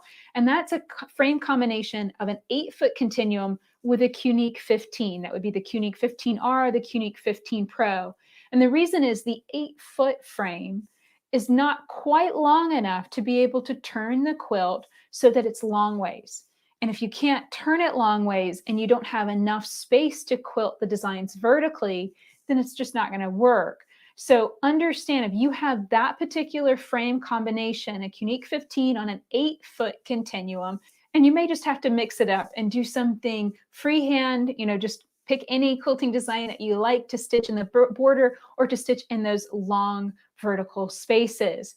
And this is something that I really want to emphasize, and that is that I am constantly learning new things when it comes to these frames, what machines that you can use, how you can use them, and the limitations within that.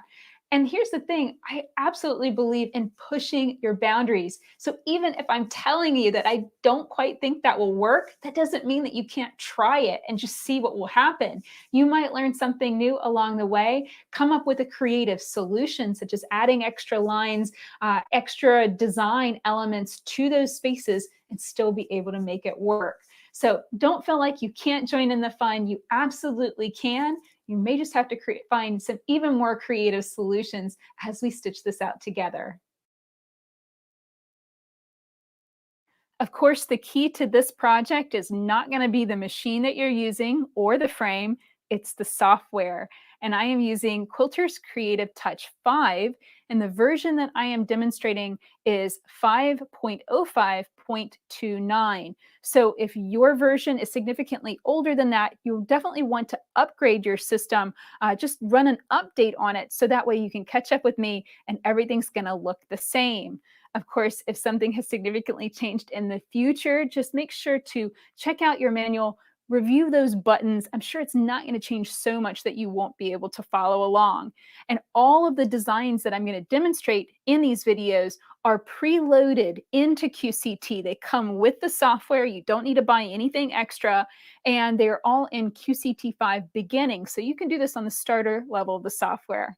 So that is pretty much it for the equipment I'm going to be using. Now let's talk about actually loading the frame so that way you understand how I got it to this point. So the first step to loading the quilt in the frame is to attach your backing fabric to your leader cloth. And then I set my channel locks about 2 to 3 inches from the top of the quilt or from the leader cloth. I don't like to get too close to that, might stitch through it.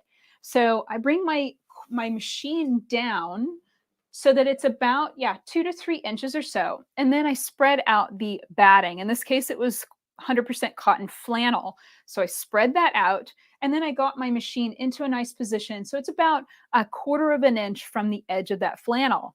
Then I walk all the way around the frame, and I'm going to lock my channel locks.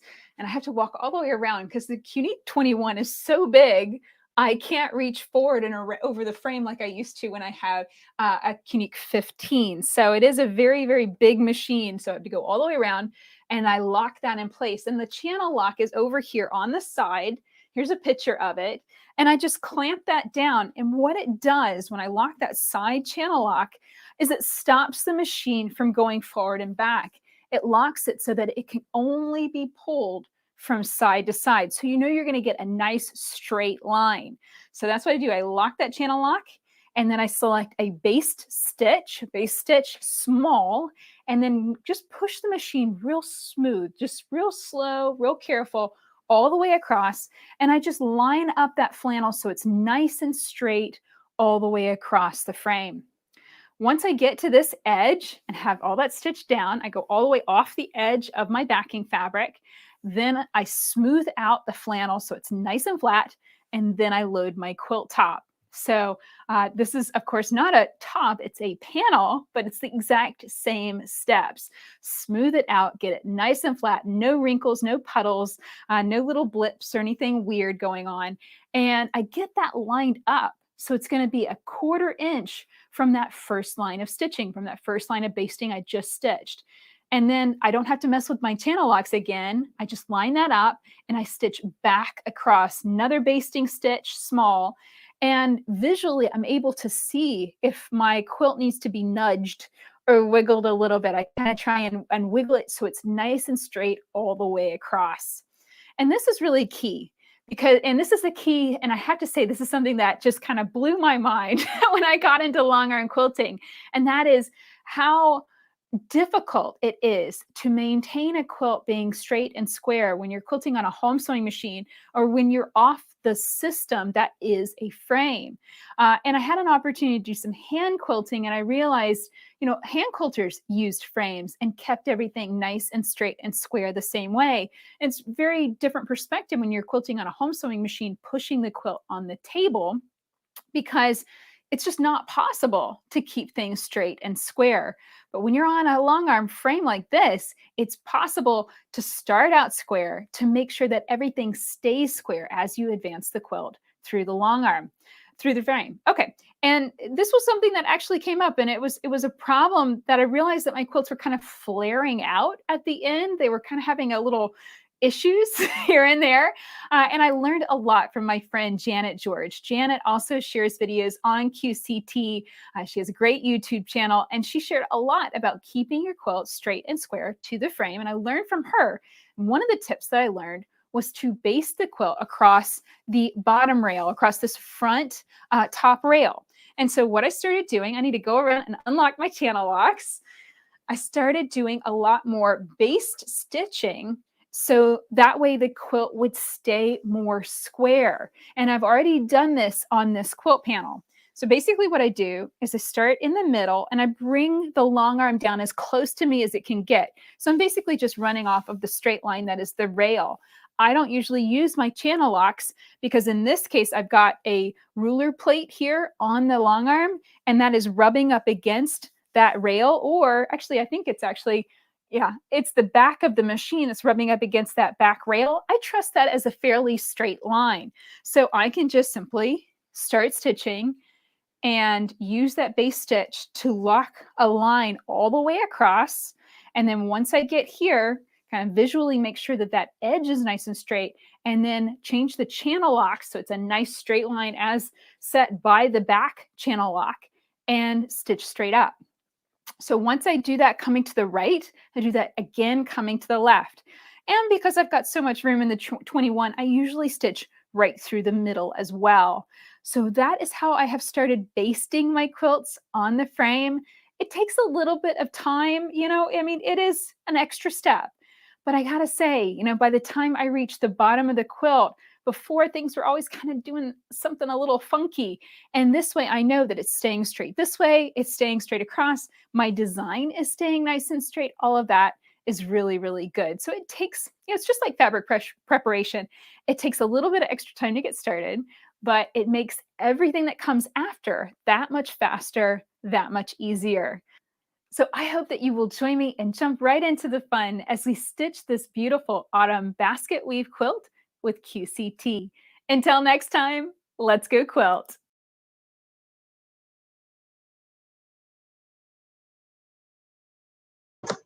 Welcome back, everybody. Super excited to be back with you. Thank you, Leah, to Leah Day. I know one is she's been with us live as we've been going on answering a lot of questions from all of you that are still with us. So thanks for sticking with us as we've gone through part of this. And thank you, Leah Day. Wonderful insights always. I love the experience that she goes through. And again, really just talking about her experiences, what she's learning, why she's learning them, and then how you can apply those as well. Now, I am also looking in the comment, and just so you know, I'm going to go ahead and bring this up here online for everybody to see. But on our main website underneath the Fantastic Fall Festival, let me go ahead and bring this up. You can see that underneath her section that was just now, that we just finished here from 3 to about 3:18 p.m., there is this download. And this is the Leah Day basket weave item that you can download. So we would recommend and have you go there. You can also go to leahday.com and feel free to post any questions to her. I know that she has wondrous ideas. If you want to know one of our dealers that is fully engaged in the quilters and helping them and finding solutions, it is Leah Day. So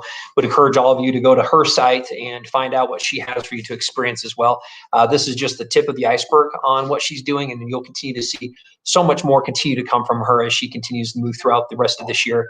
You'll notice that this is the beginning portion of that QCT, the Quilters Creative Touch, on our beginning process. And so she's giving you kind of a taste on what that looks like in order to create and start part of that layout process. With it, we're going to go ahead and take a short break. We'll be back at 4 o'clock. So feel free to stick around if you'd like to. What we're going to do is we're going to go ahead and we're going to do a review with everybody. We're going to start to talk about some of those quilts that everybody has had a chance to update. And we'll come back and be live right around 4 o'clock Mountain Standard Time. So go ahead and check your watch, see what time it is for you. We're about 3:18 here. We'll be back on the air in about 40 minutes. And we'll continue with part of that quilt review. And then last, we're going to have a great little section from Leslie Rutland, one of our ambassadors. She's going to come on and she's going to talk a little bit more from that perspective of a quilter. She's a blogger, social media influencer, amongst many other things. And she'll be able to talk to us a little bit about taking and what you can do every day that can be extraordinary when it comes to your efforts, and then collaborating with others on those efforts. So with that, we're excited again. Thank you for participating and staying with us until we come back here right around 40 minutes. We look forward to being back with you, and enjoy the rest of your afternoon here for the next little bit, and see you shortly. Thank you, everybody, for coming.